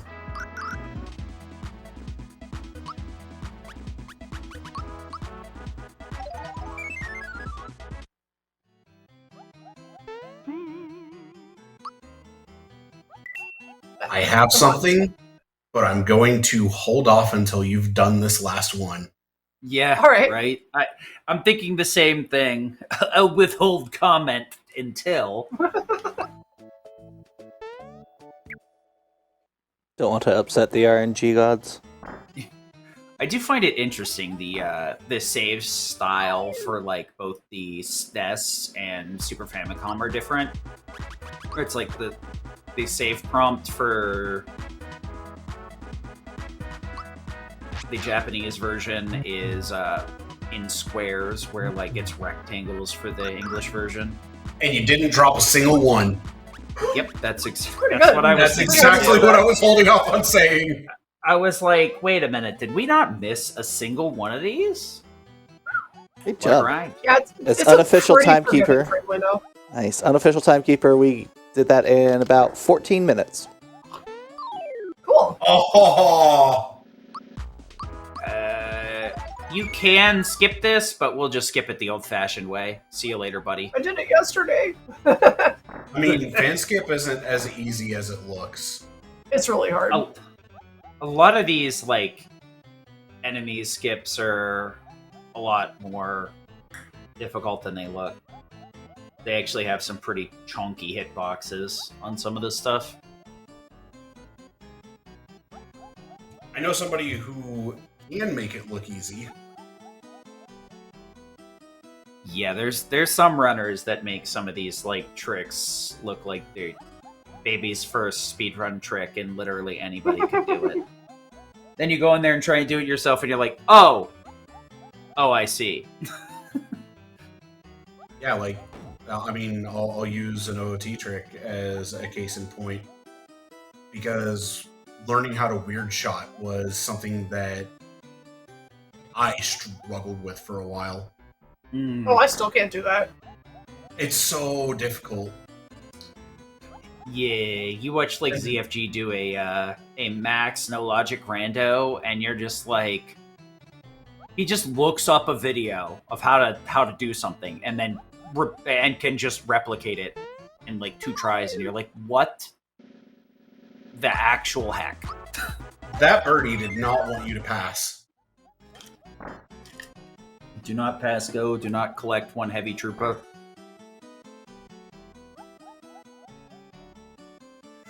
Oh, Slowly now following Dodo. I realized why this hallway looked so weird. I was like, why is this look so... oh, yeah, no star. Yeah, There's okay. no star. My brain was yelling at me. Something is incorrect here. I'm gonna do a quick save. I cannot blame you here, because Valentina can do Valentina things. Yeah, this is where you're supposed to save before Valentina, because I think it's the closest save point to where you can actually start fighting her. Or at least like the one where you have to walk through the least amount of world. Yeah, it's nice that they do have a lot of these like early available save points in some of these areas, so you don't have to like go 6 screens deep for a save point. Yeah, that one's the quickest accessible save point prior to fighting Valentina. I know it's not the intent, but it definitely is a quality of life coding thing that's a very good idea. So I think the reason that I gave Mario a fuzzy shirt instead of work pants is because it gives him just enough defense to survive a few of Valentina's spells, like I think Crystal is one of them. That sounds about right. And this fight is more dependent on rock candies than jump damage, so it doesn't like really make that much of a difference. I mean, it makes sense when you only have 3 parties, so you're limited to 3 actions, so... I do appreciate the mute icon.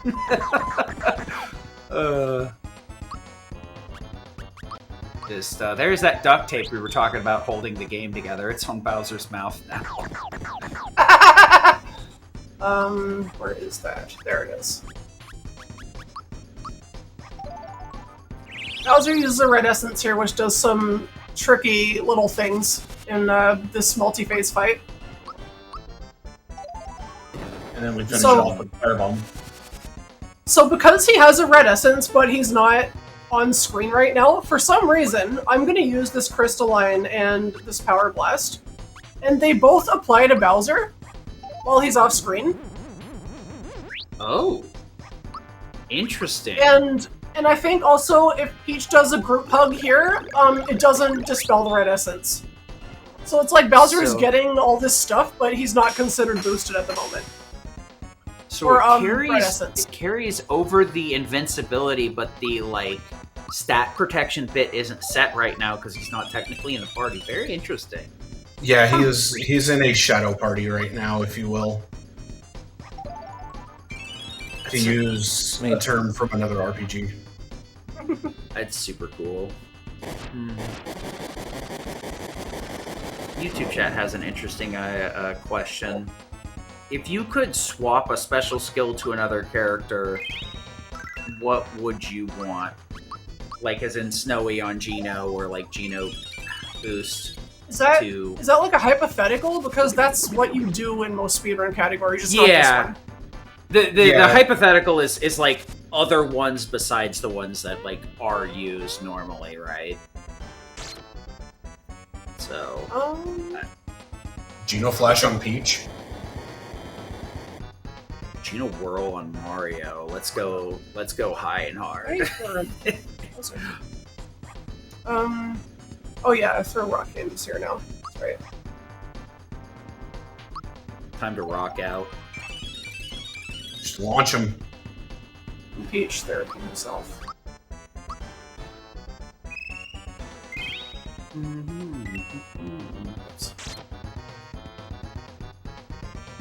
I love Dodo's Rain spray, beam all day.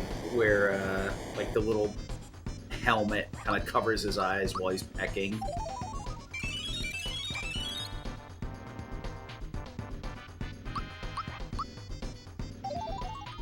Unfortunately, the next rock candy is the end of the fight.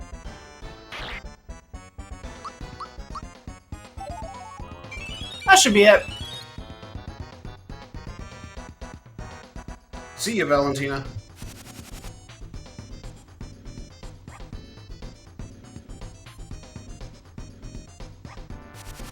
Okay, now that we beat Valentina, I'm gonna do like a little tiny bit of like item cleanup, and then I can save and we can call it, if that's all cool with everybody. Sounds good to me. Unfortunately, Looks chat's great. not going to be happy about it, but it is what it is. That's okay, they'll get the rest of it at a later time. Mm-hmm. Yeah, because the end of low level is. I feel like the end of low level just needs a show in and of its own. Oh, for sure. Yeah.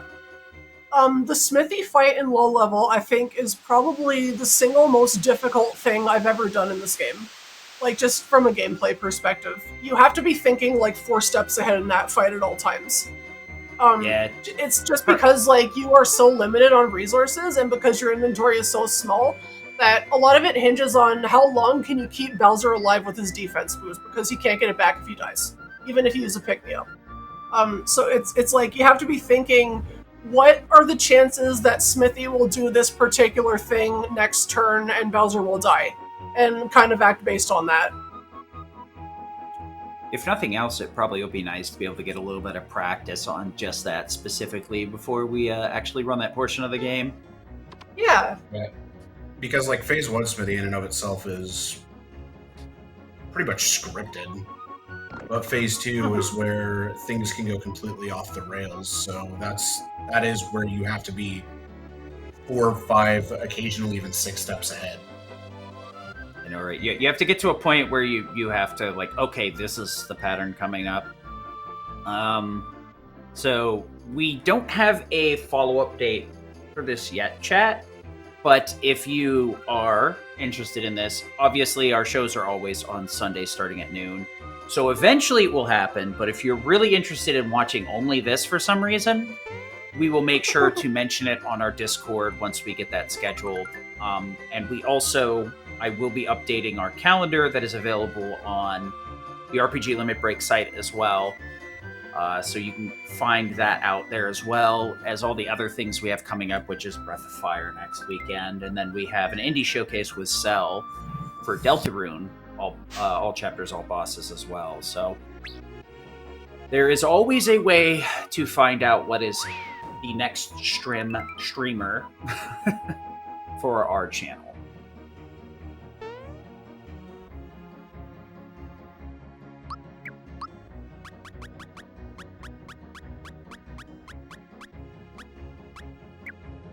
If nowhere else, make sure that you're keeping an eye on our Discord. Wow, that is not how one spells Discord. There you go. Discord. Yep. Suddenly started channeling me for a moment there. Apparently. Yeah, Discord for just great conversations with wonderful people, but also to keep up on our announcements. Find links to any of our social medias you want to follow, either there or on our website.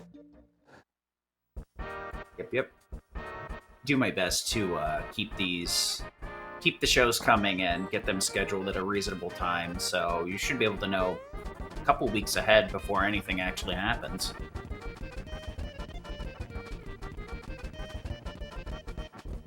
And also our social media team. We have a link tree? That's good to know.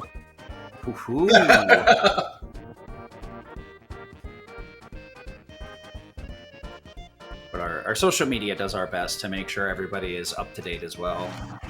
I forgot to get the seed. Uh-oh. That's okay. I seed what you did there.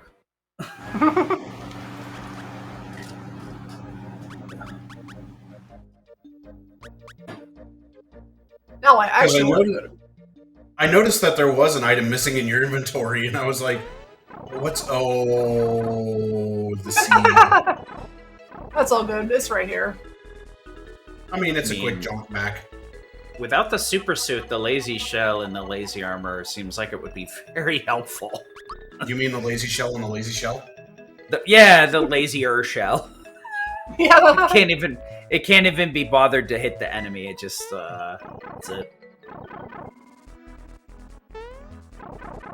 Which, that is one thing that I love with this category, is that the lazy shell armor actually is used.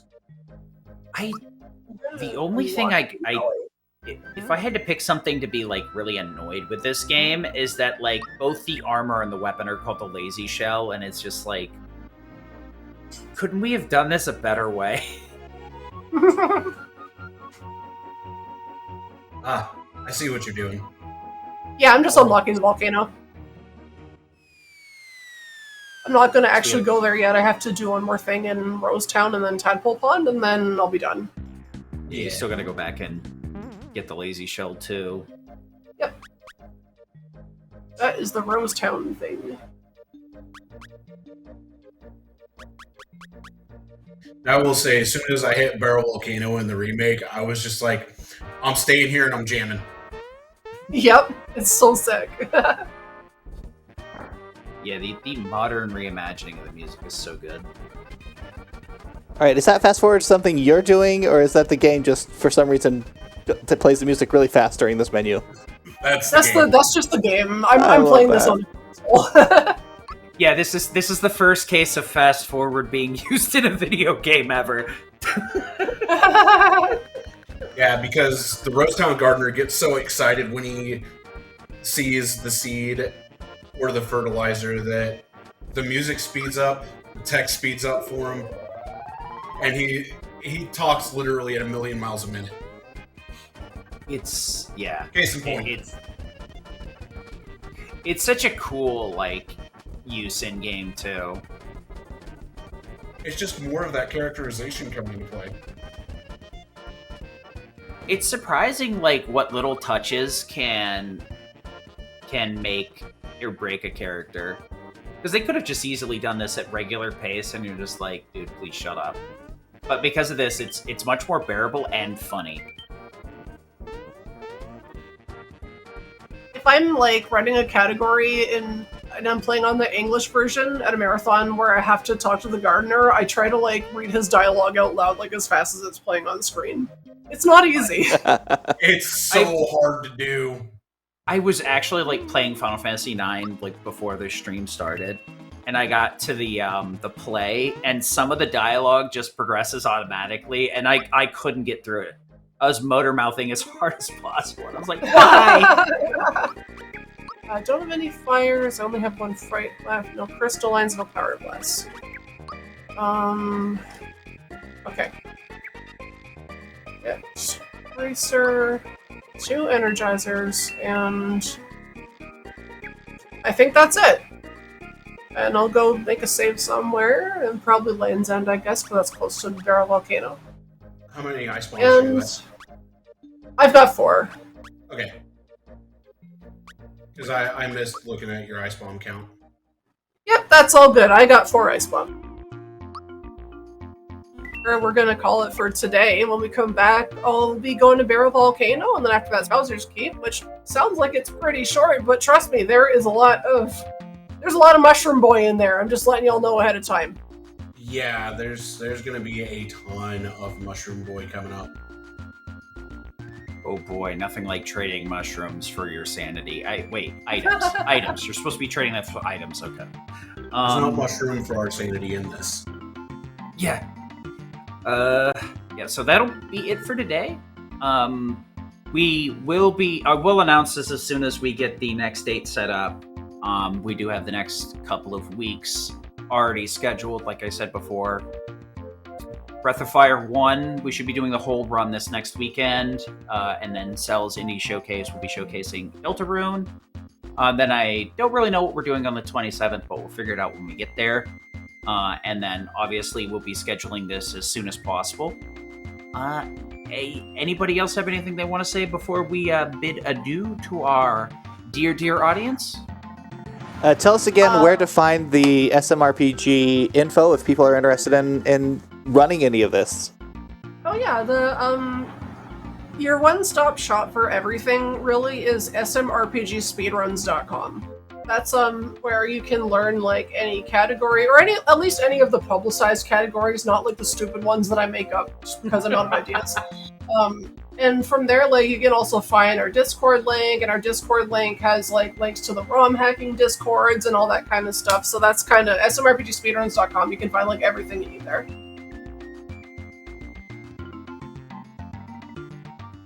And I guess I want to say thank you to all 3 of you for doing this with me today. It's been an adventure on the racetrack, to say the least, but the rest of it has been pretty good, I think. Oh, it's the Yoshi racetrack. Definitely was an adventure.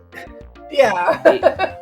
It's been a joy. I'm sad that we have to bid it adieu, but I am glad that we have some more of it in the future. For sure. Yeah. And thank you very much for being willing to showcase such an interesting category that is a lot more of a struggle than you would initially think. So big shout outs to Sean. Yeah. Yes, massive shout outs to Sean and the Yoshi hero. Definitely come join the Super Mario RPG Discord. I mean, like I mentioned earlier, if you are wanting to learn any of the runs, whether it's the SNES or Switch versions, or even learn stuff about the rando and play it, there's a massive group of people there that are more than willing to help you out. I also want to give a shout out to Sean. He's the best boyfriend ever. We love you, Sean. And with that, I will call this session of Random Encounters to a close. We will finish this up at a later date. Thank you, everybody, for attending. And I really appreciate everybody having fun with us today. And I look forward to possibly seeing you next weekend. See you guys later. Have a good one.